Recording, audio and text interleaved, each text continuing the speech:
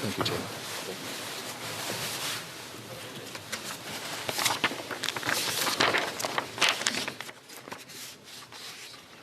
Orders of the day.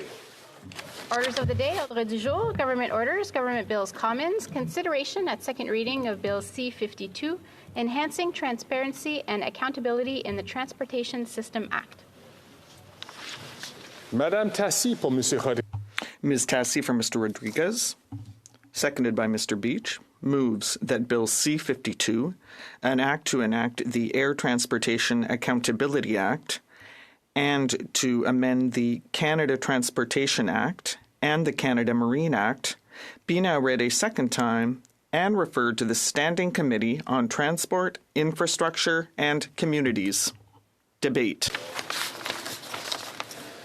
L'honorable.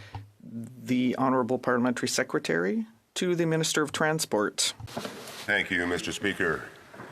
Mr. Speaker and honourable members, thank you for this opportunity to speak with all of you today with respect to Bill C-52. I'd like to begin by acknowledging that we're gathered today on the traditional territory of the Algonquin and Anishinaabe peoples.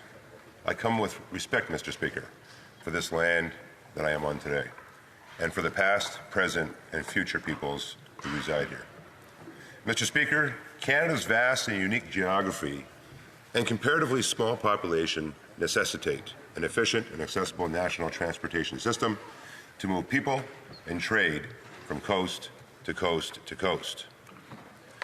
But the COVID-19 pandemic revealed challenges, Mr. Speaker, in our national transportation network that have disrupted supply chains, left passengers bearing the brunt of delays and cancellations, and of course, frustrations resulting from same.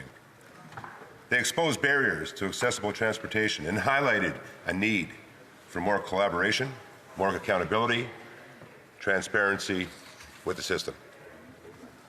That is why I come to you today. We introduced Bill C-52, the Enhancing Transparency and Accountability in the Transportation System Act. Today, it is my pleasure to outline the rationale for the benefits of this proposed legislation. Madam Speaker, Bill C-52 takes concrete actions to address transportation sector accountability, transparency, and accessibility concerns that have had wide-ranging effects across our transportation system. The bill focuses on 3 areas of the federal transportation system. Part 1 of the bill proposes a new Air Transportation Accountability Act. This proposed act would provide the authority to create regulations that would require airports, airlines, and other operators to create service standards related to passenger flights. The activities for which standards are to be developed would be defined in regulation and could include things that directly impact the customer, the passenger, their experience on a flight, and of course, that of which happens even beyond the aircraft itself. Examples could include how long it would take for a passenger's bag to arrive on the baggage carousel after the flight arrives, or the expected wait times to enter security screening. In addition, air sector operators subject to these regulations would be required to publish their performance against these standards, these service standards, and explain the extent to which they have been met publicly to ensure, once again, Madam Speaker, transparency. Madam Speaker, we've seen in the past what poor communication and the lack of accountability, as well as transparency, can do to our air transportation system. The congestion issues experienced across our large hub airports last summer and over the winter holiday period were significant. And it is time that we strengthen the accountability and transparency of our air transportation system by creating service standards for air sector operators. This regulation making power would help ensure that there are clear standards to meet, proper coordination between the parties to meet them, and clear information available about the sector's success or failure in meeting those standards. This will ensure transparency for travelers as well as operators alike, and also support better cooperation, communication among operators to improve the passenger, once again, the customer's experience. This proposed legislation would also enable the Minister to request information from airport operators, air carriers, and any entity that provides flight-related services at an airport. The intent is not to create new regular reporting requirement, but rather to establish the ability to request information that may be necessary in the development of policies to improve Canada's air transportation system. Canada, Madam Speaker, is signatory to various international obligations through treaties, through conventions, and agreements, such as the Chicago Convention and bilateral air transport agreements. So Bill C-52 would help strengthen as well as maintain Canada's international connectivity by allowing the Minister of Transport to direct airport operators with scheduled global flights to take measures to uphold Canada's international commitments and ensure that there is a consistent approach across all airports with international commercial services. Madam Speaker, I also recognize that aircraft noise is an area of great concern for communities located near airports, travelers, and for the aviation industry. That is why the proposed act would ensure there is a consistent, formal noise consultation and public notice regime in place. This requirement would be placed on airports meeting a threshold of 60,000 plus aircraft landing and takeoff movements for 3 consecutive years. The airports that currently meet this threshold are Toronto Pearson, Vancouver, Montreal, Calgary, Edmonton, and Winnipeg. And as passenger levels continue to recover, more airports are expected to be captured by this noise notice and consultation process.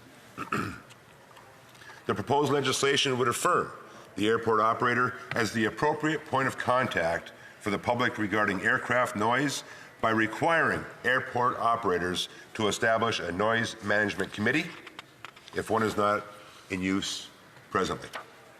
The committee would include representation from, at minimum, the airport operator, NAV Canada, the airlines serving the airport, and the local municipality. It also outlines public notice requirements for temporary changes to flight paths or airspace design at airports, and consultation and notice requirements for permanent changes. If requirements for public notice and consultation on noise were not met, the Act would establish a complaints process to be led by the Canadian Transportation Agency. These changes would ensure greater transparency and accountability, Madam Speaker, when it comes to alternative ways in which our airspace is designed and used and the related impacts on the surrounding communities. The impacts of swift climate change are more apparent than ever, Madam Speaker, and more needs to be done.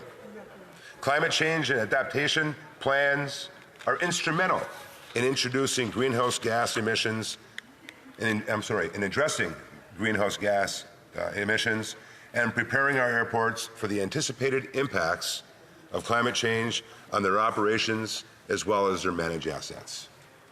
Many Canadian airports are already taking action and have made significant investments to reduce their carbon footprint, namely by investing in infrastructure projects that are high-performing, efficient, as well as resilient, and adopting electric vehicles for their ground support equipment and fleet has been a great start.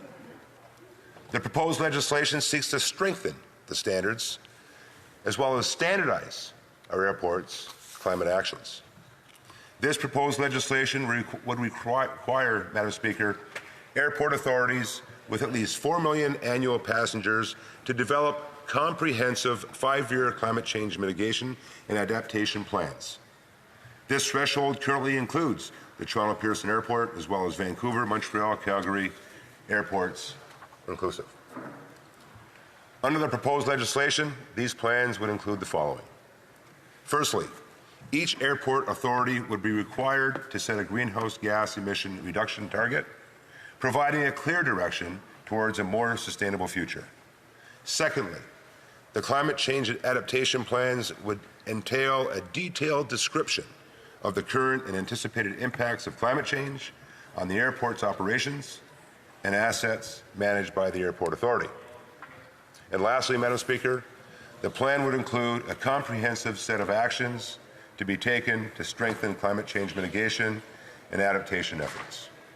These requirements, which are similar to the requirements for the Canadian Port Authorities under Bill C-33, the Strengthening the Port System and Railway Safety Act, would ensure that Canada's largest airport authorities are publicly transparent about the environmental impacts they have.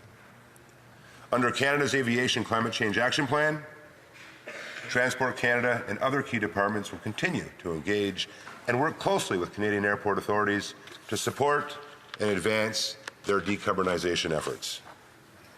Finally, Madam Speaker, the bill contains provisions requiring that federally incorporated airport authorities publish information regarding the diversity of their directors and members of senior management.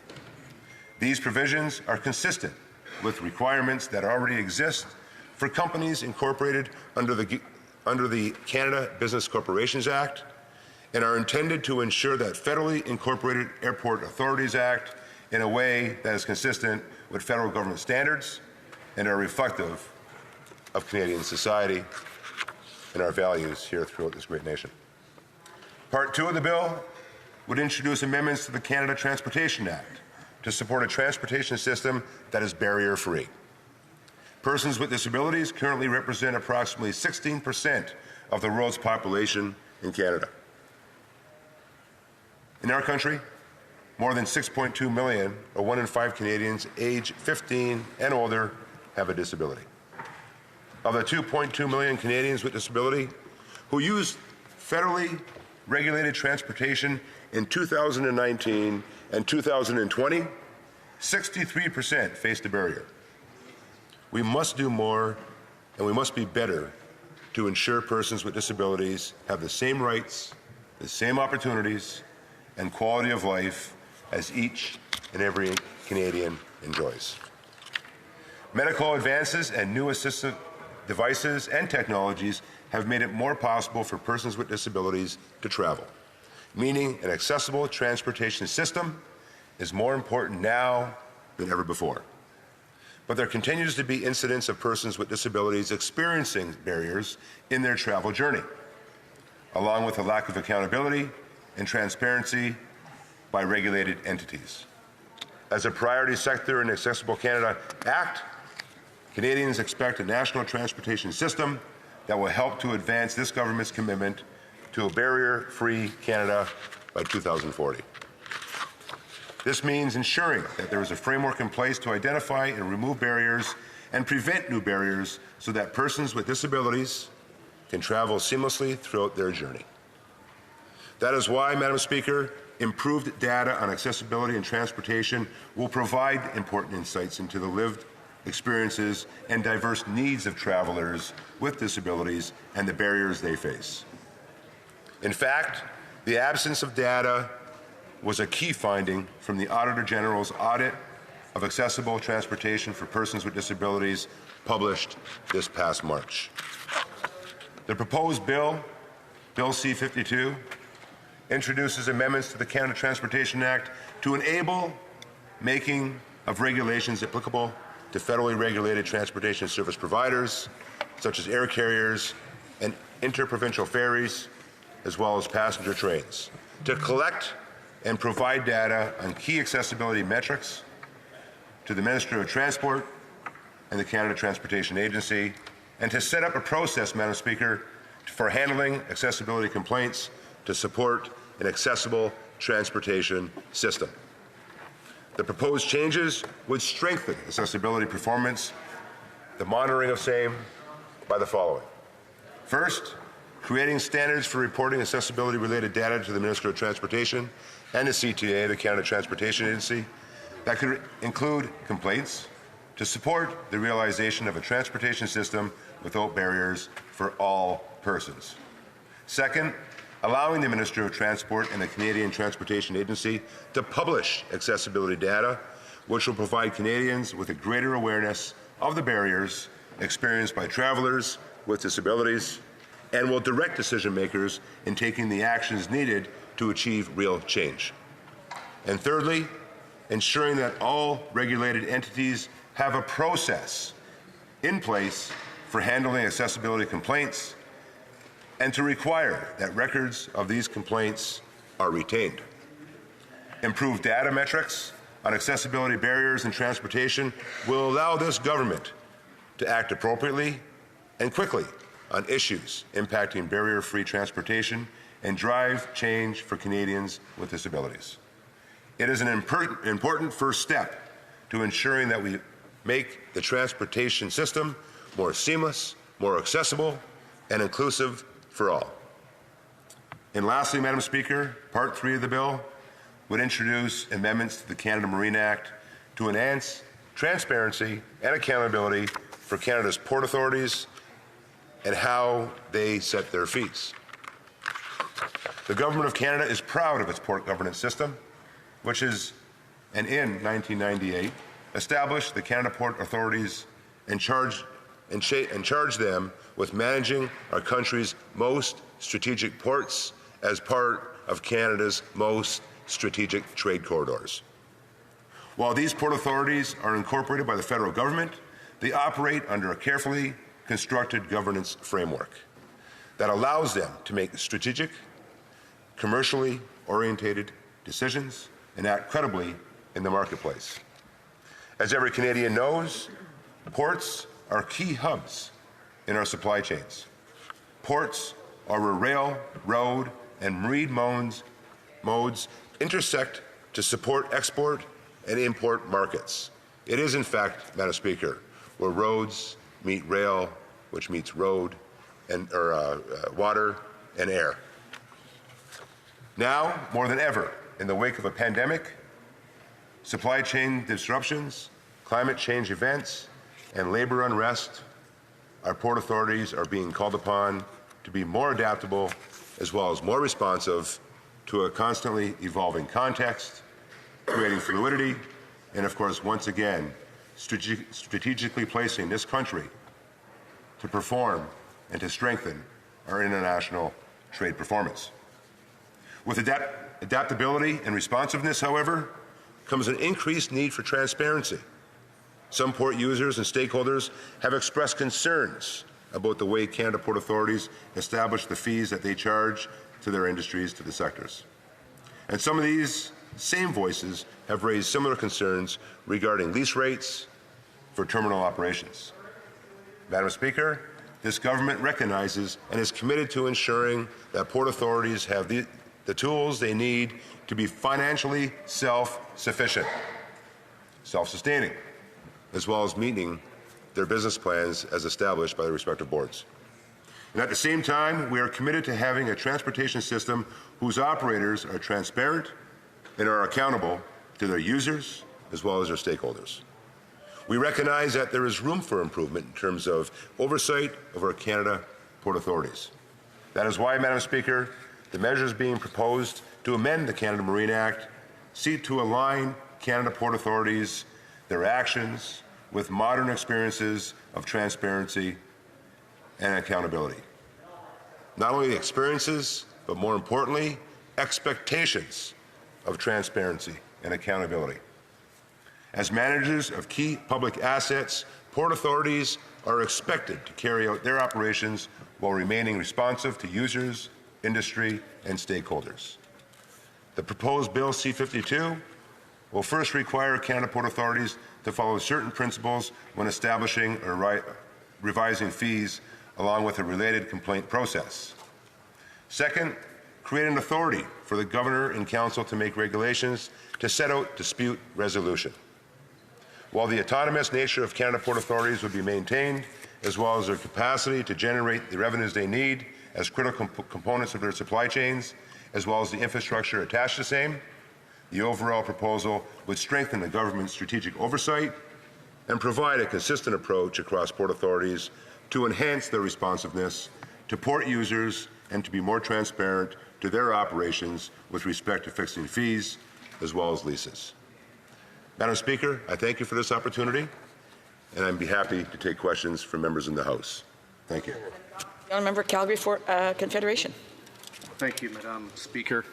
Madam Speaker, I'm looking at this bill here right now. I do like to thank the Parliamentary Secretary for his speech. There are a lot of big promises in this bill, but it's short on details, Madam Speaker. And I'm looking at one here right now. It's the bill. It proposes to require airport operators to take measures to help Canada meet its international aeronautical obligations. And I'm wondering what international obligations is Canada currently not meeting up to the standards, and how will this improve the air traveling experience for Canadians? The Honourable Parliamentary Secretary. Thank you, Madam Speaker, and I thank the member for the question. We do have numerous obligations internationally with different countries, different carriers, and of course the intent of this bill is to ensure accountability and transparency, to ensure that if there's complaints given by passengers or even jurisdictions, that in fact the Minister will now have the opportunity to have the authority to step in and make sure that those obligations are met, and if they're not being met, to come up with some conclusions, some solutions, so that they are being met and they continue to be consistent. But once again, Madam Speaker, it's about being accountable and being transparent so that these are recognized and, quite frankly, they can simply be dealt with. Questions et commentaires. L'honorable The Honourable Member for Abitibi-Témiscamingue. Thank you, Madam Speaker. I think it's important and even fundamental for the federal government to ask questions about air transportation. This is a matter of federal jurisdiction, let's not forget. So what's the situation in Rouyn-Noranda? We have a brand new airport. It's magnificent. It's ready to accept passengers. But the problem is there are no flights serving Rouyn-Noranda. And this is something the federal government has neglected. How can it be that airlines are not offering any service to my region? And there are chartered flights that are full to bursting, but you can only get to Montreal once a day from Rouyn-Noranda, and there's only the one flight, and it's full. So there should be subsidies like in the U.S. for regional service. Shouldn't the government doing something to encourage airlines to provide this fundamental service to regional airports? The Honourable Parliamentary Secretary. A wonderful question. I thank the member for bringing that up. And you're absolutely right. You know, that is something that one of your other members from the blog, Mr. Barcelou-Duval, Parliamentary Secretary, to address the questions and comments through the chair and not directly to the member. The Honourable Parliamentary Secretary. Sometimes I like to get a bit too personal. But it's a great question, Madam Speaker, and it has been brought up at the Tran Committee. And our intent, quite frankly, is to actually look at this and look at ways that the government can work with different airlines, whether it be the bigger ones or the smaller ones, in areas, especially in the areas that the member brings up. We are looking at areas in the north. One of our members from the Yukon actually is in discussions with myself personally about that. And once again, Madam Speaker, our intent is to work with the industry and the jurisdiction, quite frankly, to hopefully bring some flights into those areas, those much-needed areas, not only in Quebec, but also in northern parts of the country, such as Yukon, the Northwest Territories, and Nunavut. Thank you, Madam Speaker. Questions and comments? The honourable member for Coquitlam, Port Moody, Coquitlam. Thank you, Madam Speaker, and I thank the member for the speech, and I very much appreciated going into the realities of persons with disabilities and their inability to travel equitably in this country. I guess my question then relates to further discrimination in this bill in relation to persons with disabilities. Within this bill, the climate change plans use international standards, but they haven't asked for international standards to be used for persons with disabilities. Madam Speaker, I wonder why the unequal treatment. The Honourable Parliamentary Secretary. Thank you, Madam Speaker. This bill introduces something that's been a long-standing problem. In partnership with the airlines to ensure that disabilities and how we put regulations and again transparency and accountability to the airlines to deal with those discrepancies that we've been recognizing for the past few years. But it is fluid, and although we have it here in the bill, the intent is once this gets past second reading, that we'll hear from the airlines and quite frankly, Madam Speaker, from members of Parliament and the users to see how we can actually enhance areas of which is identified in the bill, such as those areas that attach to disabilities. So it is a start. The bill does address it. But yeah, if there's some work to be done, and I know the member sits on the committee, on the Tran Committee every once in a while, and we would welcome her comments with respect to attaching to the part of the bill that addresses disabilities. Comments? The honourable member for Nepean. Thank you, Madam Speaker. I'm glad that this bill requires the airport authorities to publicly inform the diversity amongst the directors and senior management. Sometimes back when I met the board members of Ottawa Airport, I had to point out to the lack of diversity amongst its members. But my question is regarding the airport noise and the complaint process. I'm glad that a new mechanism, a new requirement is being brought in. Unfortunately, it does not cover the aircraft noise done by the low-flying aircrafts, like from the flying clubs. In my riding of Nepean, we have got a community called Country Place who have been directly affected by the low-flying aircraft, the noise made by the low-flying aircraft. The proof how low they are flying, they're also with the federal government, with the NAV Canada. Is there any chance that a mechanism be established to deal with the noise complaints about the low-flying aircrafts and how it can be done? Honourable Parliamentary Secretary. Thank you, Madam Speaker, and I thank the member for the question. This bill, Bill C-52, doesn't propose, it imposes a process of which complaints are received and dealt with, frankly. And it does it in a way that's grassroots. It actually attaches the local municipality, the residents, as well as the airline and any others that are identified within the complaint to enter into, first of all, creating a committee. And with that dialogue they would otherwise have at that committee, regardless of what that complaint may be, as outlined by the member, there would be a resolve to that. And it gives us, as a government, to ensure that again, I bring those two words up again, transparency and accountability are undertaken, and then therefore solutions are brought forward to actually deal with the complaints that are brought to our attention and to the airline's attention. Questions and comments? The Honourable Member for Saanich Gulf Islands. Thank you, Madam Speaker, and thanks to the Honourable Parliamentary Secretary for his speech. This bill, and anything that provides transparency towards the operation of airport authorities, is welcome. Airport authorities and harbour authorities operate at arm's length and unaccountably across this country. But I'm concerned about something that we haven't seen yet. The former Minister of Transport took a stab at it, and I wonder if there's any progress on improving ground transportation, affordable, reliable, low-carbon ground transportation for Canadians. That's the area most in crisis, particularly for low-income people. And as the inquiry on missing and murdered Indigenous women and girls pointed out, without affordable, publicly available transit in rural and remote areas of Canada, Indigenous women continue to be at risk, being forced into hitchhiking to get from one place to another. Parliamentary Secretary. Thank you, Madam Speaker, and I thank the member for the question. Although not part of C-52, it's a point well taken. And we are, Madam Speaker, through committee, through the Department, Minister of Transport, working with the provinces as well as the municipalities to look at providing more ground transportation and transit to be provided with territories and local areas. The contributions that we've made through the grants that we've provided for municipalities throughout the past 5 or 6 years prove that the government has an interest in that. But I do want to emphasize the fact that it's a three-government partnership between the federal, the provincial, as well as the municipal. And the member's correct. There's a lot more that can be done, and we hope to get to that point with those partnerships that have been established, but also with the contributions that we're making at all three levels to make and to ensure that we actually take the capacities that are currently available and actually make it more increased, as well as, especially in those areas of the country that, quite frankly, don't have the same luxuries that other areas have. So we are working in that end, and I do encourage the member to actually offline approach me to some of the ideas she may have. We have time for a brief question. The Honourable Member for Northumberland, Peterborough South. Thank you very much. The member brought up the challenges faced by persons with disability. I couldn't agree more with him. One of the things that this government has recently acknowledged is that the carbon tax is a challenge to people in the affordability crisis. No one has been hit harder by the affordability crisis than persons with disability. Whether it comes to heating or transportation, they often feel isolated. Would the member recommend to his Prime Minister that there be an exemption from the carbon tax for people with disabilities? A brief answer from the Honourable Parliamentary Secretary. And, it's a great question. And quite frankly, it's the reason why we came up with the disability credits that we have actually introduced in the spring under the new Act.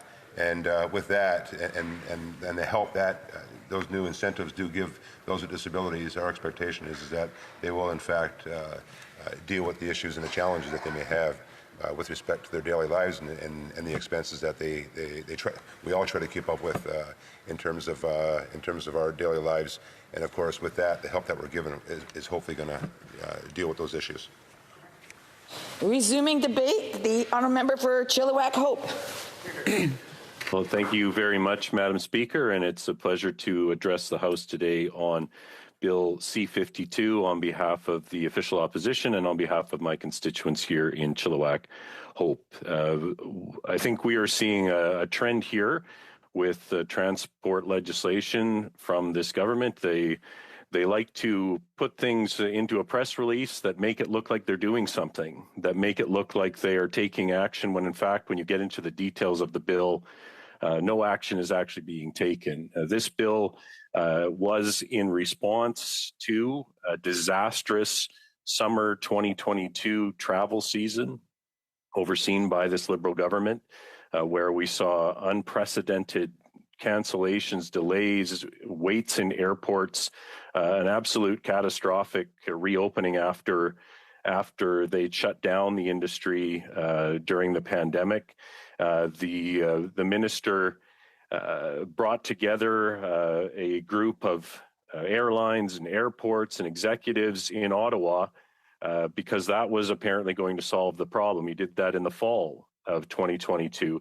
Reminded me, quite frankly, of the industry minister calling up the CEOs of Loblaws and other grocery stores to address the affordability crisis, apparently. But in the end, it did nothing. It didn't affect food prices. It didn't bring down grocery inflation. It was just a photo op. And the Minister of Transport, I guess, gave him the idea with a photo op that he held with airports and airlines in the fall of 2020, assuring Canadians that the winter holiday travel season would be different, that they'd come together and solve the problems. Well, we saw, quite frankly, that they had not solved the problems. We had more disastrous delays, cancellations, people sleeping on the floors of hotels because they couldn't even get into the airports to get their flights. We saw people with unprecedented delays in that winter holiday travel season.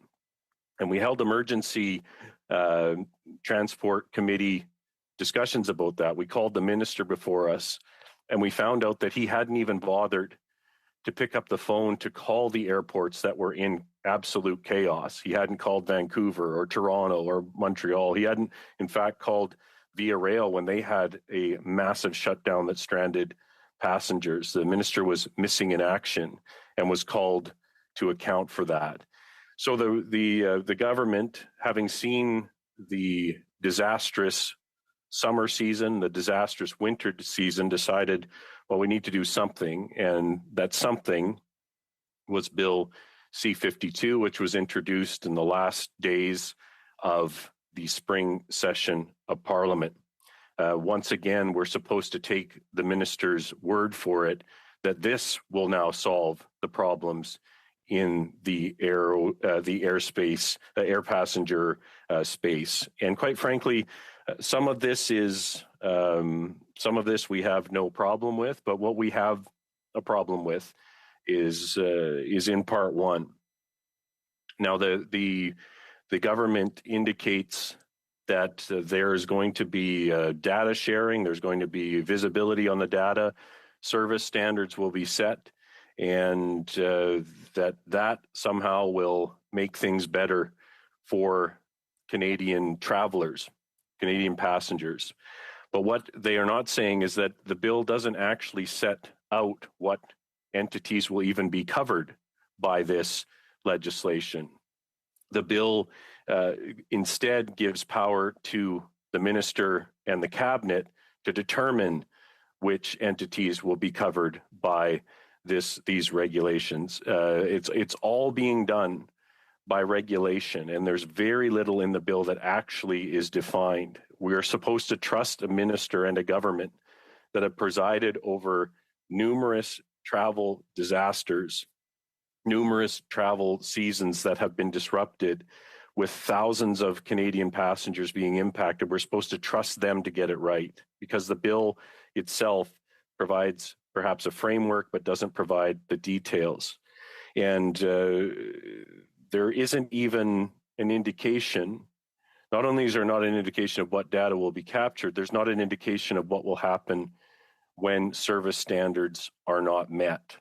So it's fine to collect data, it's fine to share that data, it's fine to have service standards, but if there are no penalties for failing to meet them, there is no teeth to the bill, and passengers will not be better served. But one thing that Conservatives have long called for is for accountability for all federally regulated entities in the air travel system. And once again, this bill, while addressing some concerns, is not strong enough to ensure that everyone who can impact a passenger's travel experience is held accountable. We believe that not only should the airlines be held accountable, which they are through our air passenger protection regulations, which need to be strengthened, quite frankly, because there's too often cases where things that are inside of an airline's control are found or said by the airlines to be outside of their control. So we agree with tightening that up, but we also believe that entities like CATSA, the security service, need to be held accountable. when they cause a delay, when the security lineups are so long that people miss their flights, they need to be held accountable. So does NAV Canada.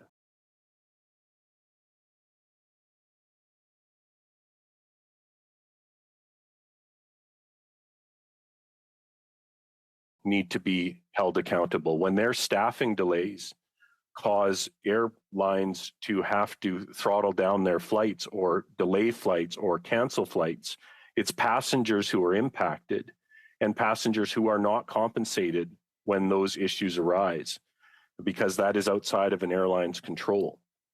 And another entity that should be held accountable are the airports themselves. If their baggage handling systems break down, if they're unable to clear flights in a timely fashion, and they cause delays and they cause cancellations, right now, they are not held accountable.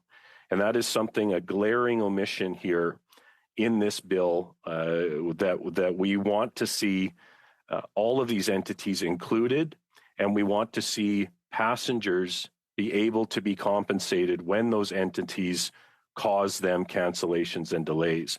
We see also that CBSA, the Canada Border Services Agency, is not a part of this legislation.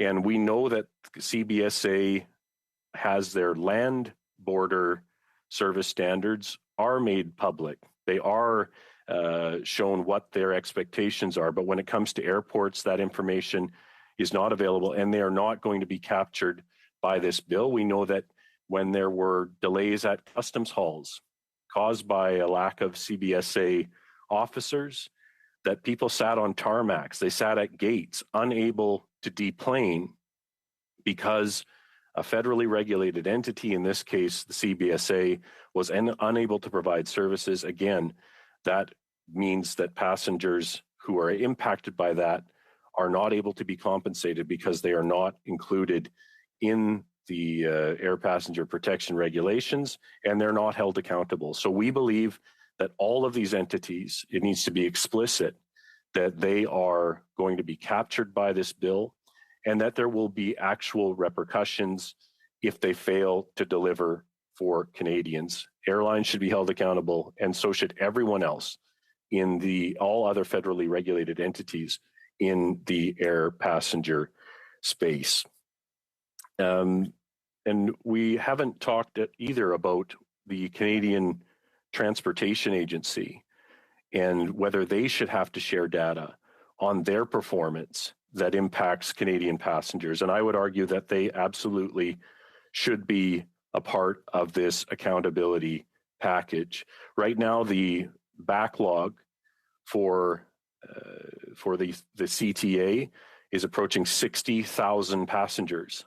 60,000 people who have failed to resolve a complaint with an airline and have gone to the next level are now being told that they have to wait up to 18 months to even have their complaint considered by the CTA.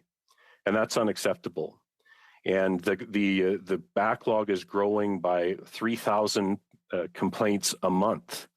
And there's no plan that we have seen to clear this backlog, and there's no plan to hold them accountable for their 18-month processing delays. Canadians who have experienced a delay or a cancellation from an airline should not have to wait another 18 months of delays from a government entity to get that matter resolved. We know that when an airline fails to quickly respond to the CTA, they have 30 days. If they don't respond, they get a fine.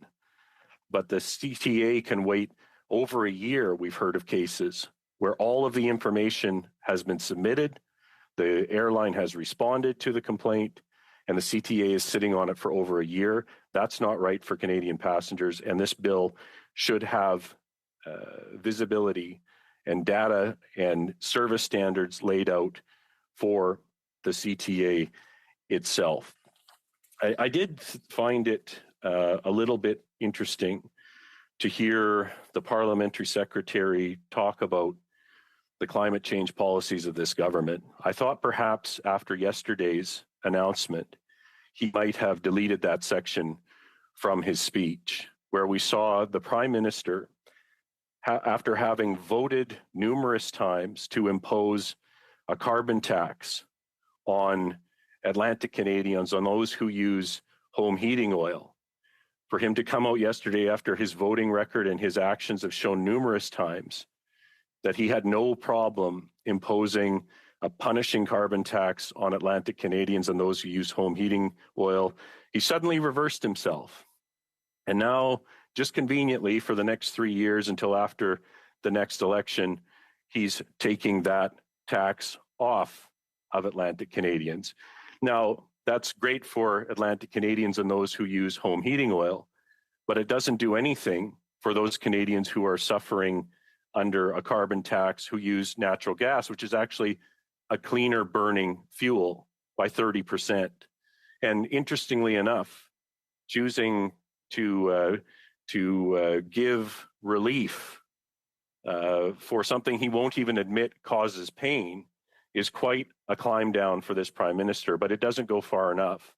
And that's why, obviously, Conservatives will axe the tax for all Canadians, not just those that the Prime Minister is concerned about his plummeting support from. So again, I think it's quite rich to have a Liberal government talk about how they are going to impose climate change targets or climate change policies on airports when they've just shown that they'll flip-flop, that they will take, that they will swallow themselves whole, that they will go against their own votes in this House of Commons when it's politically expedient to do so. And we shouldn't expect to take them seriously on this issue any longer. I want to talk a bit about the marine section of the bill. And again, it's interesting that we are currently studying Bill C-33 at committee. And this bill has been, we have yet to find a stakeholder that is satisfied with this bill. The witness testimony has been extremely clear that the government did not consult with them, that the government did not listen to them, and that the proposals contained in Bill C-33 when it comes to port modernization will actually impose a made-in-Ottawa solution. There's more Ottawa, less local control. There was no response to the concerns of those who use the ports and those who run the ports. And we have now a marine section tacked on to Bill C-52 when the ink wasn't even dry on Bill C-33, which actually deals with port issues. So it's interesting, to say the least, that a government that has a port modernization bill before the Transport Committee is already amending that bill through another bill in the House of Commons, which proves that they don't have a plan and they are not getting this right. I think overall, we have seen that this approach of this government is this bill is a good example. It's a hollow shell. All of the major components of the bill will be decided later on in regulation by the minister and the cabinet. And so the bill is something to talk about, it's something to point to, but it actually doesn't do anything when it comes to part one. That is all left to regulation. And some of the feedback from some of the people that we hear from time to time, the experts on air passenger rights or aviation management. So there's some quotes here. It's a quote from John Graddick, lecturer at McGill University's Aviation Management Program. He said, "There's lots of stuff about data sharing, but not much about who or what would be taking action and in what conditions would action be taken." Gaber Lukács, who's a air passenger rights, the president of that organization, says there may be penalties, but even those powers are left to the government to create rather than being set out in the legislation from the start. And in their analysis of the bill, McCarthy Tetro said that the bill contains vague language, and most importantly, it gives significant latitude to the minister and government in council to enact wide, sweeping regulations. So this, once again, is a bill that is vague, that does not contain specific remedies to the solutions or to the problems that have been plaguing this system for months now. It gives way too much power to a minister and a government that have, quite frankly, failed to show leadership in this space for the last number of years. And as we've seen with other bills, the Bill C-33, which we are currently dealing with, they did not consult with the entities that will be impacted. They did not take their advice into consideration. And so once again, it's an Ottawa knows best, the Liberal government knows best approach that will not serve Canadian passengers well enough. There's some things in this bill that we can support. The accessibility and disability portions of the bill we have no problem with. The marine stuff, even though it appears to be tacked on, it is controversial in the port between port authorities and port users. Many port users are looking for increased accountability, and many port operators are indicating that they already have complex dispute resolution mechanisms that will be impacted by this bill. But once again, we'll just anticipate, based on the record of this government, that they haven't actually consulted with those entities directly and are just imposing their vision here for what should work best. So we believe the bill is a missed opportunity. There could have been more done to spell out who would be held accountable, how they would be held accountable, and that everyone in the air travel space would be held accountable. The bill fails to do that, and therefore we cannot support it. Thank you very much, Madam Speaker. Questions and comments? The Honourable Parliamentary Secretary, the Government House Leader. First, Madam Speaker, I find it truly amazing the member would provide comment when the Prime Minister actually is sensitive and responds to the needs of Atlantic Canada by giving the break on home heating oil. Given the fact that that member himself voted and told Canadians from coast to coast to coast, along with the entire Conservative caucus, that they support a price on pollution and did the major flip-flop. I think he should swallow that before he tries to throw stones in glass houses. My question specific to the member is, does he not agree that the principles of the legislation is something in which the Conservative Party might actually consider supporting and possibly even seeing it go to a committee? Does the member have any amendments in mind? The Honourable Member for Chilliwack-Hope. Well, Madam Speaker, it is quite rich to hear the Parliamentary Secretary who 2 days ago would have defended in this House, and in fact has voted numerous times. We proposed a motion to exempt home heating oil from the carbon tax, and that member and every Atlantic Canadian member voted against that motion because they told us that these phony rebates would more than compensate for the cost of the carbon tax. The Liberals are now admitting that their carbon tax causes affordability problems in Atlantic Canada. Well, I have news for that member. The carbon tax causes affordability problems from coast to coast to coast. And under this leadership, under the leader of the opposition, we will cut the tax. We will axe the tax from coast to coast to coast, not just for those select Canadians that the Prime Minister is suddenly taking an interest in because of his plummeting poll numbers in that region. L'honorable député de Saint-Jean. The Honourable Member for Saint-Jean. I understood that the Conservatives would vote against the bill because there are many entities not included in the bill. He named the CBSA, for instance. When something's missing from a bill, perhaps it would be better to bring it to second reading at committee and make constructive proposals to improve it. But I get the impression that the Conservatives are missing out on a great opportunity. I just want to focus on that aspect for the CBSA. What does my colleague want to see in the bill to update the bill? It's one thing to critique a bill, but it's another to make constructive proposals. And that's what I did not hear in his speech. The Honourable Member for Chilliwack-Hope.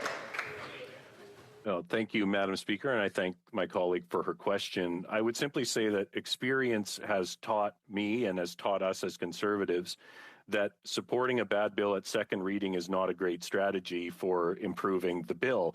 The bill is flawed, and we saw this with Bill C-33. We said the same thing. I heard the same comments from members of the bloc and members of the government. Why don't you support it to committee and then make amendments? Well, what we have heard confirms our position that the bill is fundamentally flawed, that there are issues with that bill that cannot be resolved. The bill did not consult, it did not address the concerns of port users and port authorities. So we have very recent knowledge of a transport bill that we were told, why don't we just fix it in committee?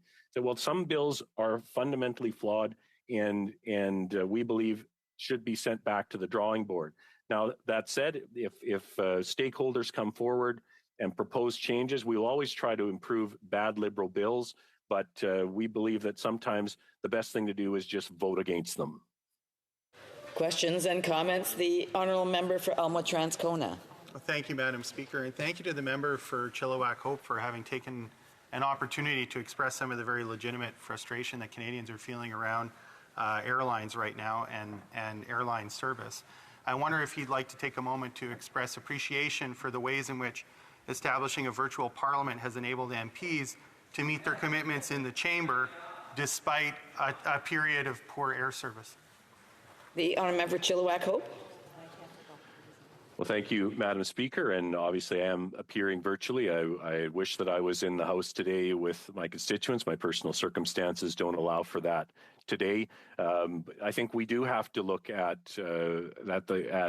keeping everyone in that airspace, in the air passenger space, accountable, and that when there are failures of the system, that the entity that has failed the passenger must be held accountable. And that, I think, is what's really missing in this bill, is that the focus is on airlines and they should be held accountable, but so should all of those other entities that I talked about, CATSA, airports, NAV Canada, CBSA, all of them that have an impact on passengers should all be held accountable, and this bill does not allow for that. So we think that the government should have done better, and we will be voting against this bill. Then comment, the Honourable Member for Yorkton Melville. Thank you, Madam Speaker, and I do appreciate what my colleague has brought to the floor today. I really appreciated the words glaring omission. And I think that's what we're dealing with here with the bills that come forward from this government. Is so often there are glaring omissions to those bills, and explicitly he spoke of the accountability of all air passenger services, and then spoke to Canada Transport Agency, a backlog of 60,000 complaints, taking over 18 months, and a growing of 3,000 more per month. It sounds a lot to me like what we're facing with Veterans Affairs, with the incredible backlogs that this government seems to have in its scenario because it does not govern well. Everything seems broken, and I wonder if you could speak to the reality of that and why this bill shouldn't be on the floor at all. The Honourable Member for Chilliwack Hope. Well, yes, Madam Speaker, I think it adds insult to injury when a passenger has experienced a significant delay or flight cancellation. They've tried to get it resolved with the airline. The airline has said, no, that doesn't meet the criteria. We don't believe that you're entitled to compensation. And then they disagree, and they file a complaint with the agency of the government that is supposed to adjudicate these things independently. And not only do they have the insult of having slept on the floor of an airport, they now have to wait 18 months to even have their complaint heard by the agency that is supposed to be there to protect them. That system is also broken. The government has not resourced it well enough. They have not held them accountable enough. And I didn't get into this in my speech, but the latest information that we have shows that they have given bonuses to senior executives. All of them have received maximum bonuses for the last 2 years. We don't have the data for this year yet, but rather than holding them accountable, this government pays them bonuses for their inability to serve Canadian passengers. That's not right. This bill does not address the failures of the CTA, and it's another reason why we shouldn't support it. Comments? The Honourable Parliamentary Secretary of the Honourable Parliamentary Secretary of the Government House Leader. Yes, thank you, Madam Speaker. And you know, the member says that the Conservative Party does not support the legislation. And within the legislation, there's all sorts of things that are there also for the communities, such as the noise committees of sorts that will be obligated for airport authorities. Some of them already have them in place. It ensures that communities are, in fact, have a voice when it comes to airport authorities. To be clear, does the Conservative Party actually oppose all aspects of the legislation, or do they feel that there are some parts that they could support in some fashion? And if you could list maybe an example of one or two. Honourable Member for Chilliwack Hope. Well, thank you, Madam Speaker. I have no problem with Part 2 of the legislation that increases transparency and visibility for Canadians with disabilities and provides response to the Auditor General's report. I said that quite clearly.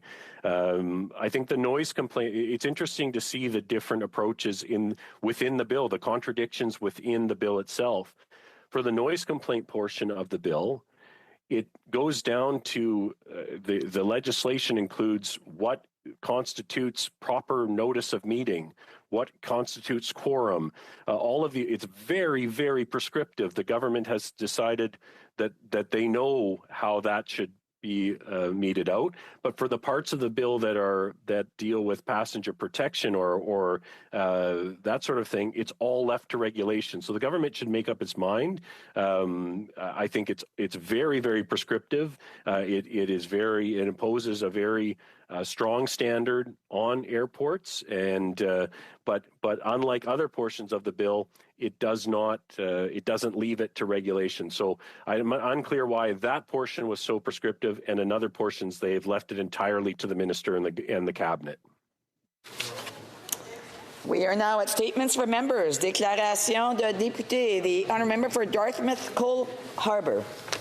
Madam Speaker, I'm rising to honour an outstanding individual from my riding, Dartmouth Cole Harbour's Leo McKenzie.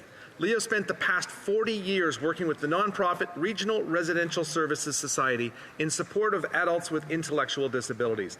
And he spent the last 14 years helping his friends on Hilton Drive live their best lives, while supporting the amazing work of Better Together Nova Scotia. Leo has always ensured that the people he supports are active members of our community. He's always listened to their ideas and helped make them a reality. Leo has empowered and inspired so many through his positive attitude and his eagerness to give back to his community. Leo has changed so many lives for the better, and we owe him our gratitude. Speaker, I ask that all members join me in congratulating Leo McKenzie on his retirement. Thanks for everything, Leo. The honourable member for Calgary Shepherd. Shilan Mirzai is a prominent Iranian human rights activist that has been wrongfully arrested for her defense of Iranian refugees in Turkey and her strong voice for human rights. Worse still, her arrest was made at the request of the terrorist regime in Iran. Mirzai is now held in a deportation center in Turkey. She faces deportation to Iran and a certain death sentence. Turkish President Erdogan has been deporting innocent Iranians and Kurds fleeing the regime in Tehran. Erdogan has defended Hamas publicly and bombed Kurdish civilians in Rojava. Canada must get tough with Tehran, delegitimize the regime, list the IRGC as a terrorist group, get justice for the victims of PS 752. The NDP Liberal government must call on Turkish President Erdogan to do the right thing by immediately ending this unjust detention and release Shilan Mirzai. Jinjian Azadi, Zen Zendagi Azadi. The honourable member Cloverdale Langley City. Madam Speaker, I rise in the House today to offer congratulations to the National Trust for Canada on their 50th anniversary conference. Taking place in Ottawa right now at the Chateau Laurier, this year's conference theme is Transforming Heritage. The conference has brought together over 700 heritage professionals, advocates, and industry leaders from across the country, and is being held in partnership with the Canadian Association of Heritage Professionals and the Indigenous Heritage Circle. The National Trust for Canada is the leading national charity dedicated to the conservation and use of Canada's historic places. Since its inception in 1973, the organization has powered a movement dedicated to preserving and revitalizing heritage buildings, landscapes, and communities for the benefit of the people and the planet. I want to say a special thank you to Natalie Bull and Chris Weeb from the National Trust. Their dedication to heritage shows through their hard work. They mobilize support for Bill C-23, which is key legislation for the protection of Canada's national heritage. From conference attendees, I call on all members of this House for the swift passage of C-23. Congratulations to the National Trust on their 50th anniversary. Thank you. The honourable member from Edmonton-Griesbach. Mr. Speaker, the humanitarian crisis unfolding in the Middle East is not occurring in isolation. It is significantly impacting Canadians here at home. Students, refugees, teachers, doctors, and even children are witnessing a severe surge in Islamophobia, anti-Palestinian racism, and anti-Semitism. Visible Muslim women who wear the hijab, especially black Muslim women, currently fear for their safety, particularly when speaking out against injustice. They are losing jobs, scholarships, and facing threats on campuses and in workplaces. In my riding of Edmonton-Griesbach alone, we bore witness to a racially motivated attack and verbal abuse against an innocent teacher at Queen Elizabeth High School. This dehumanization of people is unparalleled, and we cannot remain silent during these difficult times. When I was growing up, Mr. Speaker, my elders instilled in me the moral obligation to speak out when witnessing such atrocities. I implore all Canadians to stand in solidarity with Muslim and Jewish voices right across our country. Thank you very much. The honourable member for Halifax West. Mr. Speaker, November 1 marks the beginning of our first National Lebanese Heritage Month in Canada. I am very proud to underscore this special occasion with my friends, my constituents, and all Canadians. Colleagues, I encourage you to take this weekend to connect with your local Lebanese community. Take the time to find out about and attend events and celebrations in your community. Our community is organizing so much. Tonight's Cascun wine tasting, an Independence Day flag raising, the annual Lebanese Film Festival, the Watani Lebanon Party, and more. Our local Lebanese organizations and the consulates and the embassy are all working hard to make this inaugural year memorable. I want to thank them as well as my own church, where today our congregation is coming together in prayer for peace in the Middle East. Monsieur le Président, nous les Mr. Speaker, we Lebanese Canadians are proud of our heritage. Heritage Month.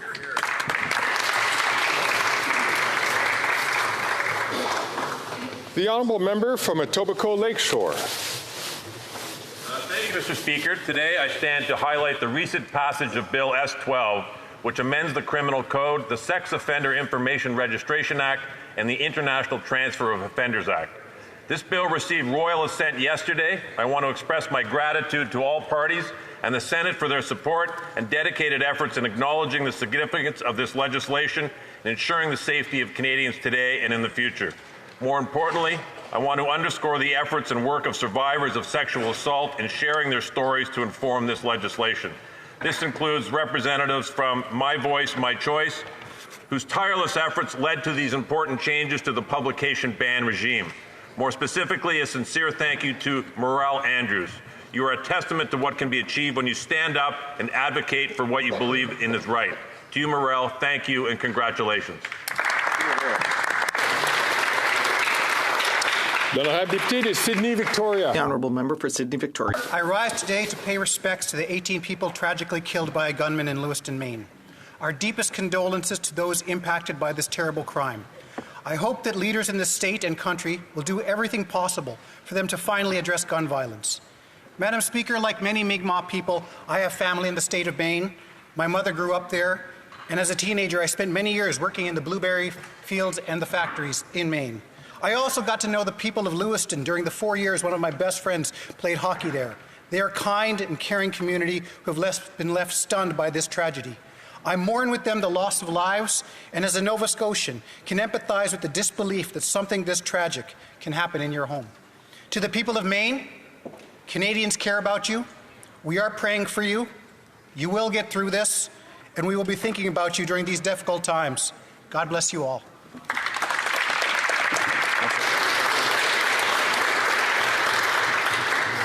The honourable member from Kelowna Lake Country.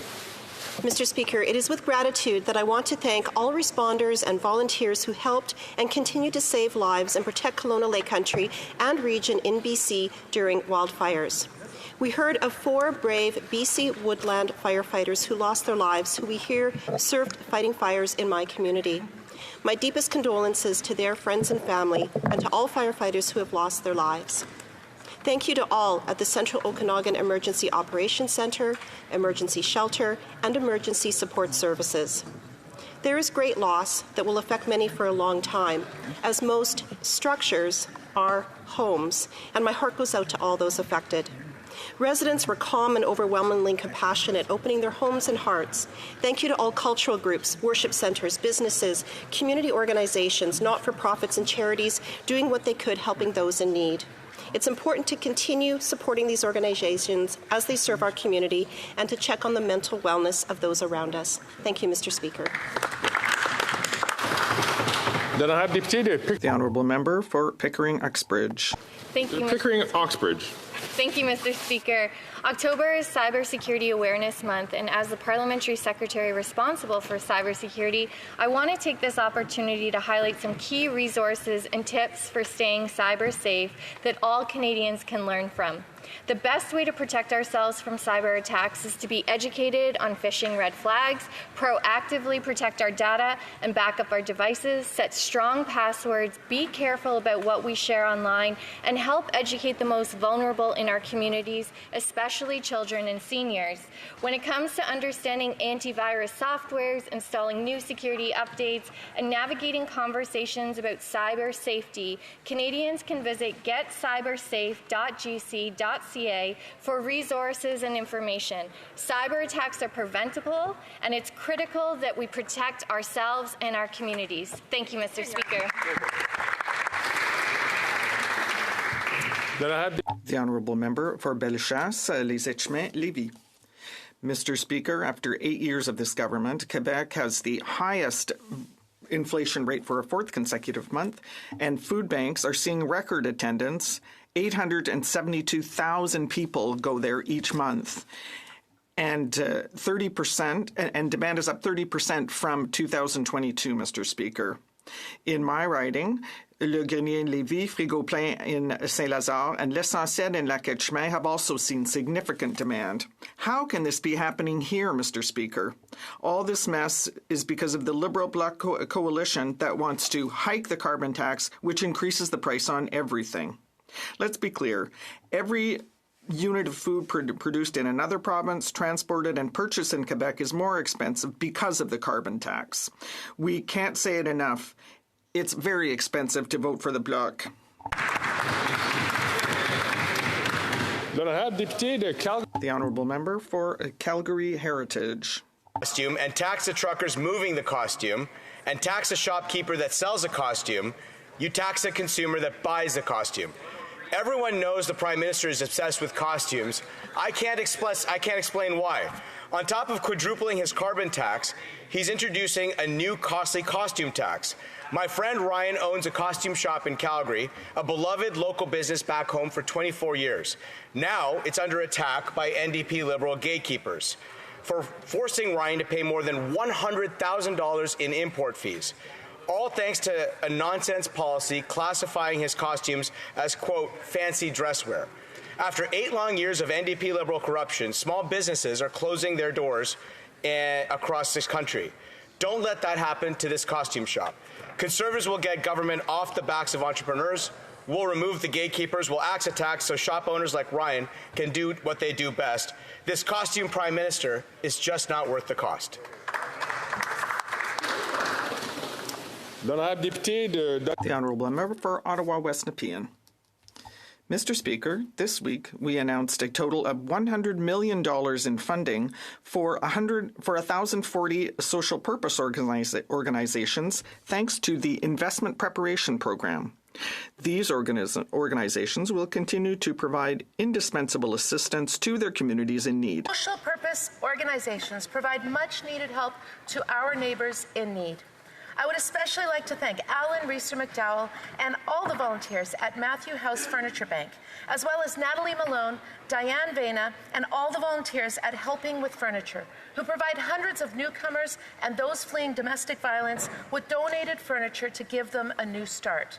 I am especially inspired that many of those who were previously helped have come back to contribute and volunteer their time to help others. These volunteers are the best of our community. Thank you, Mr. Speaker. The honourable member from South Shore, St. Margaret's. Thank you, Mr. Speaker. I rise to pay tribute to a great Nova Scotian and true friend to me and many others, John Carroll of Chester. John owned and operated automobile dealerships in Nova Scotia, New Brunswick, and Ontario. From the time he was a young boy, he was passionate about the automobile industry. More importantly to John, he was a proud Nova Scotian. This pride was particularly evident in his beloved home of Chester. John believed in giving back to his community in small ways and large. He quietly supported many local causes and more than we will ever know. John loved his family deeply, starting with his wife Gail, who he named his boat after. He beamed with pride whenever he talked about his grown children, their successes, and their families, Scott and Julia. Once you were a friend of John's, you were friends for life, and I had lunch with him only 2 weeks ago in Lunenburg.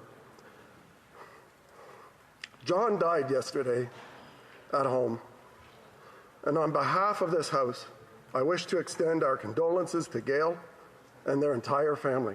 Rest in peace, John.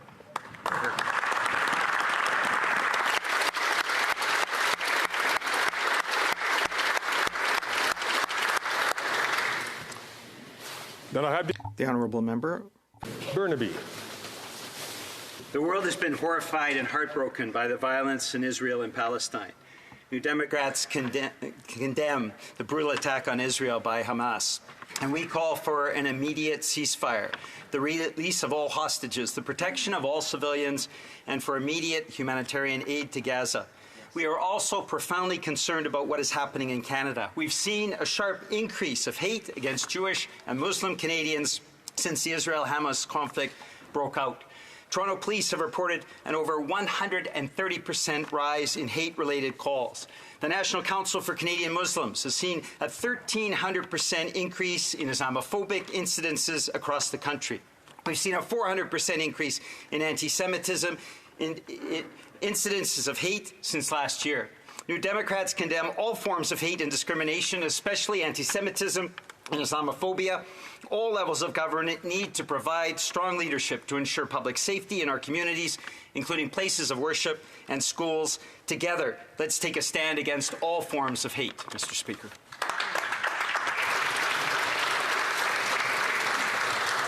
Then I have the honourable member for Saint Jean. Mr. Speaker, I'd like to tell you about a young athlete in my riding who recently took part in the World Rowing Beach Sprint Finals in Barletta, Italy at the beginning of the month. Ella Rose Duval became interested in rowing in 2020 after watching the Tokyo Olympics. Only 2 years later, she participated in the Canada Games and then qualified for the Worlds, but this time in coastal rowing.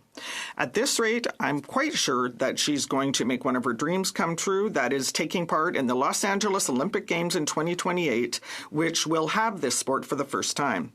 Ella Rose is only 17, but she maintains an overall average of 98% and is the best student in her school. She also holds the Governor General's Bronze Academic Medal and the Quebec Lieutenant Governor's Bronze Medal for Youth in recognition of her volunteer work. Ella Rose, all my congratulations, and keep up the good work. Then I have Deputy de Calgary Rocky Ridge. Under this NDP Liberal government, a generation of young Canadians are giving up on home ownership. It used to be that if you had a full-time job and saved your money, you could buy a home, start a family, and eventually pay your house off. But how can a young Canadian save for a down payment when they're paying $2,500 a month for rent? How can they qualify for a mortgage when the payment is $4,000 a month? Now, it takes a worker most of their working life just to save enough for the down payment. But then they still wouldn't even qualify for the mortgage. This government's inflationary deficits have triggered an inflation crisis and the highest interest rates in decades. Those that already own a home don't know what they're going to do and how they're going to make their mortgage payments after the next renewal. And those who don't own a home are forced to pay ever-increasing rents. This Prime Minister has killed the middle-class dream of home ownership. That's his legacy after 8 years. This Prime Minister is not worth the cost. The Honourable Member for Hamilton Mountain. We're coming to the end of Women's History Month, and I'd like to take the opportunity to highlight a woman in my riding of Hamilton Mountain who has dedicated her career to improving the lives of her tiny charges, their families, and our entire community. Ala Mohammed is manager of childcare at YWCA Hamilton, who recently received the Prime Minister's Award for Excellence in Early Childhood Education for her commitment to building strong, inclusive communities. Ala's leadership creates safe spaces for all children and satisfies the unique needs of children from newcomer families. I know Ala to be a fierce advocate for families in Hamilton, and she was among the many families on Hamilton Mountain who celebrated when our government introduced an affordable plan for childcare. She has witnessed the tremendous impact this plan is having on children and their parents who now have more options in the workforce. Congratulations, Ala. You are a true gift to the whole Hamilton community.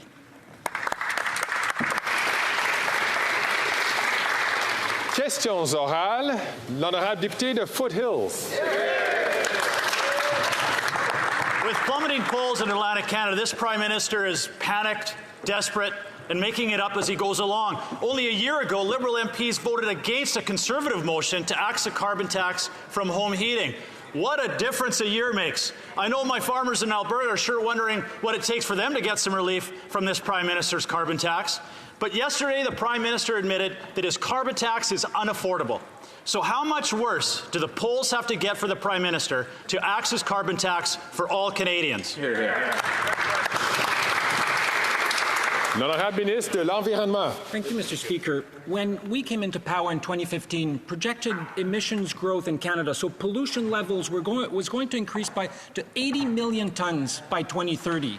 We brought this down 80 million tons, more than 80 million tons, in fact, and since then, we've reduced it by another 50 million tons, Mr. Speaker. So that's more than 100 million tons of pollutions that Canada won't have to endure because of us, despite the Conservative Party of Canada. We're only getting started, Mr. Speaker. We have a plan to fight climate change and to help Canadians with affordability. We'll keep going at it. L'honorable député de Foothills. While the Prime Minister presses pause on his carbon tax in Atlantic Canada, the Liberals are blocking a Conservative bill that will exempt the carbon tax from on-farm fuels, making food more affordable. I guess the desperate pleas of Canadian farmers don't have the same weight as the Prime Minister's plummeting polls in Atlantic Canada. But let's be clear. Putting a pause is only a move of desperation for this Prime Minister, who will double down, as this Minister just said, on his pledge to quadruple the carbon tax. Again, the Prime Minister's admitted his carbon tax is unaffordable. When will he axe his carbon tax for all Canadians? L'honorable secrétaire parlementaire. Mr. Speaker, as my father used to say, when you point the fingers, there's always 3 fingers pointing back at you. When it came time to decrease funding to farmers, the leader of the official opposition sat on his hand at the cabinet table. When it came time to increase funding to farmers, all Conservatives MPs sat on their hands. And on C-234, if it was so important for the leader of the official opposition, he should have sat on his hand and worked a little harder. L'honorable député de Foothill. The Liberals don't care about food costs or affordability. Canadians are struggling to put food on the table after 8 years of this Liberal NDP government. Almost 2 million Canadians accessed a food bank in March. That's up 79% from March of 2019. A third of those people using food banks are children, and almost 20% of Canadian families are food insecure. A Prime Minister who is in desperation mode is not worth the cost. Again, the Prime Minister has admitted his carbon tax is unaffordable. When will he axe that tax for all Canadians so they can afford to put food on the table? L'honorable ministre. Mr. Speaker, we know that right now many Canadian families are struggling with increased costs. Last night, I was speaking with Faye. And Faye shared with me that he came to Canada with his family 5 years ago from Syria. And he shared the impact that the Canada Child Benefit had on his family, enabled them to ensure that they could buy food and the things that their children needed. This is one story, Mr. Speaker, of the 3.5 million Canadian families that receive this benefit each and every month. The honourable member for Mégantic-L'Érable. Mr. Speaker, 800,000 Quebecers are resorting to food banks every month. That's one Quebecer in 10. 30% more in 1 year, 73% more than in 2019. And what's worse, 70% of food banks are running short of food. And the Liberals want to hike the carbon tax, which will increase the cost of everything. When will the Prime Minister scrap the second carbon tax of 20 cents a litre that he's imposed on all Quebecers? The Honourable Minister. Mr. Speaker, I'd like to thank my colleague for his question. And it's clear, Mr. Speaker, we are in the heat of the action. We're stabilizing grocery prices for Canadians. There's the Canada Child Benefit, which continues to put money in the pockets of Canadians and Quebecers. Mr. Speaker, the carbon tax doesn't apply in Quebec, and the member knows that full well. Mr. Speaker, we are here to support Quebecers and Canadians, and we will continue getting the job done. The honourable member for Mégantic-L'Érable. Well, they're missing in action because yesterday in a newspaper article it said that over 800,000 Quebecers are resorting to food banks. It's a national embarrassment. That's the legacy of 8 years of Liberal government. And further on it says the face of poverty is changing. Workers, women students, university students are all resorting to food banks. The Liberals are plummeting in the polls. Will the Prime Minister scrap the second carbon tax that he's imposed on all Quebecers, yes or no?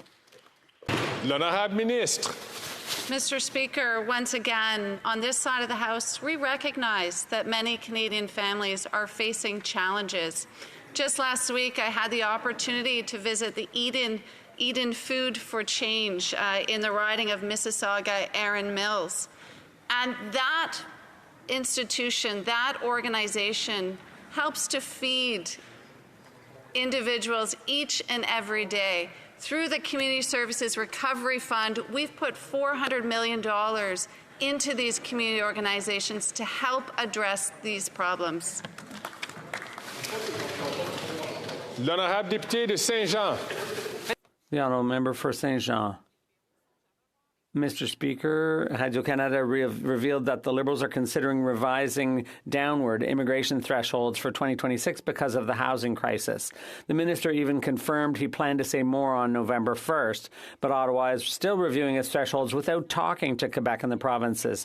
Quebec and the provinces are responsible for healthcare, education, enculturation, infrastructure, and the list goes on. They're the only ones who know their capacity for successful immigration. So will the government commit to consulting them and adjusting thresholds according to provincial settlement capacity? The Honourable Parliamentary Secretary. Thank you, Mr. Speaker. As the member opposite knows full well, Quebec sets its own immigration levels. They can choose Francophone applicants, and they will build the housing they need and provide the jobs for those people. Mr. Speaker, we always respect Quebec's jurisdiction around immigration, and newcomers are undeniably part of the solution. The honourable member for Saint-Jean. Mr. Speaker, it's curious. Yesterday, when the Bloc was talking about revising thresholds, the Liberals accused us of being anti-immigration. But when the Liberals revise the thresholds, as they're doing now, that doesn't mean they're anti-immigration. When it's them, it's fine. When it's someone else, it's bad. Mr. Speaker, on the initiative of the Bloc, on Tuesday, we'll be discussing those immigration thresholds. Will we be able to have an intelligent debate without the Liberals suggesting that everyone but them is intolerant? The Honourable Parliamentary Secretary. Thank you, Mr. Speaker. The Bloc wants us to stand up for immigrants in Quebec, and we're happy to be a part of the solution. Quebec has the exclusive power, though, to select the vast majority of immigrants coming to Quebec. And under the Canada-Quebec Accord, Quebec also receives financial compensation from the federal government. So we respect Quebec jurisdiction around immigration, and we work very well. We are working very well with the government of Quebec. That government is a good partner for us. The New Westminster, Burnaby. We're seeing a housing crisis across the country, and Halifax is seeing one of the worst in Canada. People are forced to live in parks and in their cars. Women fleeing violence have nowhere to go when their stay at a shelter ends. Students can't find a home they can afford. Now, Liberals and Conservatives finger point, but between them, these two parties have lost over 1 million affordable homes over the last 17 years. When will the Liberals finally build the homes people desperately need so no one has to sleep on the streets in Halifax? L'honorable secrétaire parlementaire. Mr. Speaker, 70,000 new units for individuals who have experienced homelessness. 122,000 people who are close to being homeless are not homeless because of the National Housing Strategy. That applies to what I just said before on homelessness. That member rightly brings up the plight and position of women who experience homelessness.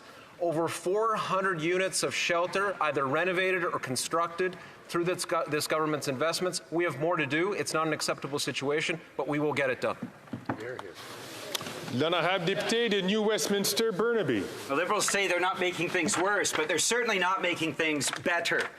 Now, here's the reality of yet another Canadian. Mr. Speaker, Stephanie Finlayson of Woodstock, Ontario, has been struggling to make ends meet. Big corporations who make record profits are gouging people like Stephanie at the grocery store, at the pumps, with bank fees, and with their cell phone bills. After working full-time and paying her monthly bills, she only has $9 left for food. Under this Liberal government, people are going under, and Conservatives have no interest in cracking down on corporate greed. When is this government going to put something in place to protect Stephanie from this ongoing corporate gouging?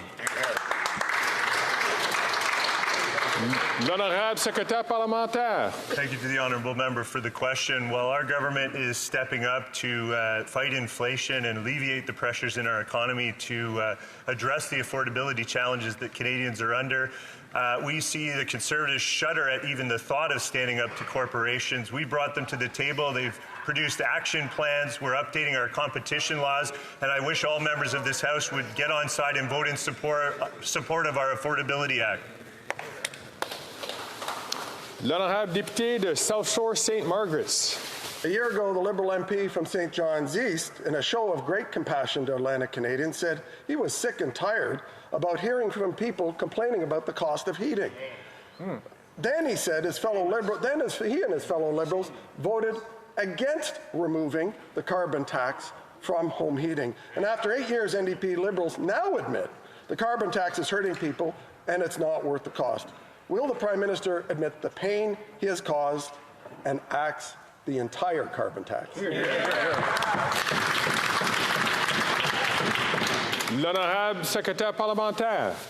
Mr. Speaker, Canadians know that climate change is real, and Nova Scotians know that climate change is real. Over the past 2 years, we've had fires, we've had floods, we have hurricanes, but we've also heard that Nova Scotians need help and they need time. And that's why I'm proud that our government has incentivized heat pumps and created incentives for medium and low-income families to ensure that they can make the transition to clean and affordable energy. Our government is committed to addressing climate change, and we will be there to help all Canadians make that change. Good job. L'honorable député de South Shore St. Margaret's. The announcement he referenced is from a panicking, plummeting Prime Minister. And after 8 years, even that panicking Prime Minister now admits his carbon tax is not working. Yet the NDP Liberal government continues to punish Canadians with a carbon tax on everything. This Prime Minister is not worth the cost.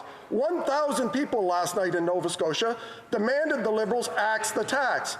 When will the Prime Minister do his job and axe the entire carbon tax? L'honorable secrétaire parlementaire. Mr. Speaker, we want to save people money and fight climate change at the same time. We know that a price on pollution reduces emissions and puts more money in the pockets of middle-class families. We also know that many families who use home heating oil in Atlantic Canada are having trouble making the switch, a switch that they want to make, Mr. Speaker, to a cleaner and cheaper source of heat, particularly in rural communities. That's why we're pausing the price on pollution on home heating oil for 3 years, doubling the rural rebate, and creating a new program to deliver cleaner, more affordable heat pumps to families in the region while we save them thousands of dollars every year. L'honorable député de Calgary-Shepherd. It's been 8 long, miserable years with this NDP Liberal government. A year ago, they voted to keep the carbon tax on home heating, and now they're in full panic mode with polling numbers in free fall. Their new re-election slogan is, elect them that'll only quadruple the carbon tax right after the next election. No relief either for the second carbon tax the Prime Minister has piled on. My constituents know this Prime Minister is not worth the cost. When will the NDP Liberal government admit that their carbon tax is punishing Albertans and axe the entire carbon tax? L'honorable ministre de l'Environnement.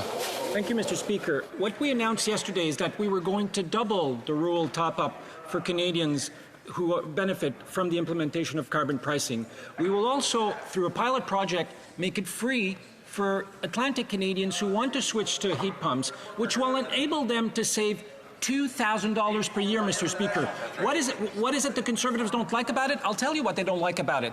It's making Canadians less dependent from their big oil friends. That's what they don't like about it. They want Canadians to continue paying for inefficient, polluting, and pricey system. That's not what we want to do on this side of the House, Mr. Speaker. L'honorable député de Calgary-Shepherd.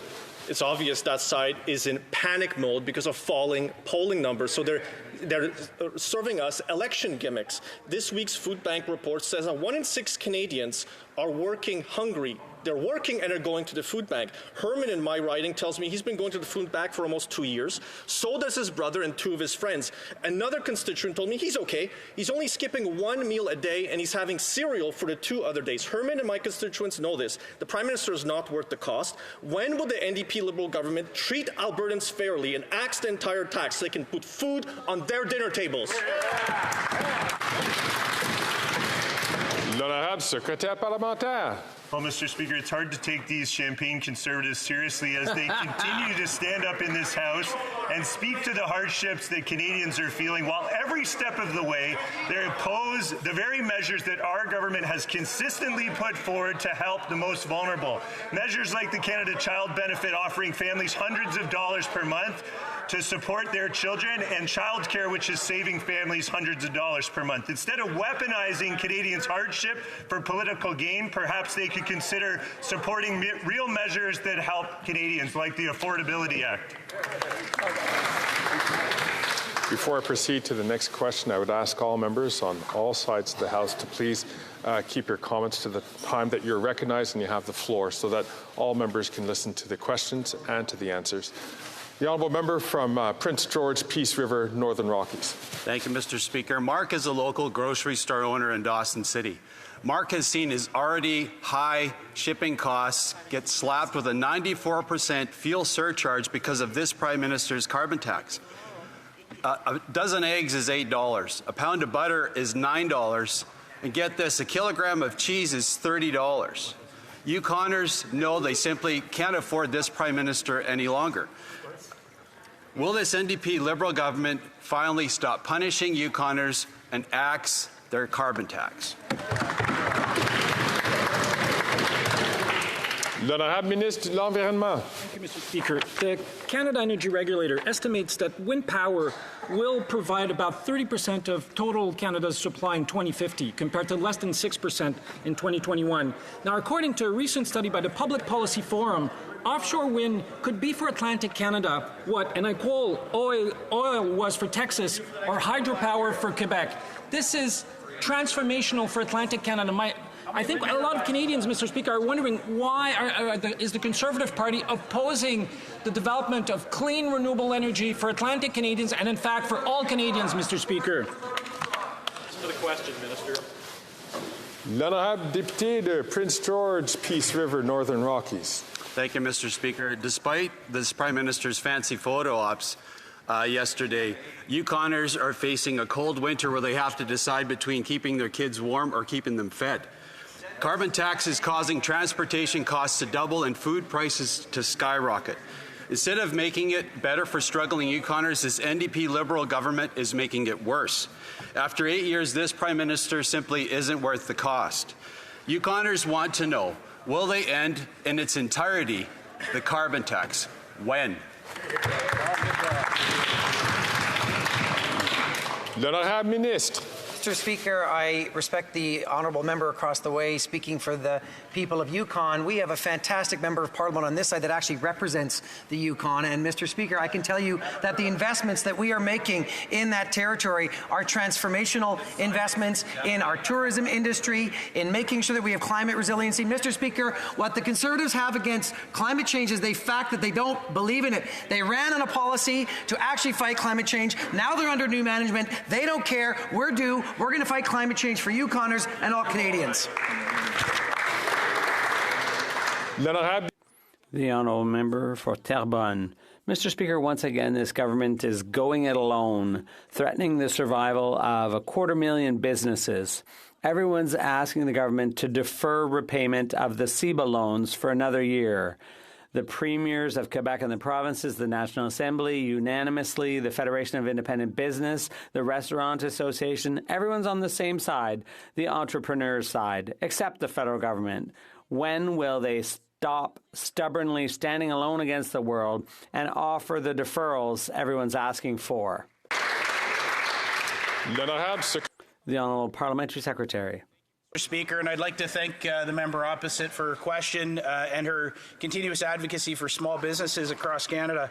Mr. Speaker, the CEBA program provided unprecedented support to nearly 900,000 small businesses and helped them keep their doors open and keep the lights on. Last year, our government extended the forgiveness qualification deadline by 1 year to the end of this year.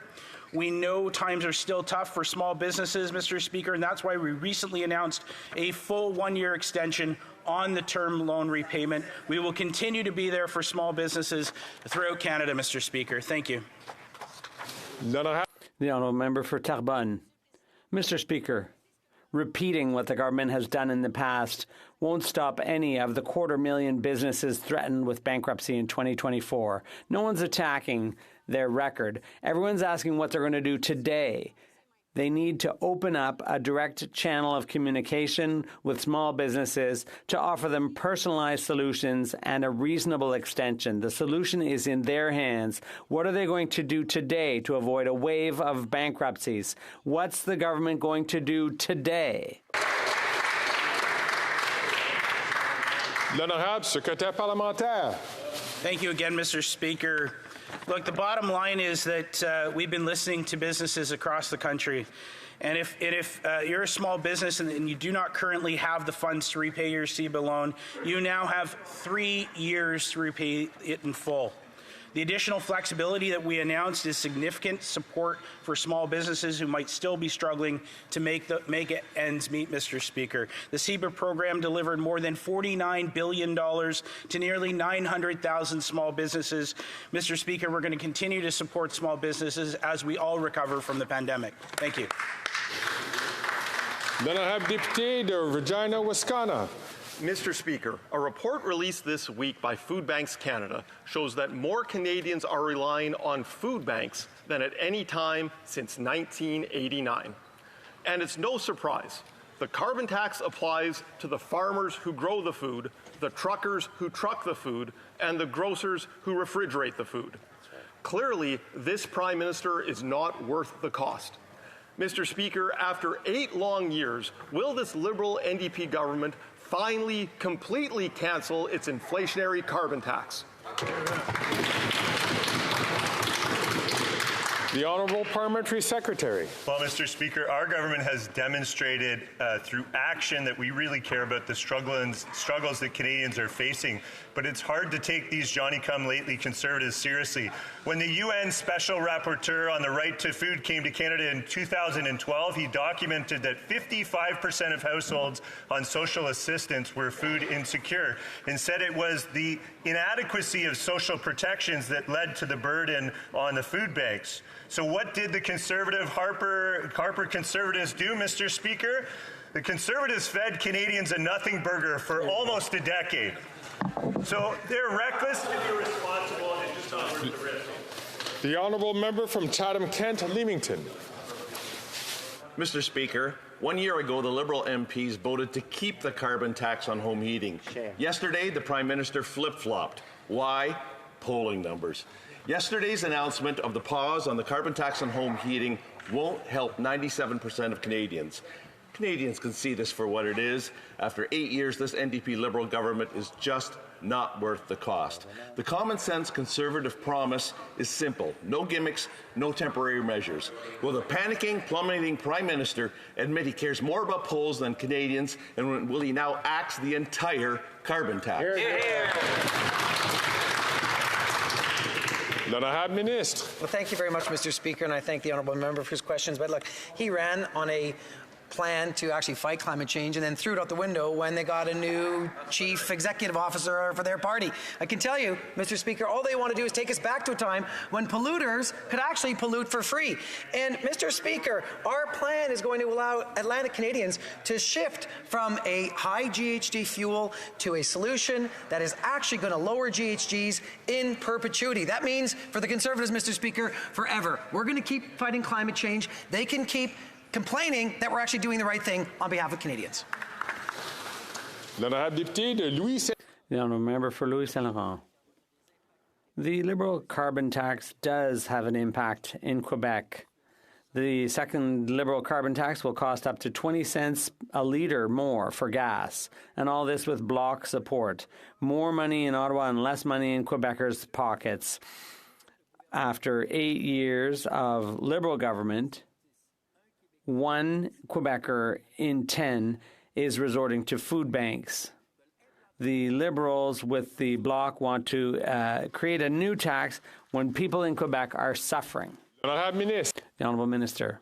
Thank you, Mr. Speaker, and I'd like to thank my honourable colleague for his question, and I'd also like to remind him that what he's talking about is a clean fuel standard, which was in the Conservative Party platform in the 2021 election. However, despite having campaigned on such a measure because it would help reduce greenhouse gas emissions from the oil patch, and there have already been $2 billion worth of investments all across the country in Saskatchewan, Alberta, and even in Quebec, but the Conservatives would scrap all those investments and all that program creation. The honourable member for Louis Saint Laurent. Mr. Speaker, where was the minister last year? Because on October 24th, 2022, we voted on a motion here which the Conservatives proposed to scrap the carbon tax on home heating. And just yesterday, the Liberals flip-flopped and suddenly said they supported that idea. Mr. Speaker, the fact is, if people in the Atlantic region are going to get a break, what about Quebecers? What about Montrealers? Are they going to give them a tax too, a break too, and scrap the carbon tax? The Honourable Minister.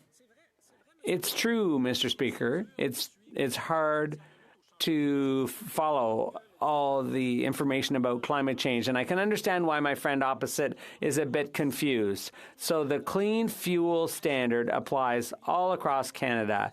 It applied yesterday, it applies today, it applies in Atlantic Canada, in Quebec, Alberta, or even BC. It's completely different from the carbon tax. And the investments are creating hundreds of jobs, including among farmers who are going to produce canola and so on. But if the Conservatives took office, all of that would disappear. North Island, Powell River. Mr. Speaker, on Wednesday in my riding, a 13-year-old overdosed at a local business. Luckily, a nurse and local firefighters saved her life, and I am so grateful. In BC alone, more than 1,800 have died this year due to the toxic drug supply. The Liberals have delayed mental health funding while people die. And the Conservatives, they want to punish people who are struggling. When will the Liberals deliver a national health-based plan to address the toxic drug crisis? L'honorable secrétaire parlementaire. The Honourable Parliamentary Secretary. Thank the member for the very, very serious question. Since 2016, our government has had a view that we need a comprehensive, collaborative, and evidence-based substance use policy with harm reduction and treatment as the key part. This is a public health issue, not a criminal one, and must be addressed the way alongside well-trained, monitored, and resourced public safety components.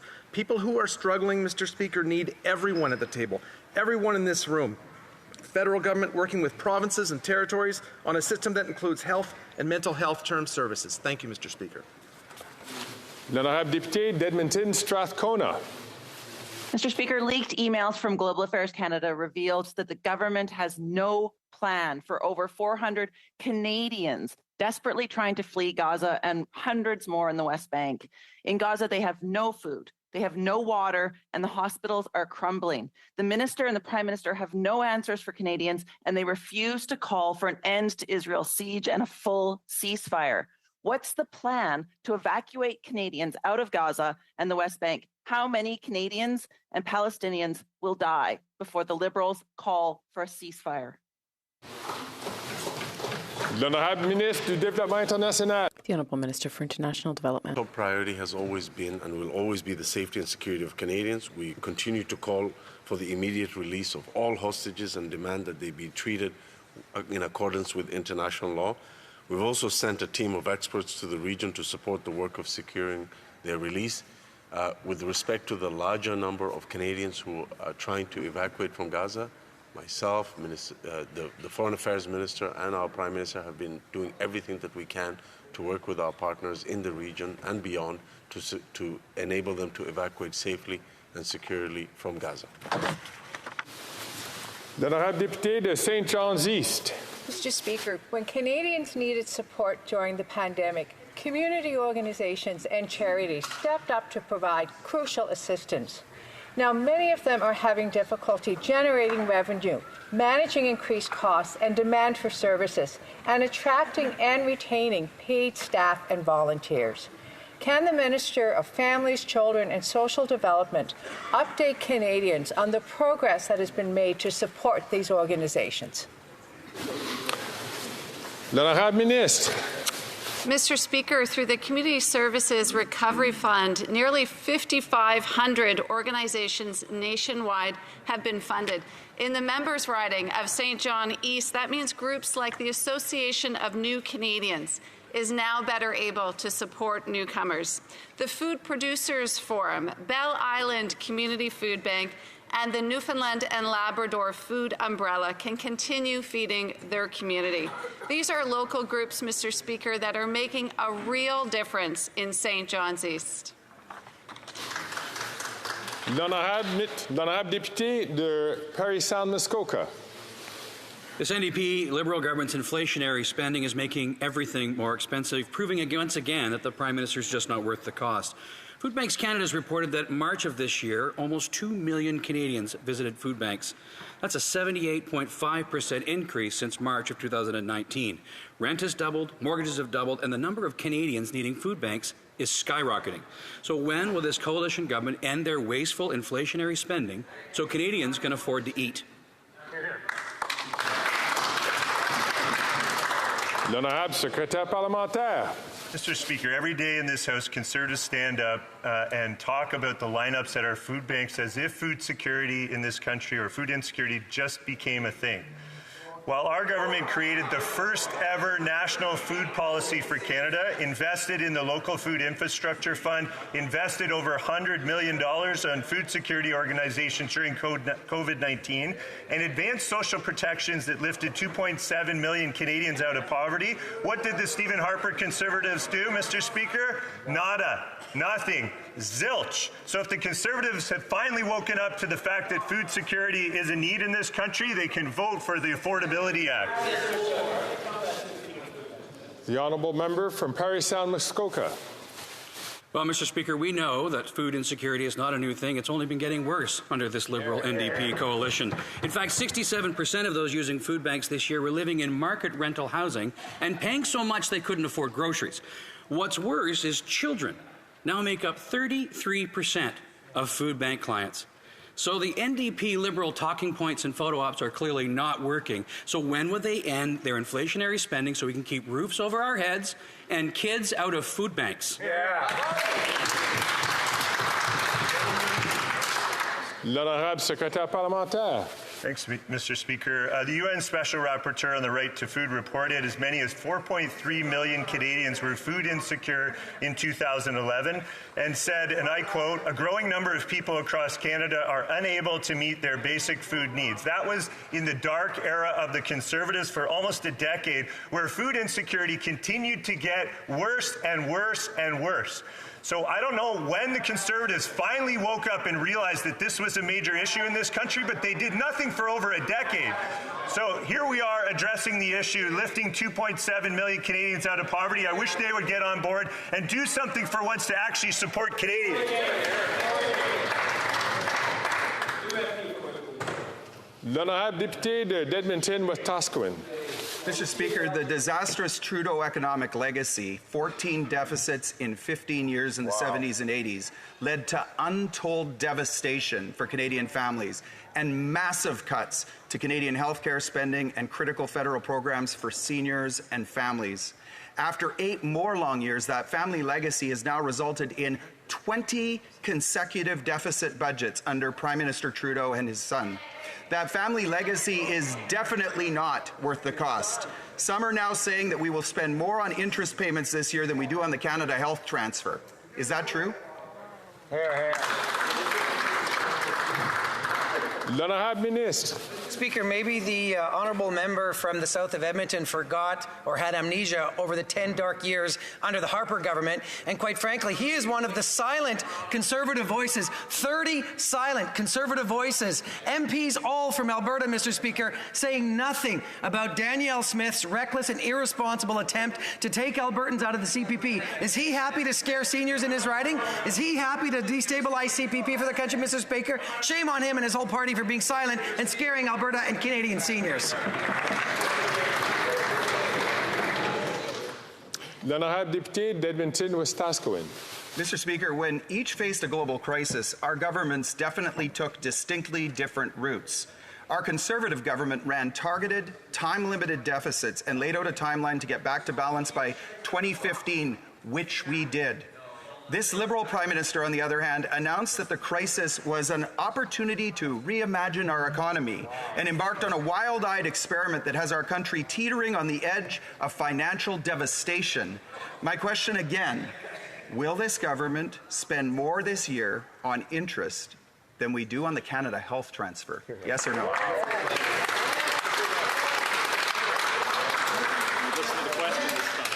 L'honorable ministre. Speaker, and the honourable member across is really good at cherry-picking facts. I can tell you conversations that I had with Conservative members of Parliament during the middle of the pandemic. You know what they said, Mr. Speaker? They said, forget the loan programs, forget the ability to help people to actually pay their rent. You know what they said, Mr. Speaker? They said, let the market decide. What did they want to have? Breadlines and poverty and decimation in our streets. Shame on them for scaring people about CPP, and shame on them for revisionist history. This is a government that supports Canadians and has lifted over 1 million people out of poverty. Shame on them.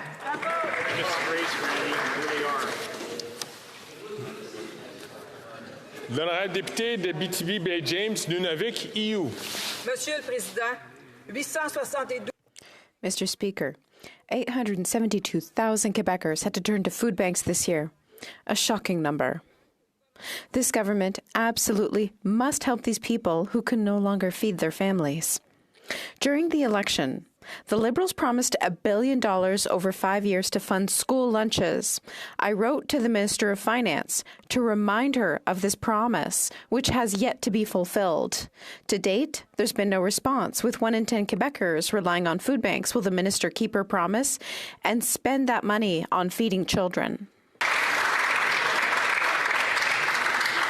L'honorable ministre. The Honourable Minister. Mr. Speaker, we know that right now many Canadians are having a hard time putting food on the table. We are working with provinces, territories, municipalities, Indigenous partners, and others to develop a national school food policy and support the creation of a national school food program. We're planning this policy to reflect the regional and local needs because we know that existing meal programs do not serve the majority of Canadians. I'm happy to share with this House that the As We Heard It report will be coming out next week, and I look forward to working together on it. L'honorable député d'Abitibi-Bay-James, Nunavik-EU. Monsieur le Président, il n'y a pas de solution miracle. Mr. Speaker, there's no miracle solution to the rising cost of living. We're not asking the government for a miracle today. We're asking it to keep its promise. It promised $1 billion to feed children in schools. That's not miraculous, but it could make all the difference for 872,000 Quebecers with families who use food banks. When will the government keep its promise and unconditionally transfer the money to Quebec? L'honorable ministre de la Famille. The Honourable Minister for Families. Speaker, we know that kids learn better on a full stomach, and this remains our goal. The work underway on a national school food policy is critical to achieving that. We continue to work with our partners, the province, the territories, Indigenous partners, stakeholders, and children to inform the path forward on this. As mentioned, I look forward to the release of the As We Heard It report, the results of our consultation, and I look forward to working with all members in this House to move it forward. L'honorable député de Calgary, Rocky Ridge. Mr. Speaker, after 8 years, Canadians are increasingly convinced that this Prime Minister is not worth the cost. This government's insatiable appetite for spending has triggered an inflation crisis and interest rate hikes. Millions of Canadians with mortgages are left wondering what they're going to do when their payments go up by over $1,000 a month on their next renewal. When will this NDP Liberal government get their inflationary deficits under control so people can afford to stay in their homes? L'honorable secrétaire parlementaire. I sat with that member on the Federal Finance Committee for 2 years, Mr. Speaker. At no point did he ever stand up and go against the austerity agenda of that party's leader. It's an unacceptable approach, but we on this side do have an approach that matters. In that community where he's from, in Calgary, we are working with that city council on a number of things, including the Housing Accelerator Fund, that will see more homes built. That brings down the cost of rent. That brings down the cost of purchasing a home. We will continue to work together, Mr. Speaker. L'honorable député de Leeds, Grenville, Thousand Islands, and Rideau Lakes. $54 million in waste, extortion, corruption, and an RCMP investigation. That's ArriveCan. And we heard shocking testimony about a group of government insiders who are running a real racket in the tech sector procurement. After 8 years of this Prime Minister and his NDP Liberal government, that's how they run things. And now there's an RCMP investigation. This Prime Minister clearly isn't worth the cost. So will he fully cooperate with the RCMP in this investigation? L'honorable secrétaire parlementaire. Thank you, Mr. Speaker. As we have said time and time again, that we expect all contracts to be issued following the law and regulations set out in this place. Mr. Speaker, CBSA has launched an internal audit. They've increased oversight over contract granting, mandating new procurement certification courses. Mr. Speaker, we welcome the any investigation into these allegations, and again, any misconduct will come with consequences. L'honorable député de Leeds, Grenville, Thousand Islands, and Rideau Lakes. This Prime Minister has blocked so many RCMP investigations that he's lost track of them this week. These insiders involved in this are the same ones behind the $54 million Arrive scam. And the whistleblowers that brought this waste and corruption to Canadians' attention were threatened and had their contracts cancelled by the NDP Liberal government. After 8 years of this Prime Minister, he's not worth the cost. When will the Prime Minister stop lining the pockets of well-connected insiders and fully cooperate with the RCMP? L'honorable secrétaire parlementaire. Mr. Speaker, once again, we see the Conservatives taking cheap political shots at the Prime Minister instead of sticking to the facts, which is allowing any allegations of misconduct to be properly investigated. There is nothing being blocked by the Prime Minister or the government. We welcome investigation to look into these allegations of misconduct. And, Mr. Speaker, we expect contracts to be issued following the law. L'honorable député d'Halifax West. Monsieur le Président, de nombreux Canadiens de partout.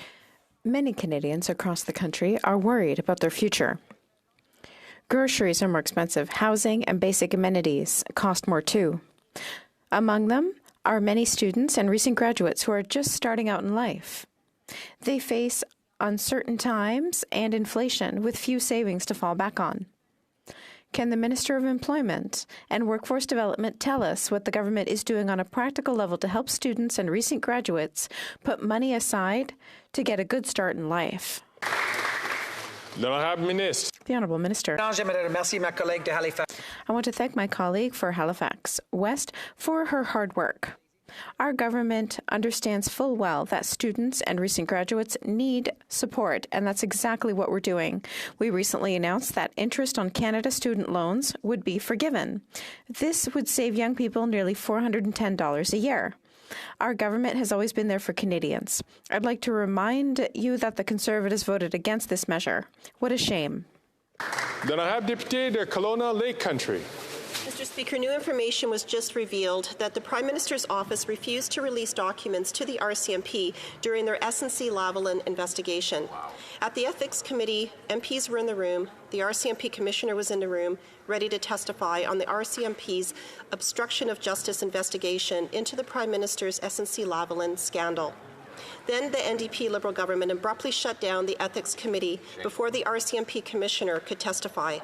After 8 years, this Prime Minister isn't worth the cost. What is the cover-up coalition hiding?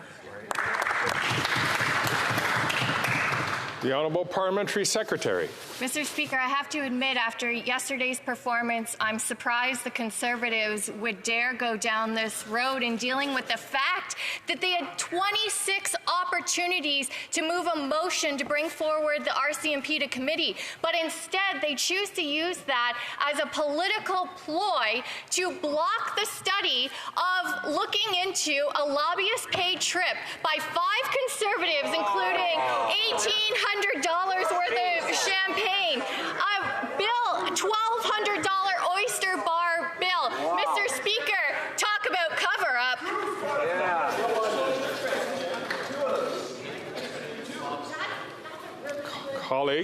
Colleagues, I'm certain we all want to give our attention to the Member of Parliament who has the floor next to ask a question. The Honourable Member from Kelowna Lake Country. Well, Mr. Speaker, the only person in this place that has broken ethics laws twice is the Prime Minister. That's right. Yeah. And the Prime Minister said when he took office that the government and its information must be open by default. But after 8 years, the Prime Minister only wants to cover up the truth. The RCMP Commissioner made himself available to answer questions, but the NDP Liberal government doesn't want him to speak. We've learnt it was the Prime Minister's office who blocked the RCMP from getting key documents during the SNC-Lavalin investigation. This Prime Minister is not worth the cost. What is the cover-up coalition hiding? Good question. L'honorable secrétaire parlementaire. Mr. Speaker, it's interesting to me that the Conservatives would once again talk about cover-up when it's they who are using political tactics to block the study of looking into a lobbyist-paid trip for 5 Conservative members. They yelled out, Mr. Speaker, to correct me, it was 2 lobbyist-paid trips. They think that makes it better. Mr. Speaker, I'm curious, Was the Chateaubriand that they consumed, was that a steak or a 600-euro bottle of wine? Perhaps they could come to committee and answer those questions.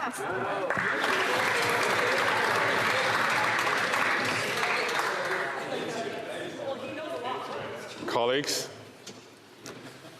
L'honorable député de Montmagny, Lillet, Kamouraska, Rivière-du-Loup. Monsieur le Président, l'Alliance Bloc libéral. The Bloc Liberal Alliance continues. Last Monday at the Ethics Committee, the RCMP Commissioner was in attendance and ready to testify about the Prime Minister's interference in the SNC-Lavalin affair. The Liberals wanted to adjourn the meeting, and who supported them? The Bloc Québécois. The MP for Trois-Rivières voted with the Liberals to protect the Prime Minister. It costs a lot to vote for the Bloc. After 8 years of this government, it's doing everything it can to hold on. What did the Prime Minister promise the Bloc Québécois to get their support? L'honorable secrétaire parlementaire. The Honourable Parliamentary Secretary. Speaking of costs, I'm just curious, what does a $1,000 meal at the Savoy restaurant for 3 courses of a lunch, what does that look like? Maybe the Conservatives who went on a lobbyist-paid trip could come to committee and explain that.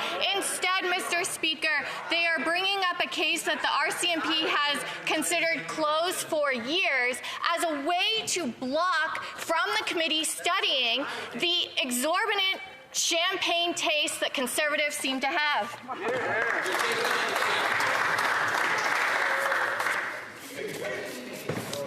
Colleagues.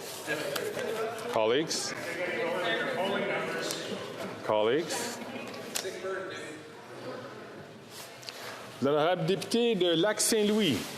Canada is and always has been a trading nation. Our government's Trade Commissioner Service is an unmatched network of over 1,000 business-savvy experts in 160 cities, which help businesses in my riding and across the country reach new markets. Can the Parliamentary Secretary to the Minister of Export Promotion, International Trade and Economic Development update Canadians on how we're helping businesses get started, scale up, and go global? L'honorable secrétaire parlementaire. Well, thank you, Mr. Speaker. I'd like to thank the member from Lac-Saint Louis for his strong advocacy on behalf of businesses. I visited 2 innovative companies in Montreal and heard about how they're growing thanks to our government supports. Opal RT Technologies is unlocking their global potential and now has a presence in over 50 countries. And the EDC has helped Equisoft expand to new markets like the US, Australia, UK, Chile, and South Africa. Mr. Speaker, we will continue to be there for business to help unlock new markets as they create good-paying jobs right here in Canada. Bravo. L'honorable député de Churchill-Kiwatinuk, Churchill-Kiwatinuk-Aski. Mr. Speaker, as Canadians struggle, a tax evasion report confirms what the NDP has long called for, a global wealth tax to ensure the rich pay their fair share. Still, thanks to Liberal and Conservative governments, billionaires now pay next to nothing in taxes. But rampant tax evasion didn't just happen. It is a political choice. So when will this government stand up for working people and those on fixed incomes who are hurting right now, listen to experts, and implement a wealth tax so that billionaires finally pay their fair share? L'honorable secrétaire parlementaire. Thank you, Mr. Speaker. Our government has been and will continue to be committed to ensuring everyone in Canada is paying their fair share. That's why we've permanently raised the corporate income tax by 1.5% on the largest banks and insurance companies in Canada, implemented a recovery dividend of 15% on the financial sector to pay for the costs of COVID-19, and implemented a luxury tax on private jets, luxury cars, and yachts. And will implement a 2% tax on share buybacks. We're committed to ending the corporate tax race to the bottom and ensuring that multinational corporations pay their fair share of tax wherever they do business. L'honorable député de Saanich Gulf Islands. Thank you, Mr. Speaker. With the Liberal climate policies increasingly looking like Swiss cheese, the Greens have practical solutions, and one of them is Motion 92 from the member for Kitchener Centre to have an excess profit tax on big oil. This was just costed out by the Parliamentary Budget Office, confirming there would be $4.2 billion available if the Liberals move to tax the big polluters. When will this government move to create an excess profit tax, as they have done for banking and insurance, on the fossil fuel sector that raked in, the 5 biggest companies raked in $38 billion last year? When will we tax it? L'honorable ministre. Thank you, Mr. Speaker, and I thank my honourable colleague for a question. In fact, our government has done more than anyone else to ensure that large oil companies do their fair share when it comes to paying taxes and fighting climate change. We already have regulations in place to ensure that they reduce methane emission, very powerful greenhouse gas, by at least 40% by 2025 and at least 75% by 2030. We're imposing a cap on the emission of the oil and gas sector, and as my honourable colleague just reminded this House, we've also imposed a surtax on share buybacks. We're doing more than any government has done to ensure that they do their fair share. Thank you, Mr. Speaker. And that brings us to an end to our Friday question period. As we move on to daily routine of business, I'll ask members if they can carry their conversations outside of the chamber, as we have a number of issues which are going to be brought up by various members. Tabling of documents. Madame la Secrétaire Parlementaire. Parliamentary Secretary to the Minister of National Defence. Thank you, Mr. Speaker. Under the Understanding Order 32, I would like to have the honour to table in both official languages the framework agreement between the Government of Canada and the Government of the Federative Republic of Brazil concerning defence cooperation, done at Brasilia on June 27th, 2023, and the framework agreement on social security between Canada and Tunisia, done at Djerba on November 18th, 2022. Dépôt de projet. Introduction of government bills. Déclaration. Statements by minister. Reports from interparliamentary delegation. Presenting reports from committees. The Honourable Member for Parry Sound Muskoka. Monsieur President. Thank you, Mr. Speaker. I have the honour to table in both official languages the 13th report on the Standing Committee on Human Resources, Skills and Social Development on the housing crisis in Canada, adopted on October 16th, 2023. Thank you. I'd like to commend the Honourable Member on his French. Introduction of private members' bills. First reading of Senate public bills. Motions. The Honourable Member for Edmonton Griesbach. Mr. Speaker, after discussions between the parties, I believe if you seek it, you will find unanimous consent for the following motion. I move that members of the Standing Committee on Procedure and House Affairs be amended as follows. Mr. Green, Hamilton Centre, for Miss Blaney, North Island, Powell River. Here, here. Que tous ceux qui s'opposent à ce... All those opposed to the Honourable Member moving this motion? All those opposed to the member moving this motion will please say nay. D'accord. Therefore, the House has heard the terms of this motion. All those who are opposed to the motion will please say nay. Adopté. Carried.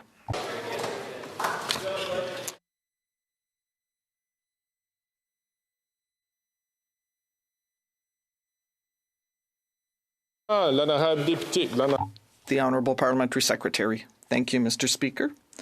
I just wanted to say that I'd only tabled one of these agreements, which was the framework agreement between the Government of Canada and the Government of Brazil concerning defence cooperation done at Brasilia on June 27th, 2023. I apologize, Mr. Speaker.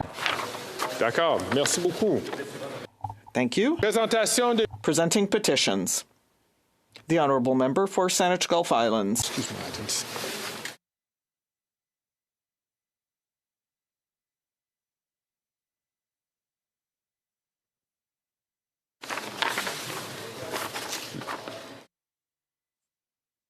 Je vais juste demander à Madame la... I will just ask the member to unmute her microphone. Thank you, Mr. Speaker. It is an honor to speak today to present a petition. Continue to be very concerned about the logging of old-growth forests, and the petition demands that the government pay attention to its obligations to protect migratory birds and species at risk by moving to curtail logging in critical habitat areas for endangered migratory birds, particularly marbled murrelet. Thank you, Mr. Speaker. The Honourable Member for Calgary-Shepherd. Thank you, Speaker. So I'm tabling a petition on behalf of constituents in my riding again. They're drawing the attention of the House that Canada has now the highest rate of common law relationships among G7 countries, with the share of co-residing common law couples increasing from 6% in 1981 to 23% in 2021. They also draw the attention of the House to the following fact, that nearly 4 in 10 children live with a lone parent, step-parents, parents in a common law relationship, or other non-traditional unions. And this is what they're asking the Minister of Justice. So we, the undersigned citizens and residents of Canada, call upon the Minister of Justice to initiate a statutory review of the Divorce Act, specifically concerning the federal child support guidelines, which takes into account the evolving reality of blended families, variance of income over time, and better reflects the need of children in shared custody situations. Thank you, Speaker. The Honourable Member for Parry Sound Muskoka. Thank you, Mr. Speaker. I'm happy to present a petition started by Tammy LaChapelle Ward in my riding from Katrine, calling on the Ministry of Transport to request an amendment to current regulations that water aerodromes must follow the same requirements as land aerodromes on water. It's a loophole that often they don't have to go around. They go around the local zoning and protections that exist on the shorelines of lakes all across this country, and we think it's time that that loophole be closed. And so this is a petition that I'm proud to present to the House today and affix my name to as well. Thank you. The Honourable Member for Yorkton Melville. Thank you, Mr. Speaker. The first of my petitions I'm presenting in the House seeks to support the health and safety of Canadian firearms owners. They recognize, these petitioners, that the importance of owning firearms. They also are concerned about the impacts of hearing loss caused by damaging noise levels of firearms and the need for noise reduction. They acknowledge that these monitors are the only universally recognized health and safety device, and that it is criminally prohibited in Canada. So they're calling on the government to allow legal firearm owners the option to purchase and use sound moderators for all legal hunting and sport shooting activities. Secondly, these individuals call upon the House of Commons to legislate the abuse of a pregnant woman and or the infliction of harm on a preborn child as aggravating circumstances for sentencing purposes in the criminal code. They know that the risk of violence against women increases when they're pregnant, and the injury or death of preborn children are not considered at this point in time. And Canada has no abortion law, so that void is so extreme that we don't even recognize preborn children when they're victims of violent crimes. And then finally, Speaker, these petitioners are calling on Parliament to guarantee the right of every Canadian to health freedom by enacting the Charter of Health Freedom drafted for the Natural Health Product Protection Association on September 4th, 2008. Freedom of choice in health care is becoming increasingly curtailed and further threatened by legislation and statutory regulations of the Government of Canada. So they believe that Canadians are competent and able to make their own health decisions without state interference.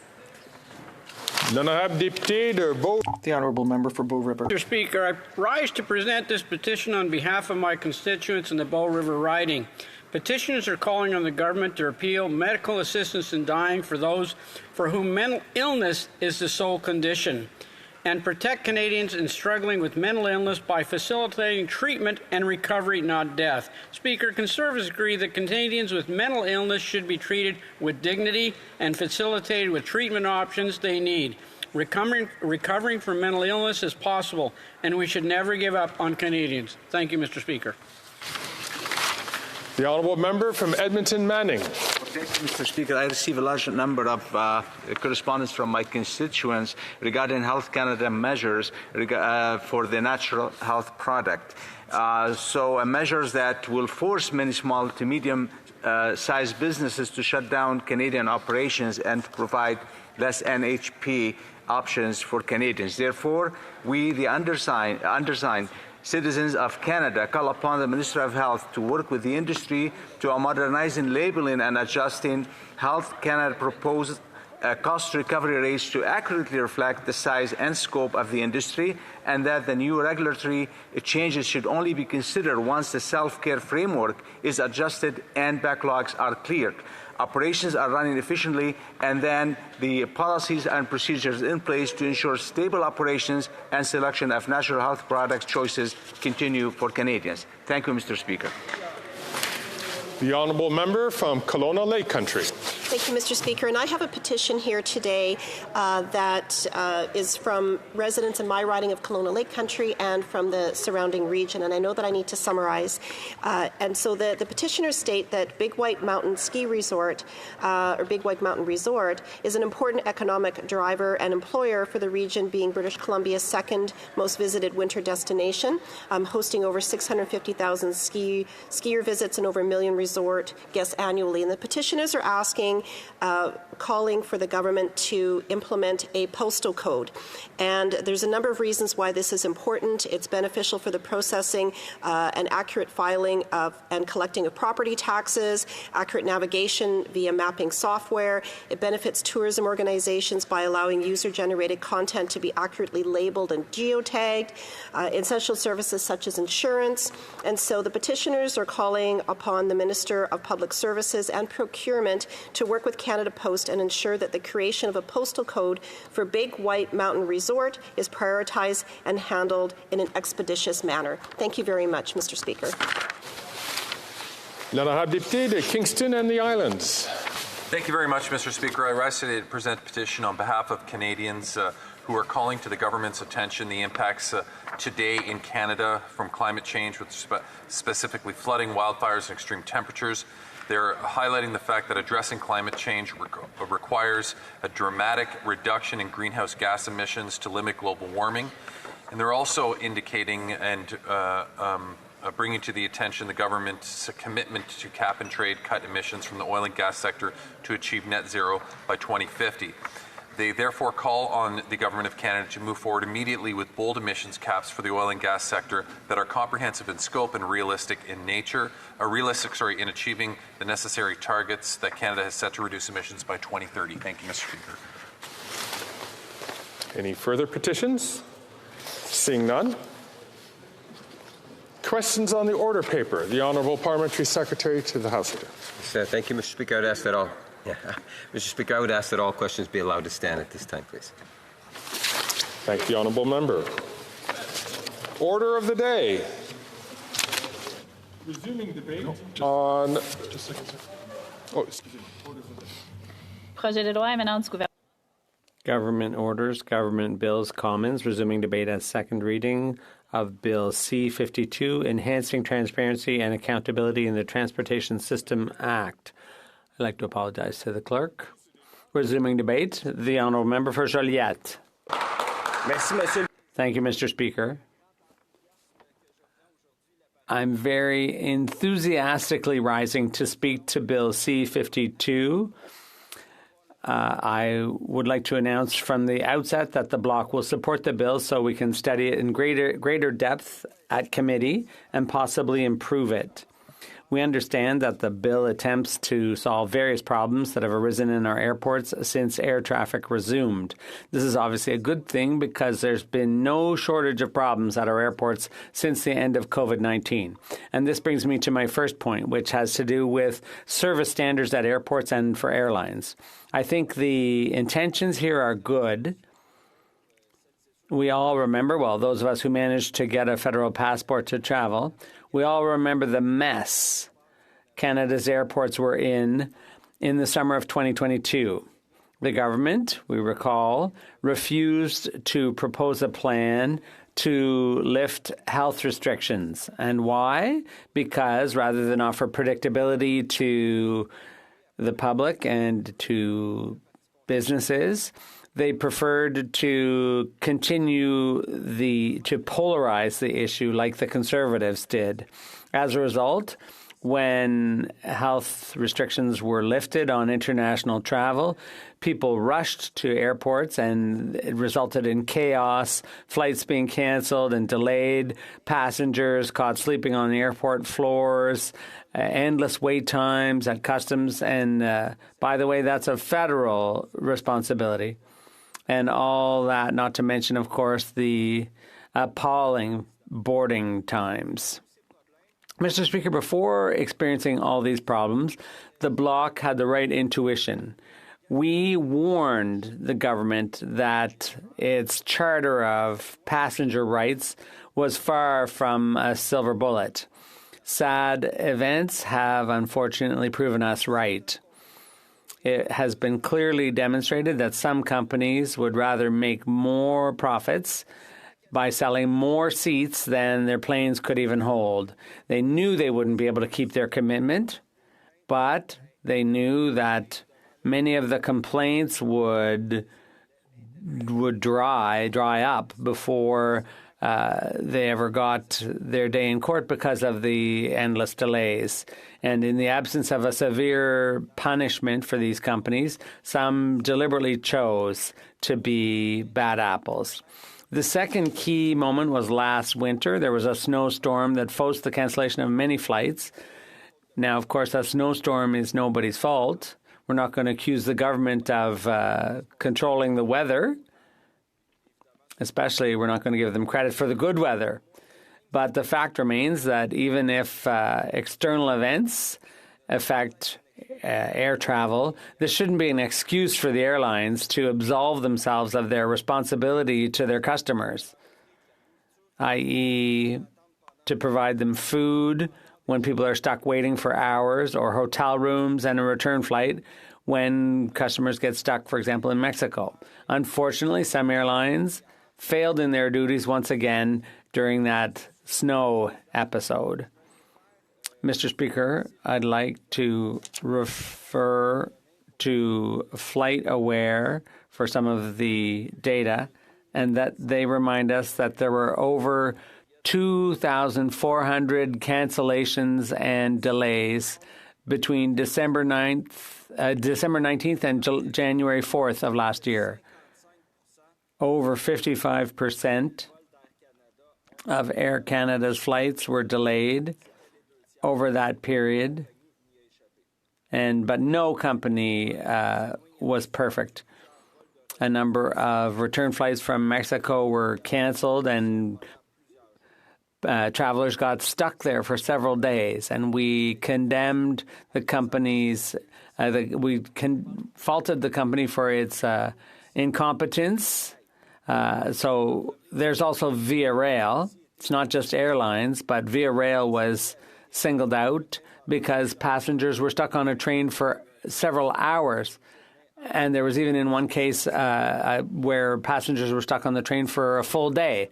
So that's unacceptable. So after that second unacceptable incident, the Transport Committee took charge. And at the time, my esteemed colleague from Pierre Boucher Les Patriotes Verchères, he proposed a number of improvements to the passenger Bill of Rights. For example, shifting the burden of proof to the airlines. Secondly, correcting the reasons why a carrier is not obliged to offer compensation. 3, improve the complaints handling process to reduce delays. 4th, make transportation agency decisions public, because often we don't find out what the decision was based on for years afterwards. And 5th, the proposal was to increase fines for air carriers. These proposals were incorporated in the government's Bill C-32. But, Mr. Speaker, there was still one thing that remained to be done after C-32, and that was to ensure that airlines treat their customers with respect and dignity. I think that is the purpose of these service standards, to ensure that airlines treat people like human beings. For example, by offering them food when they're delayed and a hotel room to sleep in. instead of sleeping on the floor of the airport. So this is a step in the right direction. The only downside is that it doesn't force the government to set standards for the services it offers. As we know, some airport delays are caused by the federal government. The endless waits at customs and security because the federal government hasn't adequately staffed these positions, that's not the fault of the airlines or the airport authorities. So there are certain services that the federal government needs to step up around and lead by example and set the service standards for itself. That's what we're asking of the government today. It's one thing to impose standards on the airports and the airlines, but the government should set some standards for itself too. Mr. Speaker, my second point on this bill has to do with something completely different, the management of airport noise out of respect for people who live near airports. The bill requires airport authorities to set up a noise management committee, and this committee's mandate would be to deal with public complaints and inform the public of any changes affecting noise levels. The committee is made up of a representative of the airport authority, NAV Canada, a local elected municipal official, and an airlines representative. And the bill calls for the committee to meet at least 4 times a year in public. In practical terms, it's hard to say whether the committee will actually improve relations between airports and their neighbors. But we believe that this committee will facilitate communication. And we know there are many problems between airports and neighbors, people who live nearby, and these are often raised with members of parliament who represent these constituents. The committee won't be able to solve anything, but it will facilitate communication, which is why we welcome this change, this development. And this certainly affects my colleagues who represent constituencies that have airports in or near them, where people maybe hear flights landing and taking off all day long. But anyways, this is a step in the right direction. Mr. Speaker, another thing that we're happy to see is the establishment of GHG reduction targets for airports and ports. They don't escape this requirement. As you know, the bill requires municipalities to develop and adapt a 5-year plan for climate change adaptation measures, current and anticipated impacts of climate change on airport operations for airport authorities, and greenhouse gas reduction targets, means and changes in relation to the previously existing plan. So the authorities have to make these plans public, whether it's airport or port authorities. And given the importance of these infrastructures, we welcome this proposal. But this is a problem with this bill and in a number of other bills currently that the government has put forward. The problem is that the requirements airports have to meet will be determined by regulation, i.e. by the government, without being accountable to the House or to us legislators. So it's impossible today to determine the effort airport authorities will be expected to make. In other words, the government is going to set rules later, and they'll do it alone without consultation. And so that's problematic. And what explains this? Well, probably it's the haste. They've gone a little forward a little too quickly on this before they could actually determine what the rules should be. So it looks good on paper, but the devil's in the details. And the details will only be known later through regulations. So we're skeptical. This isn't the first time the government has talked a good talk when it comes to the environment, but as we know, they've continued to subsidize the oil patch. They authorized Bay du Nord, and they financed the Trans Mountain expansion, and so on. So let's not be taken in. Another thing, Mr. Speaker, coming back to the bill, Another part of the bill deals with collecting information and processing complaints about accessibility of airports for people with disabilities. This is very important, clearly. And here again, the intentions are more than good. And in fact, this is in keeping with the Canada Accessibility Act's objective of eliminating barriers for people with disabilities by 2040, eliminating all barriers by 2040. We've all seen stories in the news of people with disabilities who are unable to get the services and support they needed. And this is very often accompanied by a lack of respect, the kind of respect everyone deserves. Every such situation is unacceptable, one is too many, and it's essential that things change. Let's hope C-52 will help improve the situation and that this kind of situation will never happen again. But once again, the problem is that the bill doesn't explicitly say what the government plans to do to improve the situation. Once again, it'll all depend on the regulations. So this is a problem that needs to be addressed. This bill gives the government the power to pass regulations without being accountable to the House. So once again, I'd like to criticize this way of doing things because passing laws that simply allow the minister to make regulations circumvents the spirit of Parliament's legislative function, and it doesn't allow us as elected representatives to adequately represent our constituents. And so I would officially request, Mr. Speaker, you who defend our rights and privileges here in the House, I ask, is this acceptable for the government to proceed in this fashion so often and doing everything through regulation rather than through legislation and thereby escaping the scrutiny of Parliament? As far as I'm concerned, that's an infringement of my rights and privileges. And obviously, when it's a minority government, the government can do whatever it likes. But once again, I think it's quite a serious question. It's a way of moving quickly and hiding unpopular details from public view. And, Mr. Speaker, this Bill C-52 is, once again, it's another thing that creates a lot of uncertainty for the industry.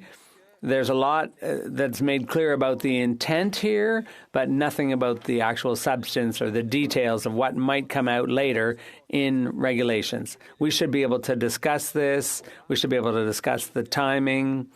But we're basically forced now to trust the government to act in good faith. And this is a worrisome tendency, because when you concentrate power in the minister's hands, that too goes against the necessary separation of powers, which makes our democracy sound. So I think the government has to do its homework, and it would be better to legislate via laws rather than regulations. And there's another part of this bill that I'd like to talk about, and that is that the bill provides that airport authorities will have to report on diversity within senior management. Once again, the details will be defined. Does anyone know? Any guesses? Through regulation. Yes, right. Once again, through regulation. And when you look at what StatsCan has published, for example, in their report on diversity on boards of directors, you can see that inequalities persist, gender inequality, and also visible minorities.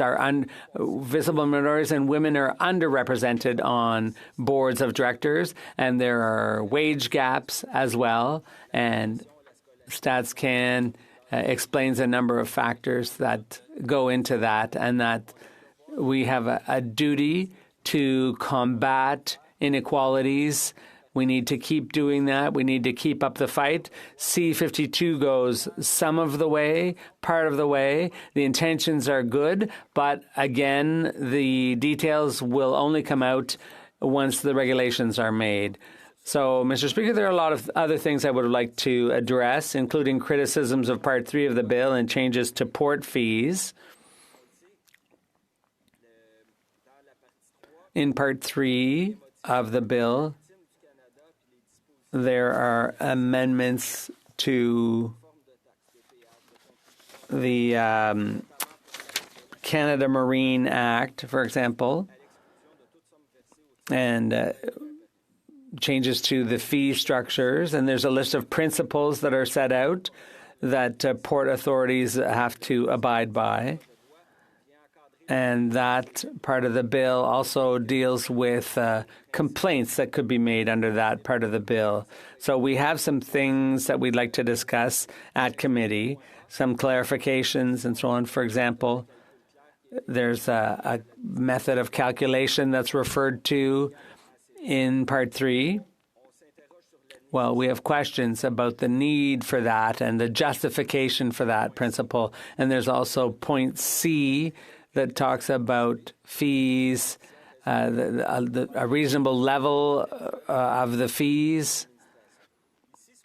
And what we're concerned about here, Madam Speaker, is that could hinder investment and development of port infrastructure. And again, it's all about waiting for regulations to come out. So there's no details about who will set the fees, because it's all going to be determined once again by what? By regulation. So the government is saying let's pass this bill, and then we'll make all the decisions later through regulation. Is this incompetence or an effort to dodge scrutiny? We don't know, but it's regrettable either way. So we wouldn't want this bill to undermine competitiveness, and we will take the time we need to study it at committee. And another example is we're not convinced that the complaint, the mechanism for handling complaints is the best solution.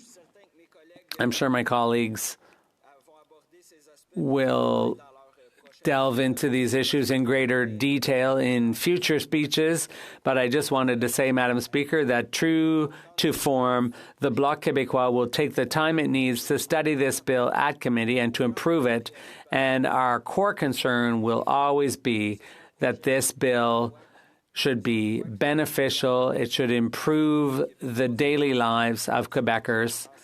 That's always the angle we take. That wraps up my speech, Madam Speaker. Thank you. Questions and comments?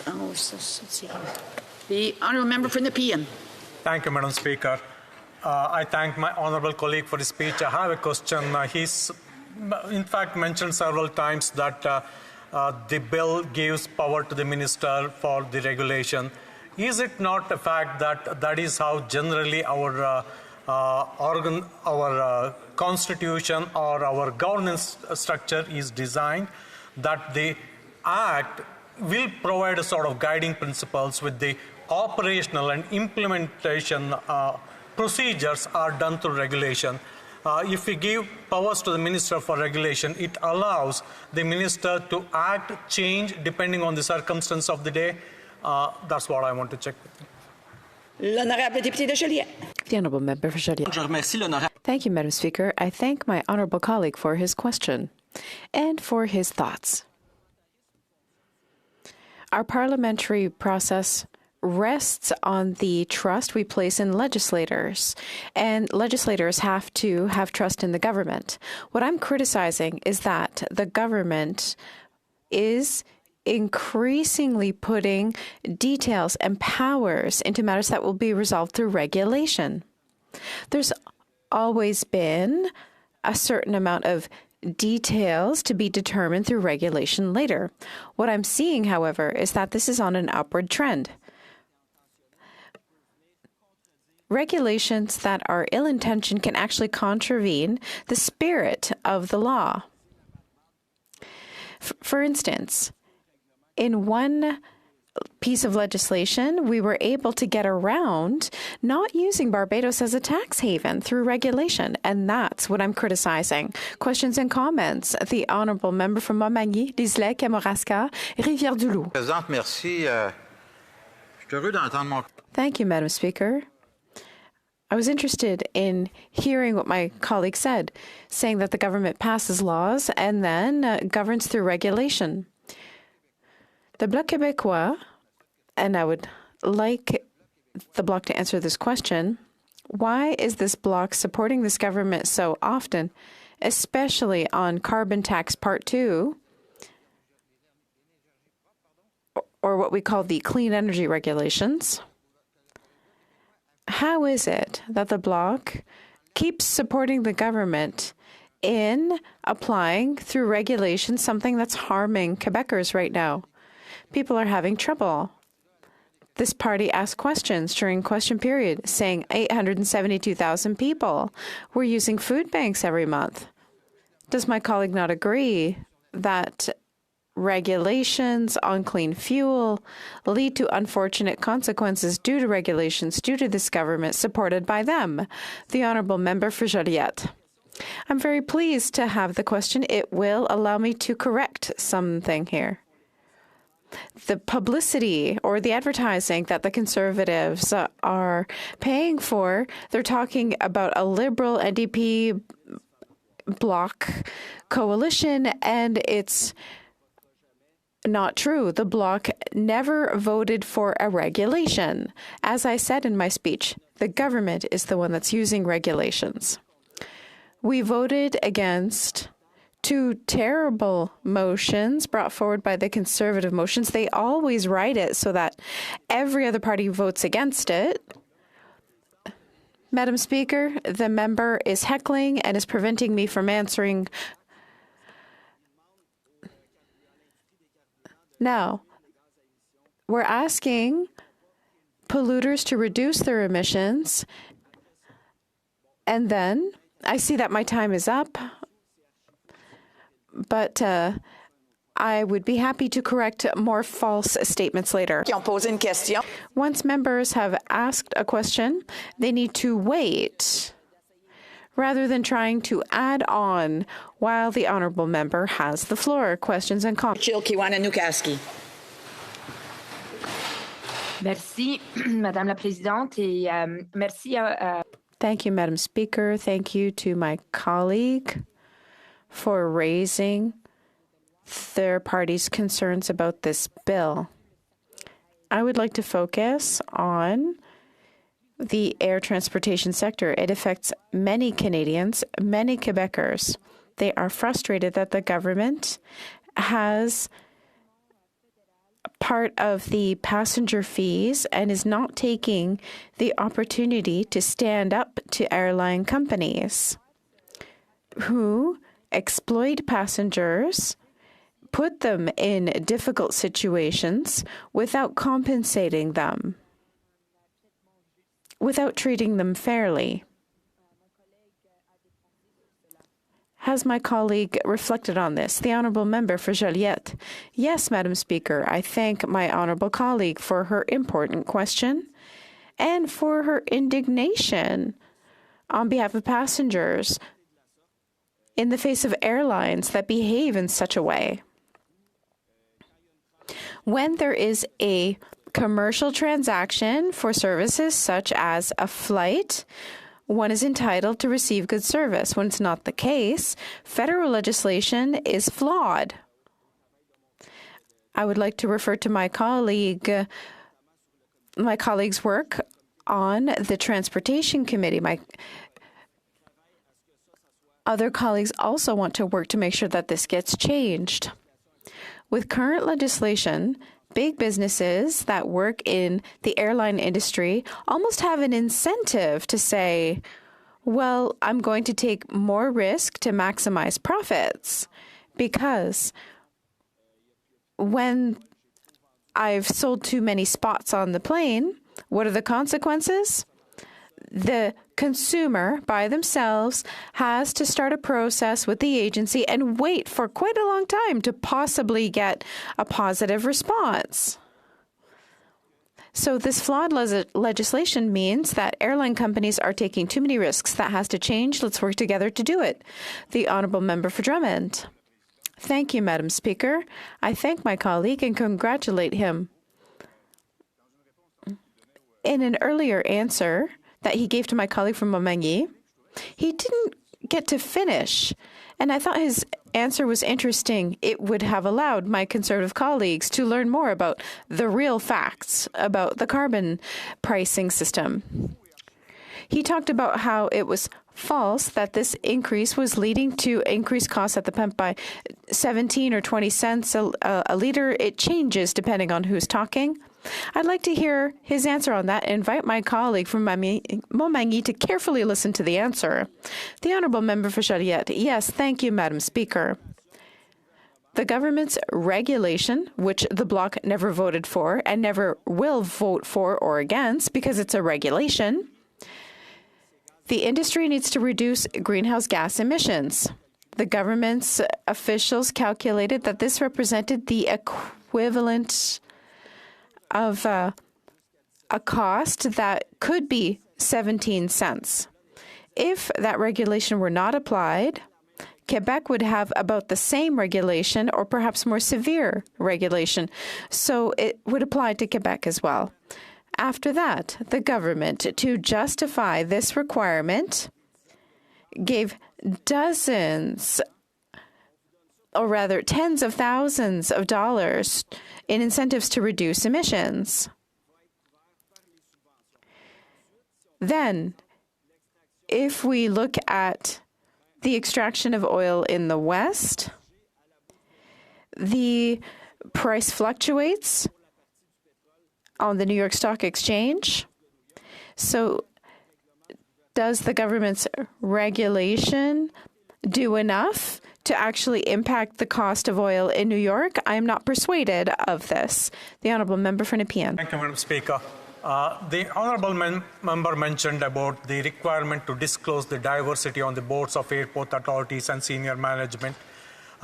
Few years back, we passed a Bill C-25 on the public corporations that they should disclose their diversity policies in their annual communication to stakeholders.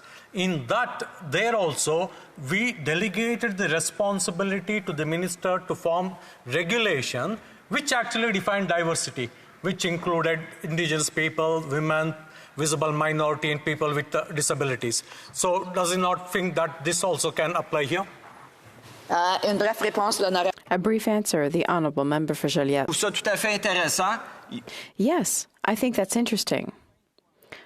The goal is at the end that we have equivalent representation to what we see among the public and in various positions of power. So what I propose is that we need to get to the intended goal. But when we go through regulation, it goes beyond the control of committees and legislators by simply trusting the government. So I want to minimize that type of decision making. Debate, the Honourable Member for Port Moody Coquitlam. Thank you, Madam Speaker. And this bill is timely as I stand today to speak on behalf of my community, Port Moody, Coquitlam, Anmore, and Belcarra, as well as Port Coquitlam, who recently petitioned this government with the following ask as it relates to the Vancouver Airspace Modernization Project. I'll read it, Madam Speaker.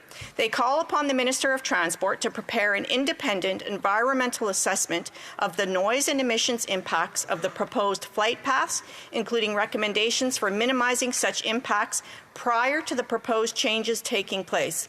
This environmental assessment should be based on the latest global research, and recommendations for noise and emissions limits should be independent of NAV Canada and should be made public when completed. The Minister responded to my constituents with this, and I read it. Aircraft noise is a complicated and often difficult issue faced by airport authorities and communities around the world, and it is essential that the public has the opportunity to provide their feedback on potential changes. I agree with that, Madam Speaker. He goes on to say that that is why the Government of Canada put forward Bill C-52, which, if passed, would create a process for airports to notify and consult the public on changes to airport design that could affect aircraft noise. The minister went on to say that Transport Canada previously worked with Canadian airports and NAV Canada to develop a voluntary protocol for the aviation industry entitled Airspace Change Communication and Consultation Protocol that was published in 2015. This protocol amplified the aviation's industry commitment to include environmental considerations to communicate and consult with communities. Well, I'm here to tell the government that the voluntary protocol did not meet the standards of consultation in my community. I was at NAVCAN's on-site community consultation in Coquitlam earlier this year in regards to the Vancouver Airspace Modernization Project, and I can tell you that the room was not set up to be disability or age-friendly. It was difficult to navigate the information boards, and there was not enough staff to answer important questions from residents. In addition, even the City of Coquitlam did not know about the consultation event, and the two mayors who border the city of Coquitlam knew nothing about it and wrote letters to NAV Canada asking for more detail about the flight plans and more time for their residents to provide feedback.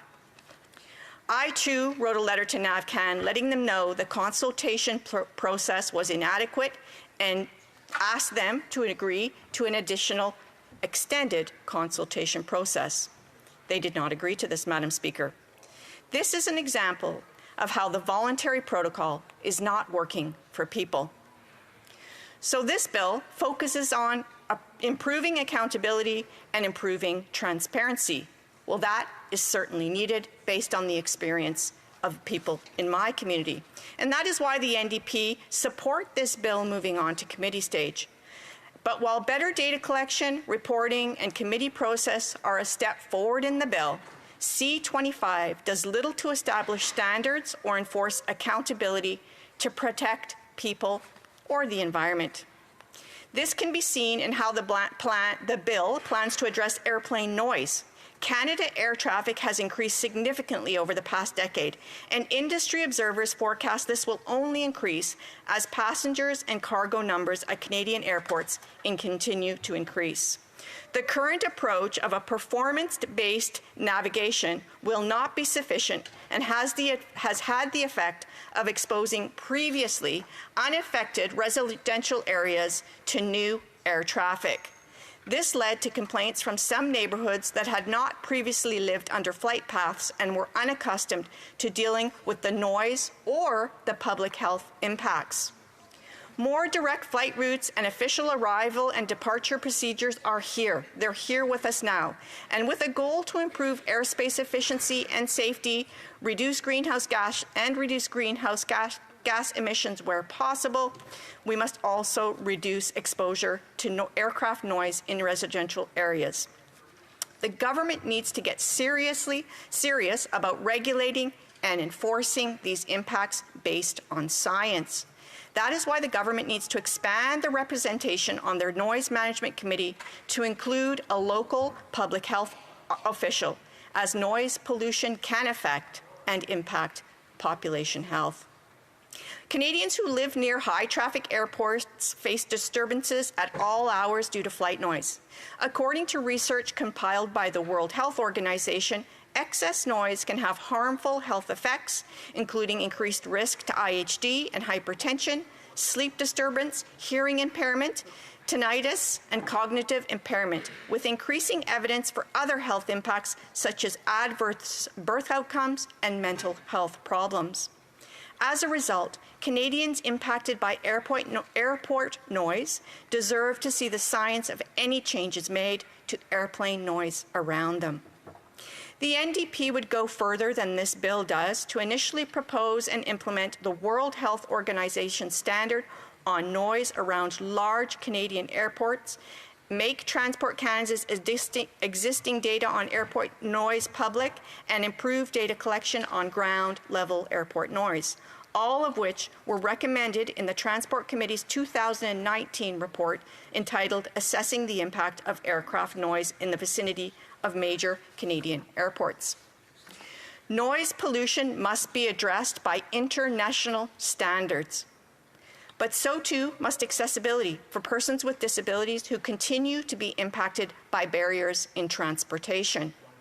There is no more high-profile example of this than last week when the wheelchair of the Chief Accessibility Officer did not accompany her on her flight home from Ottawa. She was left without her essential mobility device. There are so many stories like this, Madam Speaker. Persons with disabilities being disrespected, disregarded, degraded, and put in dangerous situations because there is no accountability for the failures of industry. Too many persons have had similar experiences across Canada, showing how ill-equipped air transportation is in dealing with accessibility concerns. It is my hope that this high-profile incident will finally make change and that persons with disabilities who want to travel will get the respect and accommodation they deserve. The Auditor General of Canada published a report in March 2023 entitled Accessible Transportation for Persons with Disabilities. It examined the accessibility of federally regulated transportation services, such as planes and trains for people with disabilities. There were a few key findings from that report that we need to look at. Of the 2.2 million persons with disabilities who used federally regulated transportation in 2019 and 2020, 63% faced a barrier. When these barriers are not tracked, there is no accountability and no action to correct it. That's what we're seeing. It was also found that the Canadian Transportation Agency had insufficient tools and enforcement staff to address barriers. This is seen from the statistics that 31% of CATSA managers and executives didn't take the time to complete mandatory disability training. This training is essential and must be taken serious by industry leadership, and they will need legislation to do it, because they've shown they won't do it on their own. Right now, the Canadian Transportation Agency does not have the authority to require transportation service providers to provide complaint data on accessibility regularly either. It can do so only in limited and specific circumstances. The AG report found that this limits the ability to fully understand the total number and nature of complaints and thus identify and address potential barriers to accessible transportation. For example, when a wheelchair is damaged, a complaint can be lodged with the transportation service provider and, if necessary, with the agency. However, when complaints are submitted only to the transportation service provider, the agency is not made aware. There's no regulation that enforces that. Therefore, it does not know the full extent of the issues faced by persons with disabilities. In contrast, the same Canadian airlines traveling to U.S. destinations must report accessibility performance indicators such as changes to mobility aids, such as damages to mobility aids, to the U.S. Department of Transportation. Complaint data is one of the key sources of information that flags discrimination and problem experiences by travelers with disabilities. Not having the authority to access this information regularly limits the agency's ability to more strategically select the accessible transportation for persons with disabilities regulation provisions to inspect. This also creates an additional risk that the agency is not focusing its limited resources on the areas of the highest risk and those discriminatory barriers.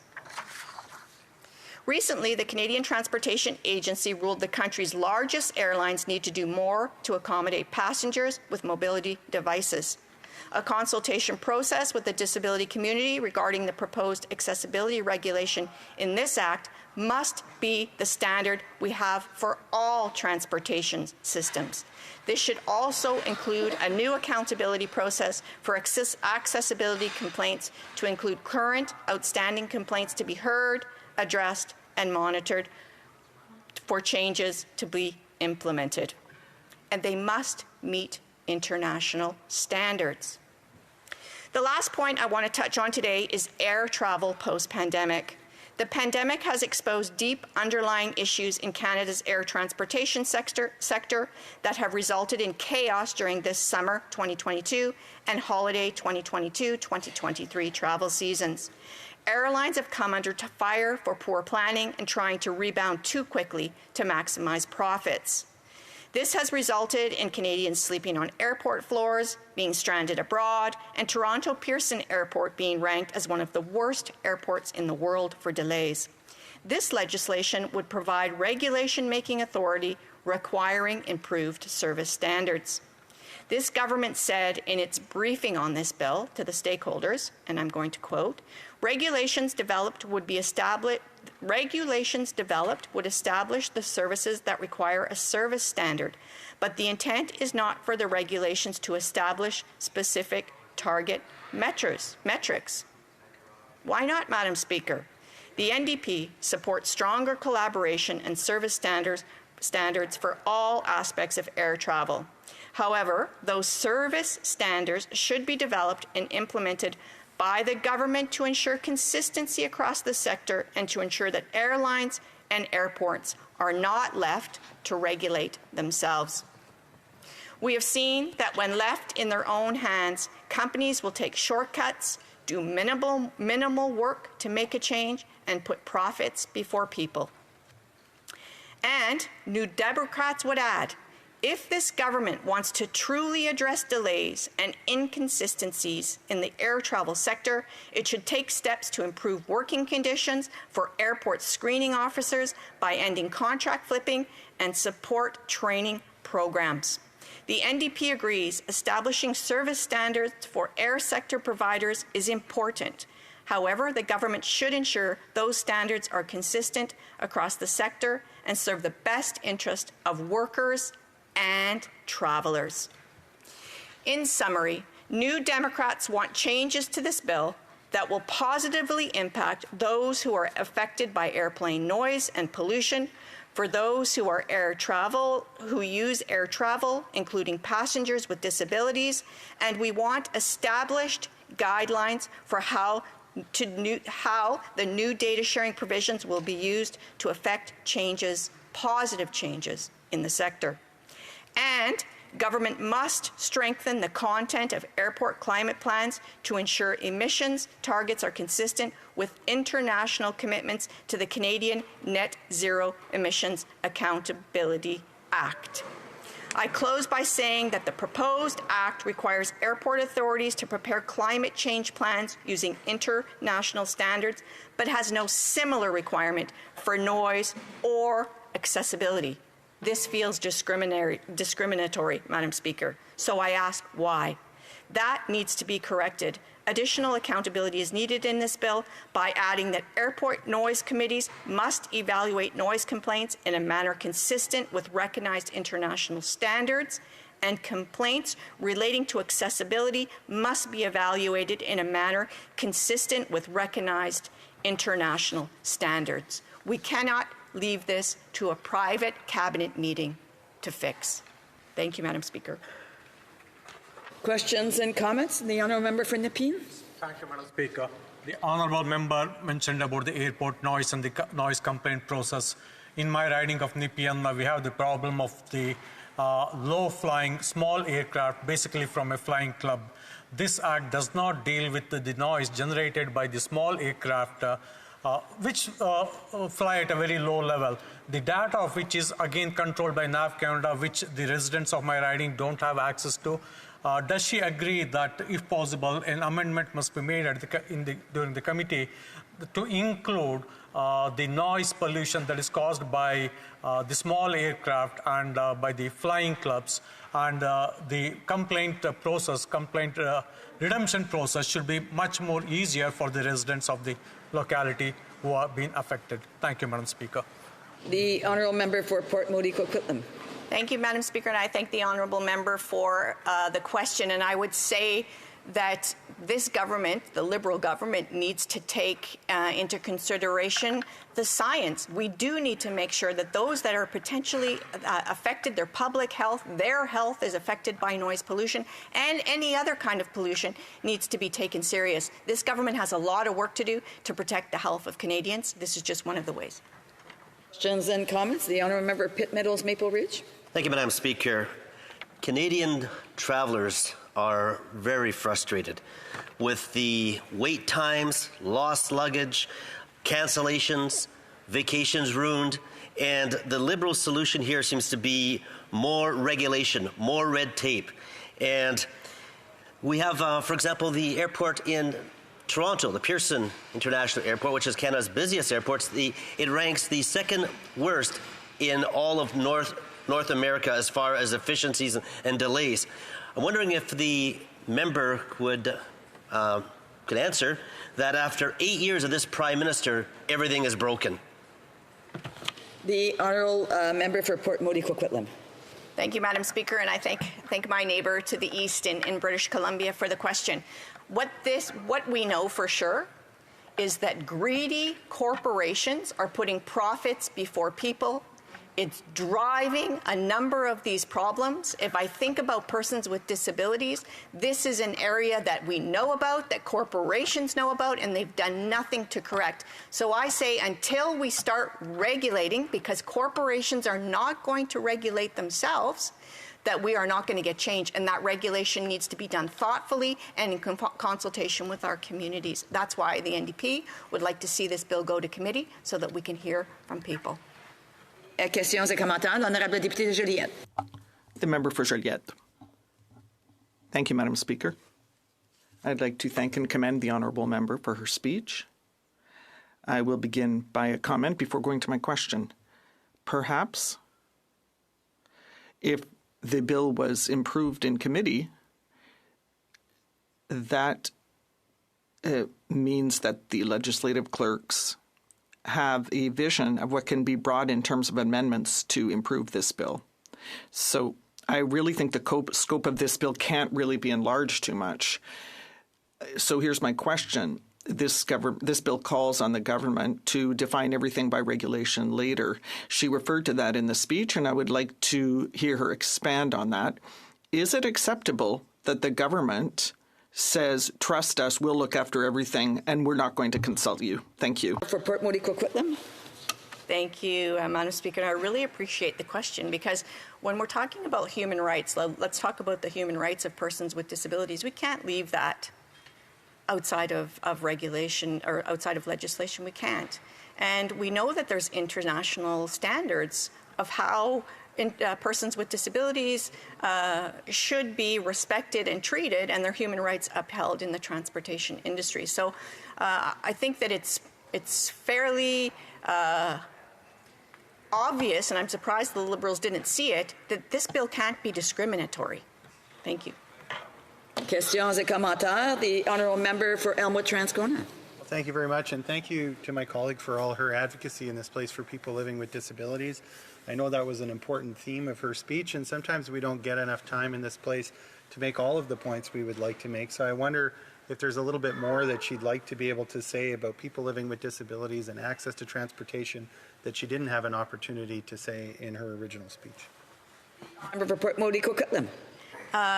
Thank you, Madam Speaker, and I thank the member for the question, because yes, I would like to just say a little bit about ground transportation, because that's not covered in this bill, but I can say that when persons with disabilities travel, it's not just the airline or the train that they need to spend excessive amounts of time trying to plan for. They also need ground transportation. And in Canada, this is not always available to them. They can't always actually get accessible transportation when they land at their destination, whether it's in an airport or in a train station.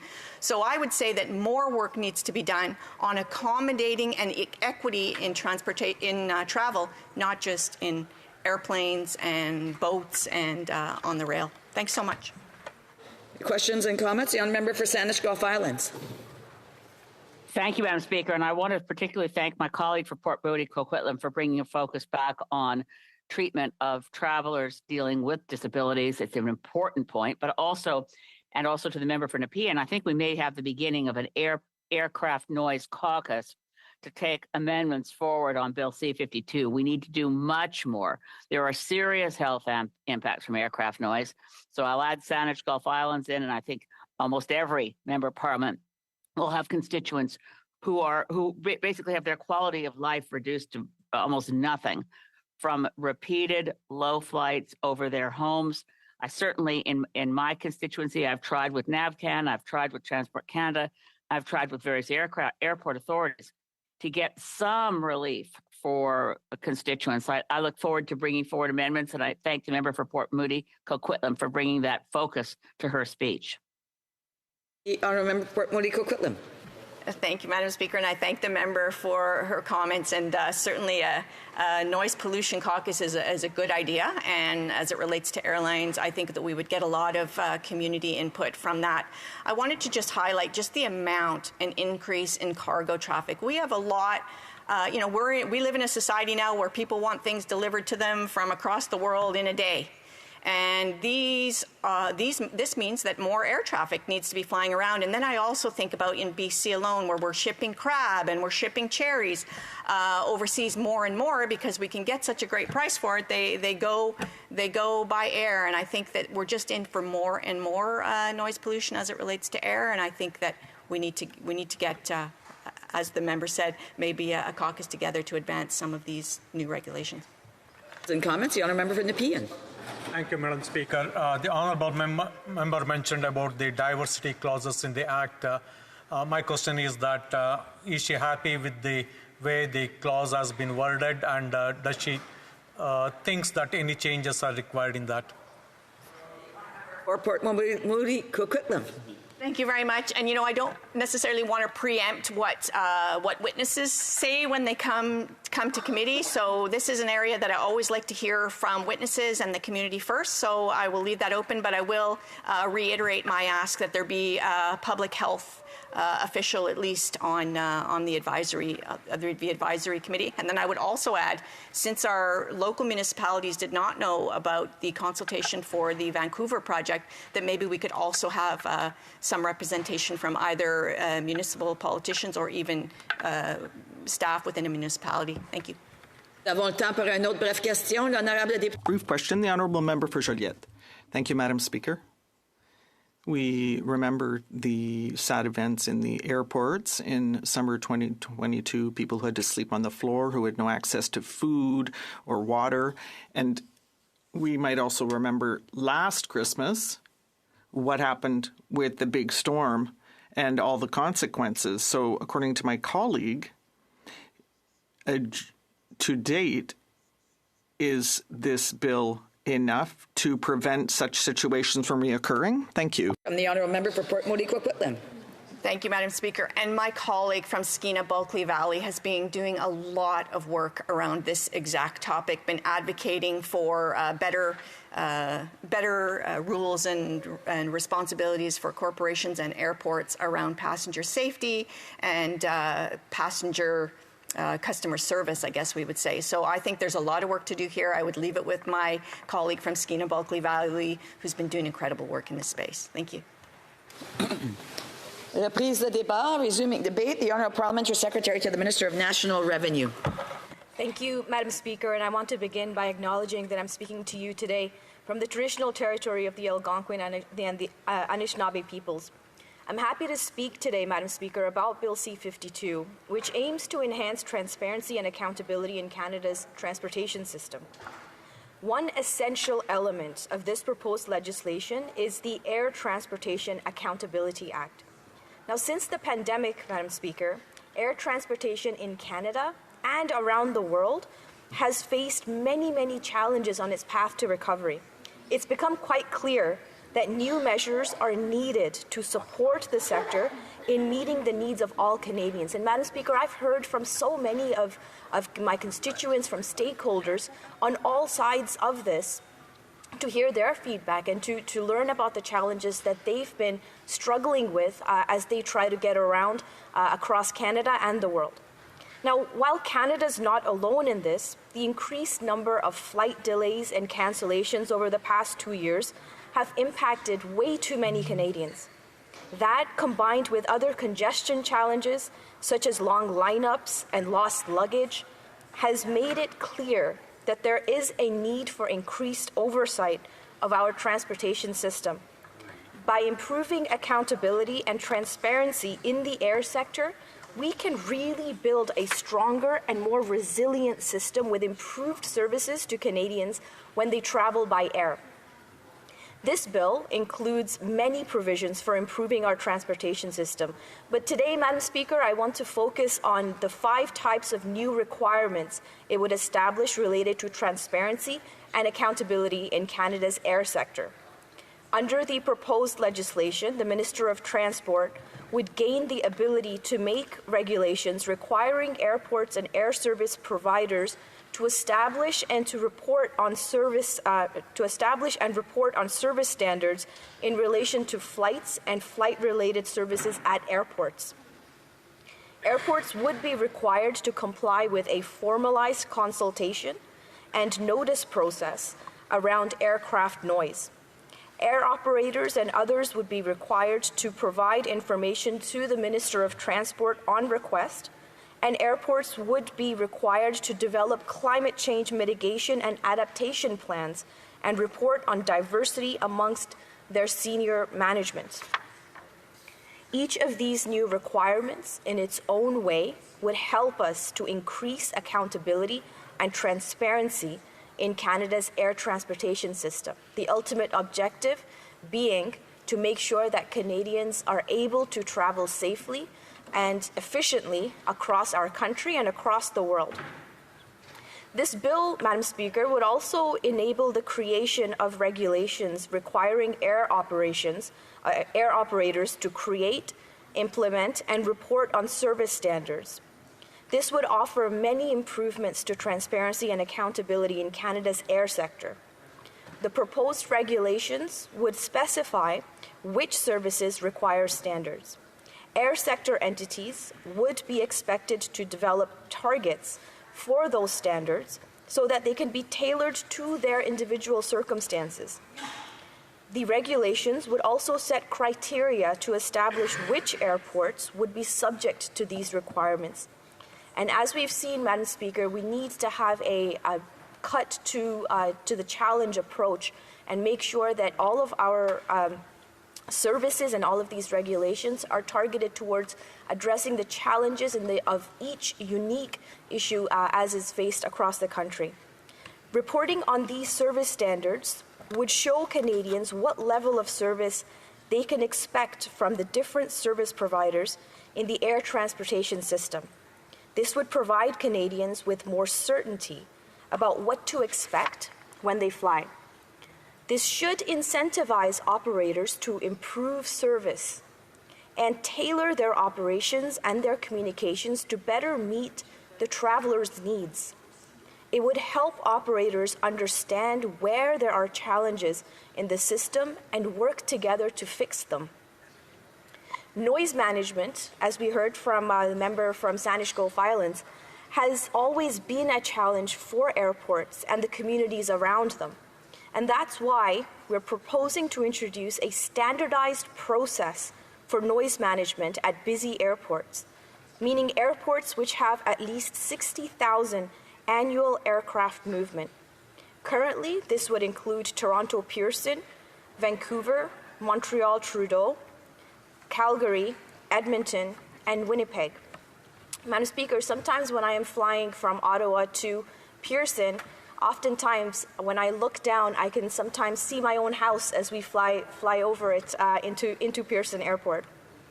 The proposed legislation would require airport operators to establish a noise management committee with representation from the airport, air navigation, aircraft operators, and local municipalities. This would provide members of the public with a clear point of contact by which they can express any concerns regarding aircraft noise. When changes are proposed to temporarily alter flight paths or airspace design, The party proposing these would be required to formally notify the local community. For permanent changes, there would also be a requirement to consult local residents, giving them the opportunity to make their voices heard. I know my constituents would greatly appreciate that. By providing Canadians with additional clarity around noise procedures, this change would also improve communication and enhance transparency at major airports to ensure that local community is appropriately informed about proposed changes. Information is key to a well-functioning and efficient transportation system, Madam Speaker. Bill C-52 would enable the Minister of Transport to require air industry operators to provide information that is not already included in regular data reporting requirements on an as-needed basis. This would enable Transport Canada to make more informed decisions to support improvements in air travel. For example, during crises, this new power would help the federal government to better manage disruptions. This would complement measures recently introduced under the Budget Implementation Act 2023, number 1, regarding sharing data. Madam Speaker, to strengthen and standardize our airport's climate action, Bill C-52 would support Canada's environmental agenda by requiring certain airports to develop and publish 5-year climate change mitigation and adaptation plans. This would include a greenhouse gas emission reduction target. These plans would describe the current and anticipated impacts of climate change on the airport and set out an action plan for their intended response. This requirement would apply to airports that have had more than 4 million annual passengers over the last 3 years, which currently includes Toronto Pearson, Vancouver, Montreal Trudeau, and Calgary. We expect more airports to reach this threshold within the next few years as traffic returns to pre-pandemic levels. Under Canada's Aviation Climate Action Plan, Transport Canada and other departments will work together with Canadian airport authorities to support and advance their decarbonization efforts. The impacts of climate change are more apparent than ever, and more needs to be done. We know that climate change mitigation is important to Canadians. These requirements would ensure that Canada's largest airport authorities are transparent about their environmental impact and also accountable for their emissions. Another issue, Madam Speaker, that we know is important to Canadians is equity, diversity, and inclusion. Ensuring greater transparency in the air sector will help us address long-standing equity, diversity, and inclusion challenges. Under the proposed provisions, federally incorporated airport authorities would be required to annually report on diversity among their directors and senior management. This would help encourage these entities to ensure that their directors and senior management are reflective of Canadian society and that their reporting is consistent with other corporations. I am proud, Madam Speaker, to support this bill in its efforts to encourage our air sector to be more reflective of the diversity of Canadian society. Not only do we need to reflect the diversity of Canadian society, but also to incorporate the lived experiences of diverse communities and use those experiences in ensuring that we are providing service delivery in our air sector in an efficient, in an accessible, and an accurate manner for all Canadians. By encouraging the players within the sector to be more transparent and to be more accountable, Bill C-52 would ensure that Canadians can continue to rely on our system now and into the future, regardless of what disruptions may come. This is why I'm asking my honourable colleagues to support Bill C-52 and the measures it includes to improve accountability and transparency in Canada's transportation system. These changes would encourage the further development of an air transportation system that is socially and environmentally responsible, strong and... Oh, I'm sorry. I thought the honourable member has finished her sentence, but I do have to interrupt. But the honourable member will have 8 minutes and 45 seconds the next time this matter is before the House. It being comité 13h30. It being 1:30, the House will now proceed to the consideration of private members' business as indicated on the order paper.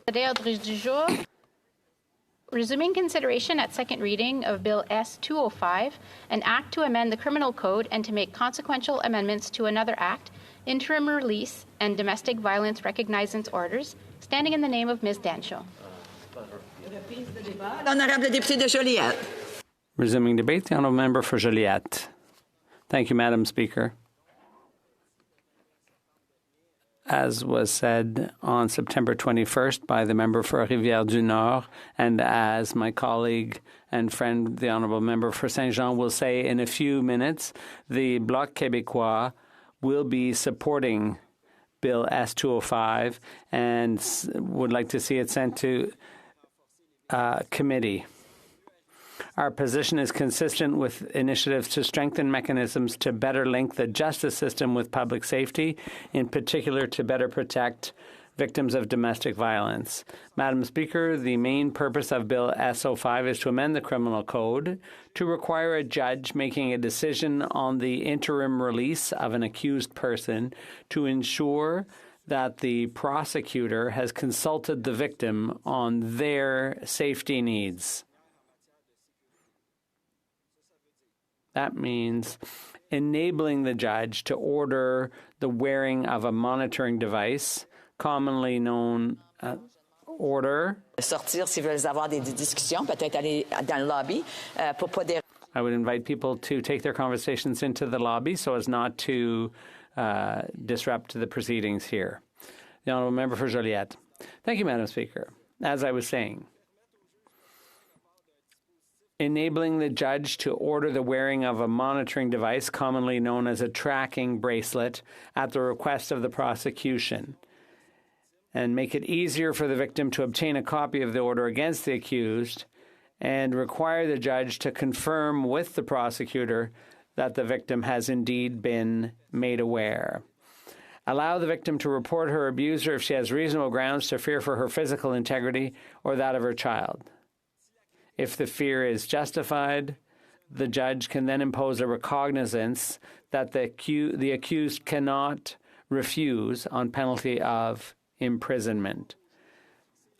It would also give the judge the power to set the conditions of commitment for good conduct by imposing, for example, follow-up, moving to a region other than that of the person who reported the crime, refraining from frequenting a specific place, refraining from communicating directly or indirectly with a child, the person who reported the crime, or their child, or a relative or a close associate of the person who reported the crime. Would also allow the judge to prohibit the abuser from consulting social media or using drugs, alcohol, or other intoxicating substances, and require the abuser to provide a sample to ensure compliance. And finally, it would allow the person reporting the crime to provide written arguments to help the judge determine the conditions of the recognizance.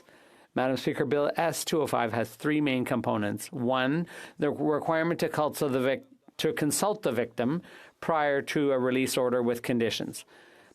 Number two, the introduction of the notion of domestic violence, on the basis of which a victim may request that the accused enter into a recognizance to keep the peace. And this is to be found in sections 810 et sec of the Criminal Code.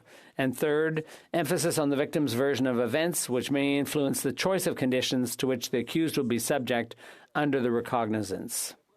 Bill S-205 broadens the scope of section 810 of the Criminal Code, which empowers the court to order recognizance of good conduct when the victim fears that the accused will cause harm to his or her physical integrity or material property or that of their child or intimate partner, Parents and close relatives are also eligible.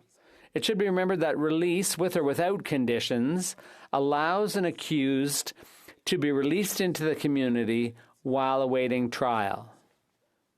Madam Speaker, in Quebec and in Canada, the criminal law has a duty to punish crimes and protect the public. With the increase in women getting killed and the increase in domestic violence, we need to strengthen mechanisms that protect victims, their children, and their loved ones. This means modernizing the criminal code, and Bill S-205 is a step in this direction. More specifically, the criminal code sets out the conditions under which it would be warranted to detain an accused person pending trial. The decision whether or not to remand a person in custody while awaiting trial depends on a number of factors specific to each situation. When it's in the public interest to keep an accused person in custody, it's important to realize that the accused is being deprived of the exercise of fundamental rights. These fundamental rights include the presumption of innocence and the right to life, liberty, and security of the person. Allowing victims to be more involved in the court process that affects them is a commendable step, and the Bloc wholeheartedly supports it. Victims should not have to run through an obstacle course to get justice. This bill will help reduce obstacles a victim may encounter, which may encourage victims to take the bold step of filing a complaint. Madam Speaker, the Bloc will always stand up for women and victims of domestic violence. Every victim is one too many. Quebec is one of the most avant-garde nations when it comes to protecting victims of domestic and intimate partner violence. In fact, the Quebec Department of Justice is rolling out a Quebec-wide project for the wearing of tracking bracelets. By December 2022, more than 650 offenders will be wearing these bracelets or anklets. It should be remembered that these offenders have been prosecuted for offenses under the jurisdiction of the Quebec incarceration system. Those under federal jurisdiction, i.e. in penitentiaries, are not subject to the same conditions. So it's time to come full circle and allow all offenders on release to be subject to the same restrictions.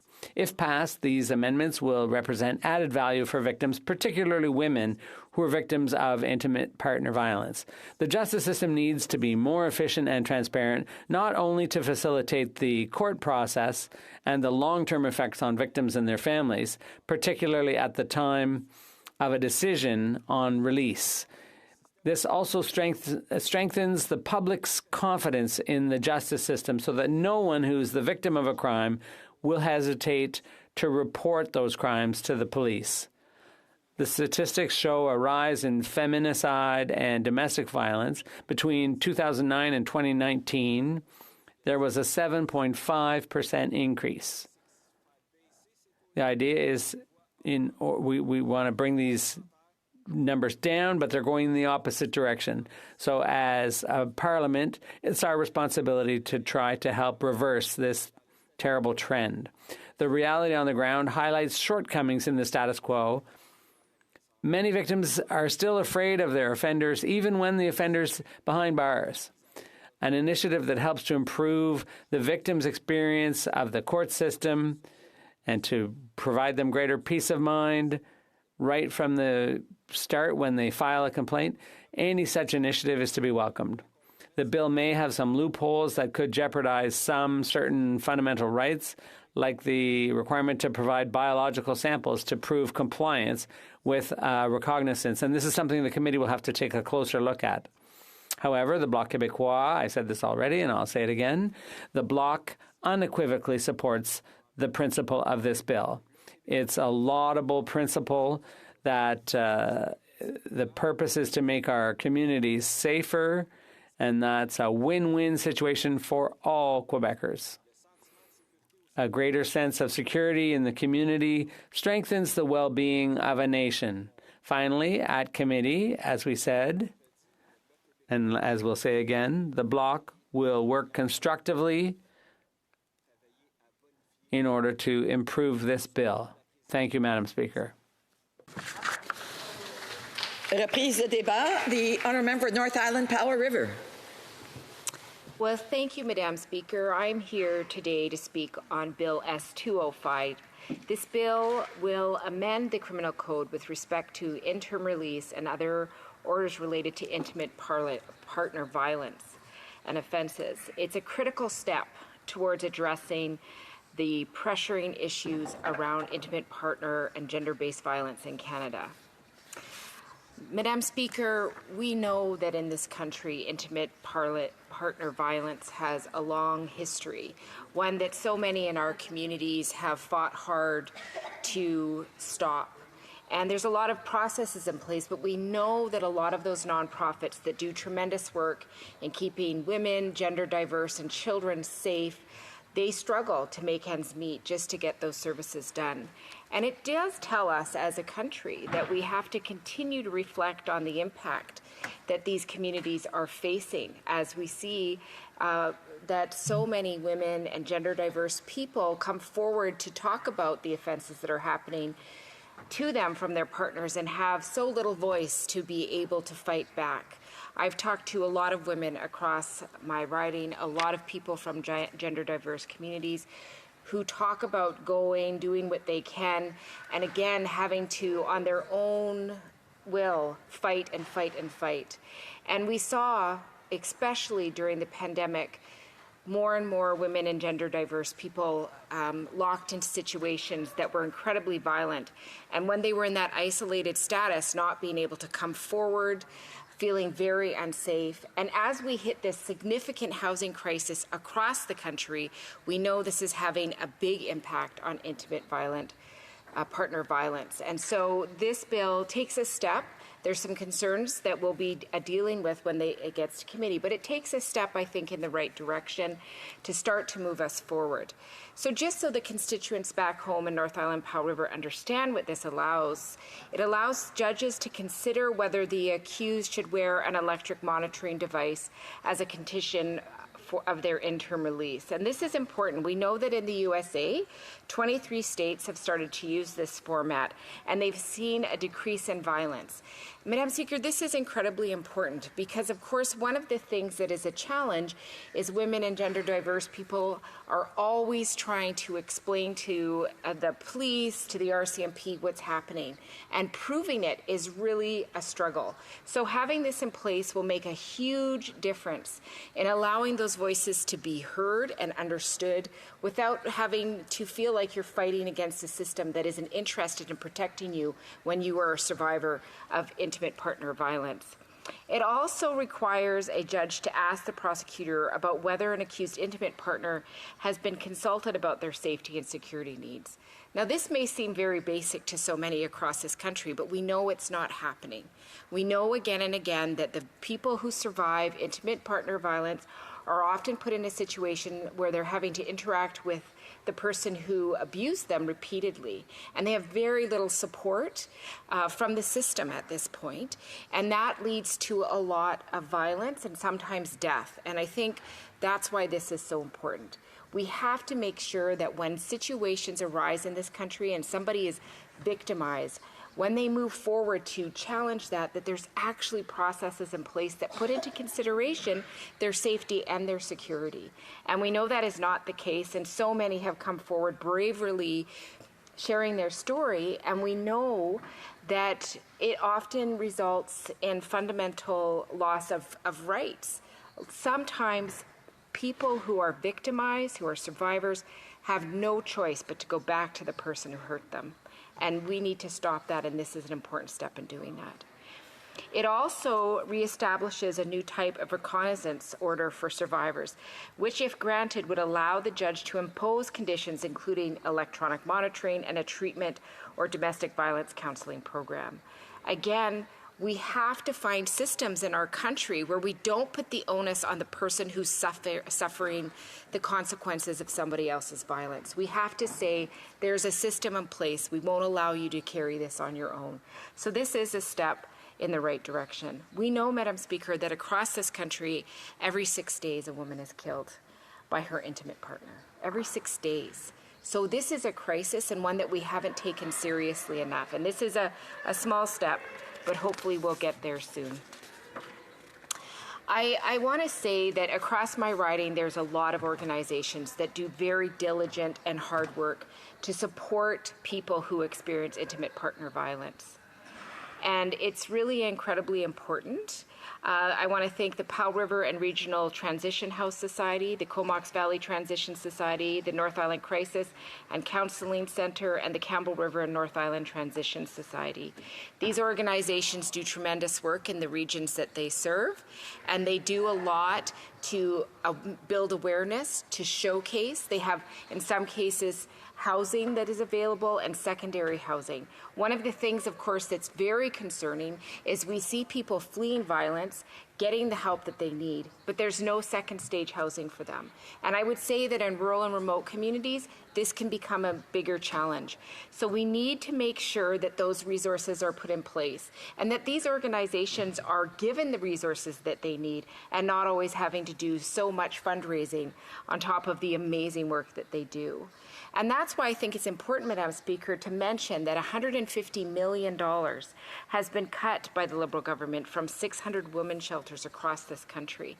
If we're serious about protecting women, gender diverse, and children of our country, we have to put these dollars in the system so that people can be cared for. So hopefully we'll see that change really quickly. Madam Speaker, I can't talk about violence against women and gender diverse people in this country without talking about the murdered and missing Indigenous women and girls and gender diverse people. We know that at this point, only 2 of the recommendations of the 231 calls to justice from the National Inquiry into Missing Murdered Indigenous Women, Girls, and Gender Diverse People have been implemented, and I think we need to do a lot better. And this leads me to a quote, Madam Speaker. Sarah Naman from Legal Counsel and Assistant Manager Legal Services from the Native Women's Association of Canada said this about the bill. Bill S-205 seeks to provide violence victims something of a voice. This bill places the onus on the criminal justice system to check in with the victims, consider their safety through the proceedings, and procedure outcomes that consider their safety. Bill S-205 does not create a response specifically tailored to Indigenous women, but it does create a framework for them to be seen and heard in a system that otherwise does not. So, Madam Speaker, it's very clear. There is still incredible work that needs to be done, particularly for Indigenous women, girls, and Two-Spirit. And again, if this country is really fundamentally committed to things like feminist principles, nonviolence, and reconciliation, making sure that these populations are honored and respected in these processes has to happen. And of course, one of the key things that has been asked for again and again is for the red dress alert. We need to have Indigenous women, girls, and Two-Spirit people found when they go missing.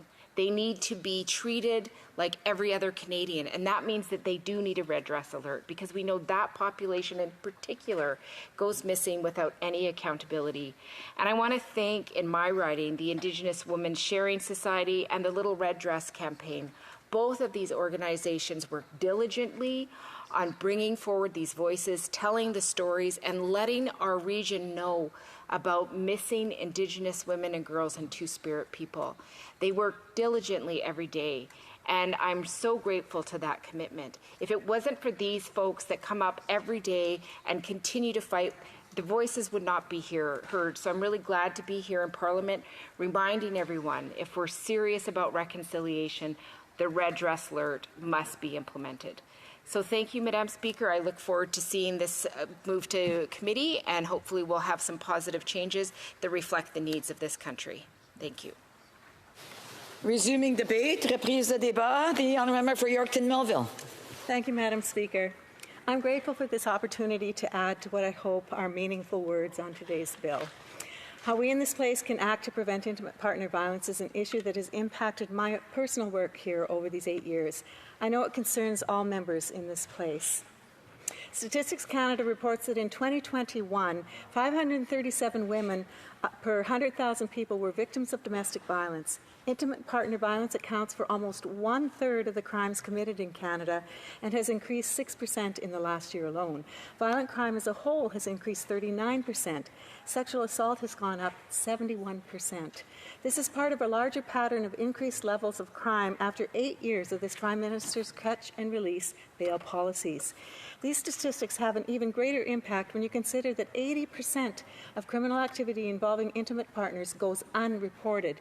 We must ask ourselves, why is this the case? Why is there such a lack of faith in our justice system? Why do victims feel that there's greater benefit in not initiating criminal proceedings? Why do they not feel protected throughout a traumatizing period in their lives? We can point to larger trends. Between 2004 and 2014, cases where failure to comply with a court order when they were among the charges grew by 25%, and the cases involving charges related to a breach of probation increased by 21%.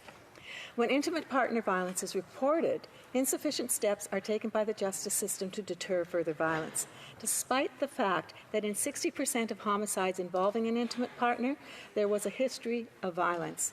Half of these homicides involve an offender who has already been convicted on similar offenses.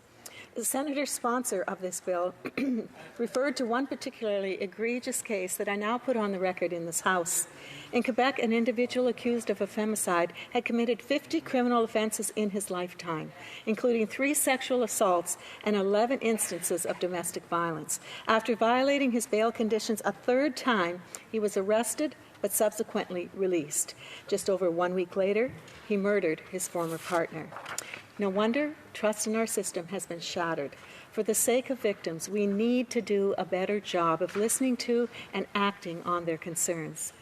S205 is about providing our justice system with every tool we can to empower victims of intimate partner violence to come forward when crimes do occur and ensure that their rights are placed above those of their offender from the start of the legal process. It would ensure that victims are consulted about their safety and security needs before conditions of release are imposed on an accused person. These conditions must take the victim's opinions into account. If the victim is an intimate partner of the accused, they have the right to be made aware of their bail conditions. A judge may choose to require the accused to wear an electronic bracelet upon their release, effectively creating a barrier between the victim and her attacker and ensuring that law enforcement is alerted if the safety perimeter is broken. The bill would also extend the length of peace bonds and increase penalties for violating them. Again, this proposed with the victim top of mind, allowing them a larger window of time after the attack takes place.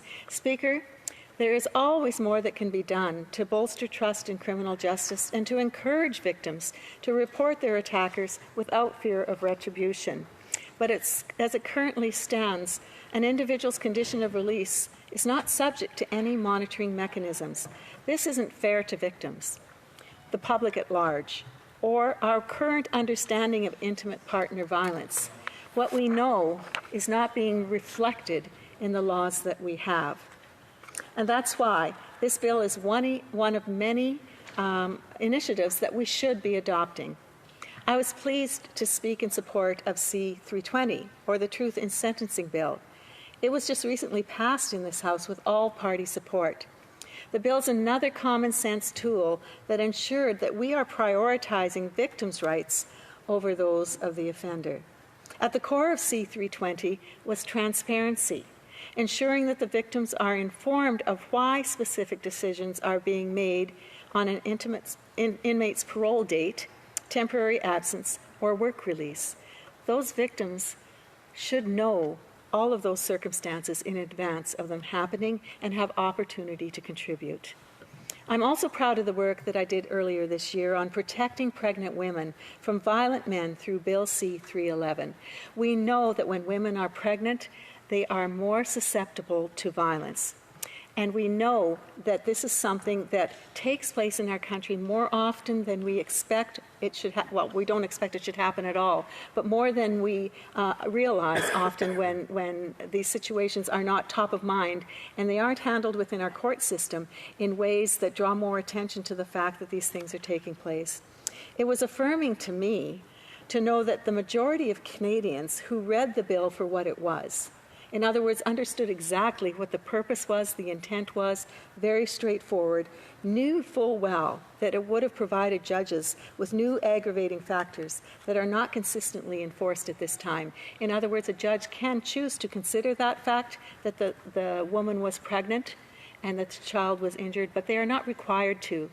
And this is just another scenario where, like this bill, we need to do everything that we can to protect women in situations of intimate partner violence. You know, there's a common theme amongst all of these bills. Victims believe that the justice system is not there for them when they choose to report their abuser. It's very clear with the number of catch and release bail circumstances we find taking place in this country where violent crimes are continuing to take place through that individual.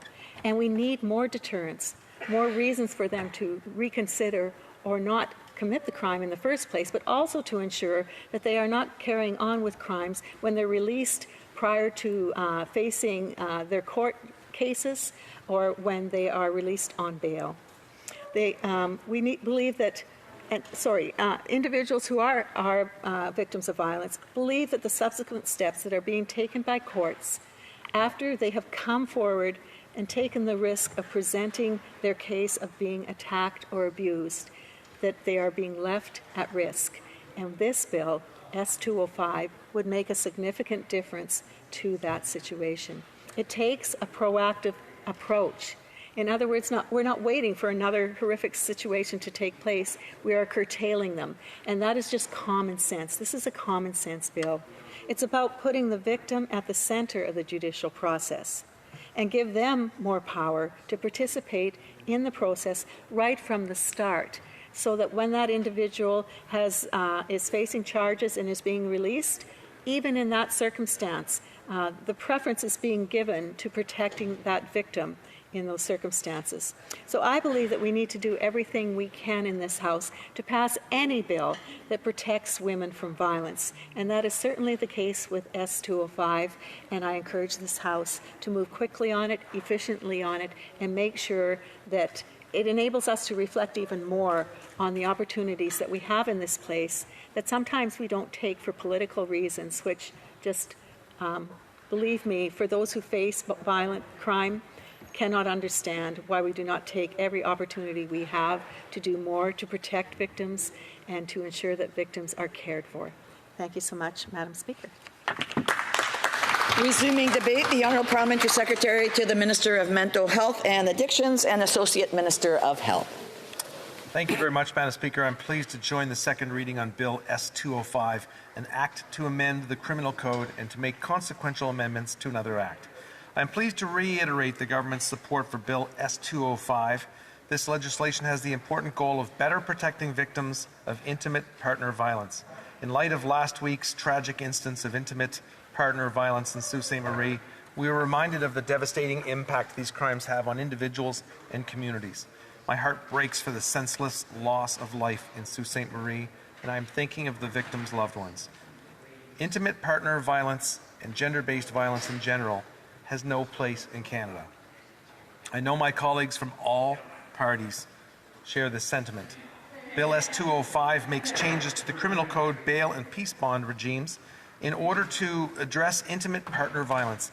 The bill also makes consequential amendments to the Youth Criminal Justice Act. These are important objectives. Today I will elaborate on some concerns that we have with this bill and how we think it can be improved. I will also discuss our government's most recent complementary efforts to support victims of intimate partner violence and victims of crime in general. As my colleagues have mentioned, Bill S205 would require prosecutors to ask courts whether the victim has been consulted about their safety and security needs prior to making a bail order for an individual who is charged for an intimate partner violence offense. In addition, S205 would require courts to ask prosecutors whether victims have been informed of their right to request a copy of the bail order made by the court. The next element of Bill S205 that I would like to highlight is the expansion of a reverse onus for bail on intimate partner violence crimes. The reverse onus will be expanded so that it applies not only to accused who were previously convicted, but also those previously discharged, conditional or absolute, for an intimate partner violence offence. This particular measure is also contained in our government's Bill C-48, which already passed this House and is awaiting third reading in the Senate. We are certainly concerned to see that the senators voted to remove this measure from the bill, and I hope that my colleagues agree that we should reinstate it in Bill C-48. This provision builds upon previous government legislation that enhances our federal response to intimate partner violence, including former Bill C-75. I hope this House rejects the amendments to C-48. Next, Bill CS-205 would require a justice to consider, on request of the Crown, whether the accused should wear an electronic monitoring device as a condition of release. I want to point out that this provision would also undo an important change made by Bill C-233, an act to amend the Criminal Code, and the Judges Act, Violence Against an Intimate Partner, which received royal assent on April 27th of 2023. If S-205 is passed, electronic monitoring would be identified as an explicit condition of bail that could be imposed in all cases, and not just in cases involving violence against an intimate partner, as is now the case because of the changes enacted in Bill C-233. Lastly, this bill would create a new peace bond specific to cases involving intimate partner violence with a duration of up to 2 years, or 3 years if the defendant was previously convicted of an intimate partner violence offense. I want to reiterate that I support the objectives of this bill, but I believe that changes should be considered to better align the proposed amendments with its objective. These changes could also minimize the potential for unintended negative impacts on groups who are already overrepresented in the criminal justice system and ensure coherence with existing criminal law. Next, I want to discuss how Bill S-205 fits into a broader framework for our government's support for victims of crime. I've already mentioned Bill C-48, which passed here on unanimous consent of all members, and I want to thank colleagues across the aisle for their support and for recognizing the importance and urgency of Bill C-48. It's a direct response to requests made by the provinces and territories, as well as law enforcement agencies from across our country.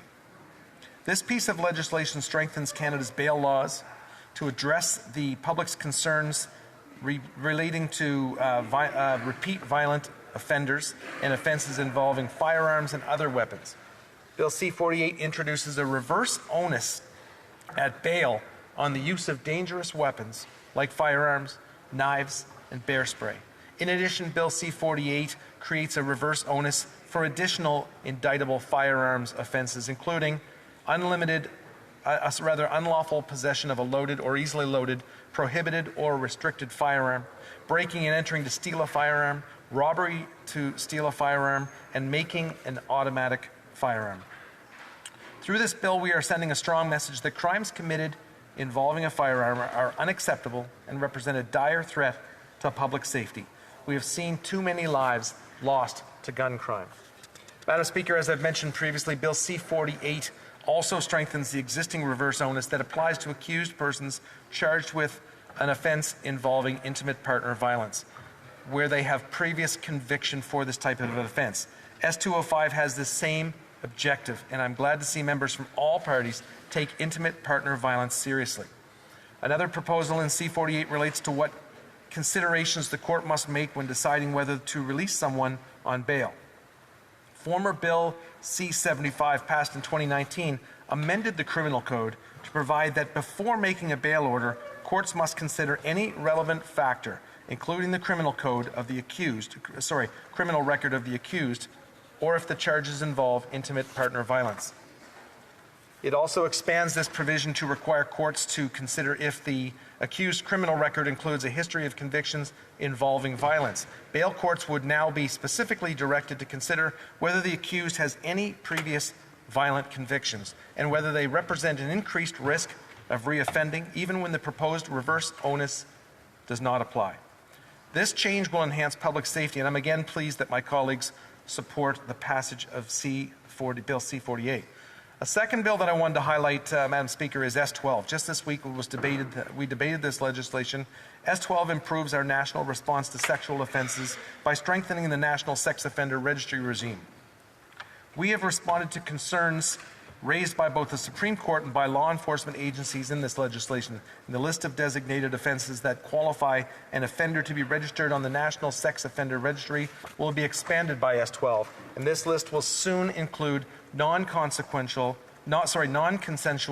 sharing of intimate images and sextortion, two crimes which have had terrible impacts on the lives of Canadians, especially women and children. Madam Speaker, this is a very positive step forward. S12 is a direct product of conversations with survivors and victims of sexual crime. S12 reforms the publication regime to recognize the diversity of victim experiences and ensure that survivors have agency to tell their own stories if they so choose. S12 also changes the process for providing victims with information on their cases to better reflect the Canadian Victims' Bill of Rights.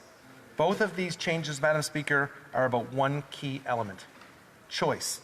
There is no one right way to be a victim. S12 reflects this reality. Madam Speaker, I am happy to support S205, and I hope that the elements that I have raised as potential concerns with this bill can be further studied at committee. Madam Speaker, I thank you. Reprise de débat, l'honorable député de Saint-Jean. The Honourable Member for Saint-Jean. Thank you very much, Madam Speaker. Like my colleague for Joliette, who brilliantly raised these points just as I did, I want to reaffirm the Bloc Québécois position regarding S205.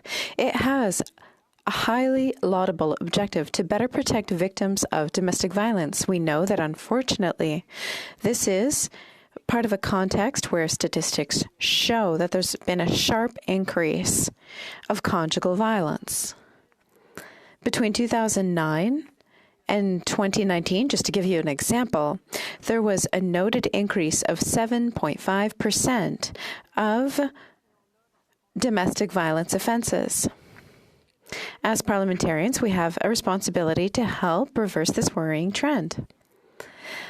I see that there may be some problems with what S205 is trying to do, but I would like to focus on what S205 does. It does various things and covers a fair amount of terrain. I'm going to focus on some specific aspects. One of the clauses is a new paragraph for the criminal code that's saying before producing an order under Section 2 in respect of an accused charged with an offence involving the use, attempted use, or threat of violence against the accused intimate's partner, the justice of the peace shall ascertain from the prosecutor that the accused's intimate partner has been consulted about his or her safety needs. In this context, we see that there may be better protection of the victim and ensuring their safety, because we want to make sure that we respond to the victim's needs. And then we might be able to provide better recommendations or requests from the judge when it comes to the various conditions that the accused may benefit from if they are freed. We want to ensure the safety of the victim.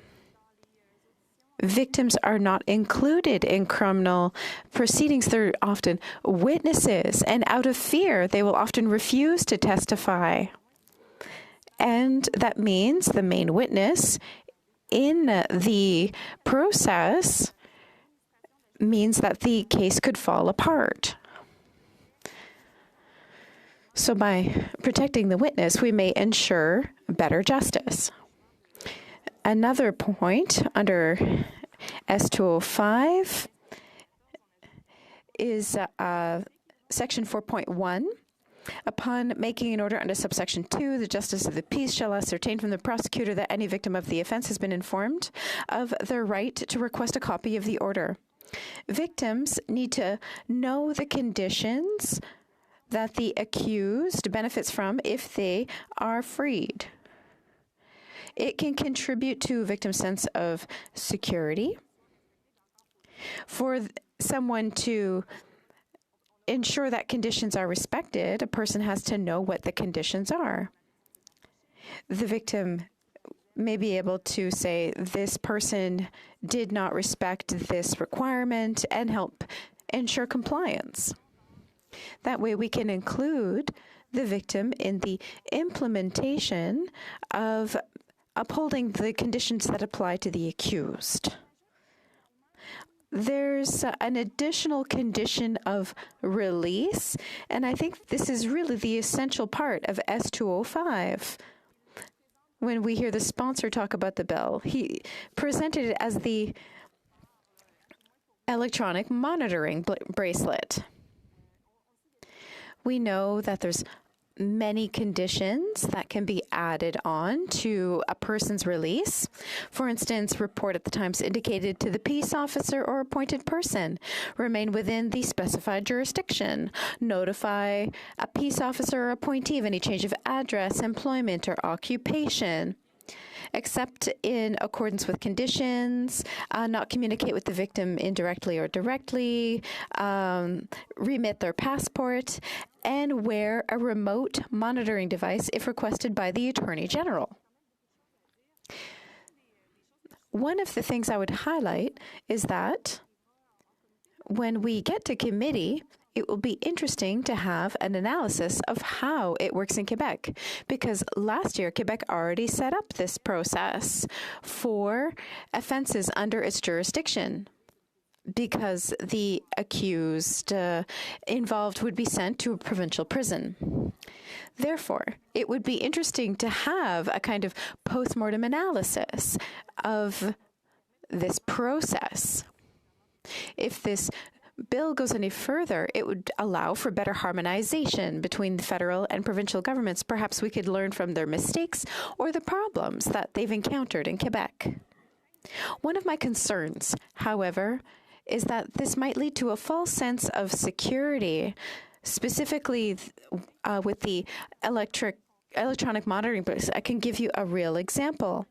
Is in December 2022, a police officer was killed by Randall McKenzie when he was freed on bail after committing crimes with a firearm.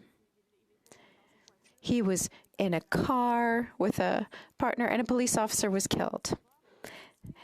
So we can ask, how is it that the suspect left their home even though they were wearing a GPS tracking device?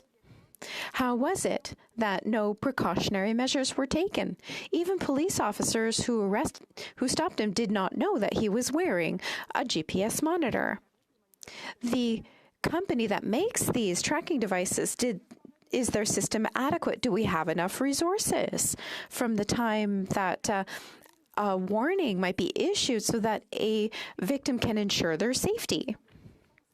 So I think that this feeling of false security because the accused is wearing an electronic monitoring device could be problematic. So that is something I would like to raise about this. Now, there are some conditions outlined in the bill. There's a few that would deserve a bit more scrutiny, specifically to see if we can actually implement them, because it's great to have a bill where we have all kinds of goodwill, but if it's not actually applicable on the ground, it's somewhat empty. Now, when it comes to abstaining from the use of drugs, that is a condition. However, proving abstinence means providing analyses or samples for analysis outlined in regulation. That's an addition to the conditions. A peace officer can demand a bodily substance for analysis, or a peace officer. We have to wonder if it's going to survive a charter challenge, because some of these analyses can be rather invasive. Is it hair? Is it saliva? Is it blood? Is it urine? It can be invasive. And so we need to be able to establish a balance between what we're trying to obtain as a result and respecting a minimal level of human rights. So we need to check this perhaps with a constitutional expert. Another condition created in the order, in the infamous 810s, is refrain from using social media. I understand the desire to enforce such a thing. I understand what we're trying to achieve. However, we have to balance the purpose and the right to privacy. We need to make sure that there's some sort of follow-up. Otherwise, it's an order that isn't applicable.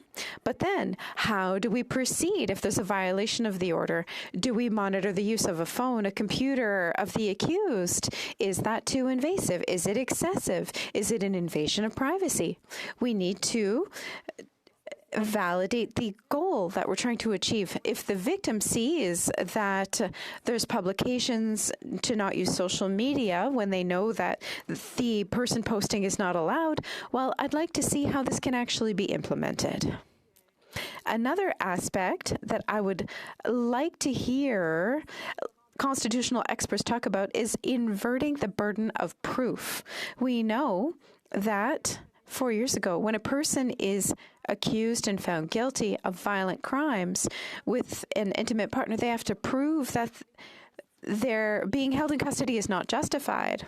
With this bill, when a person has already been absolved for a crime against an intimate partner, we can ask the question, does this pass a charter test?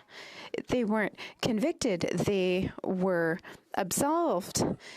So I think we need some analysis here. However, in general, I think that this bill does have an absolutely noble goal, and I'm looking forward to see how it plays out at committee regarding the different aspects that I raised. Thank you very much. Perfect and on time.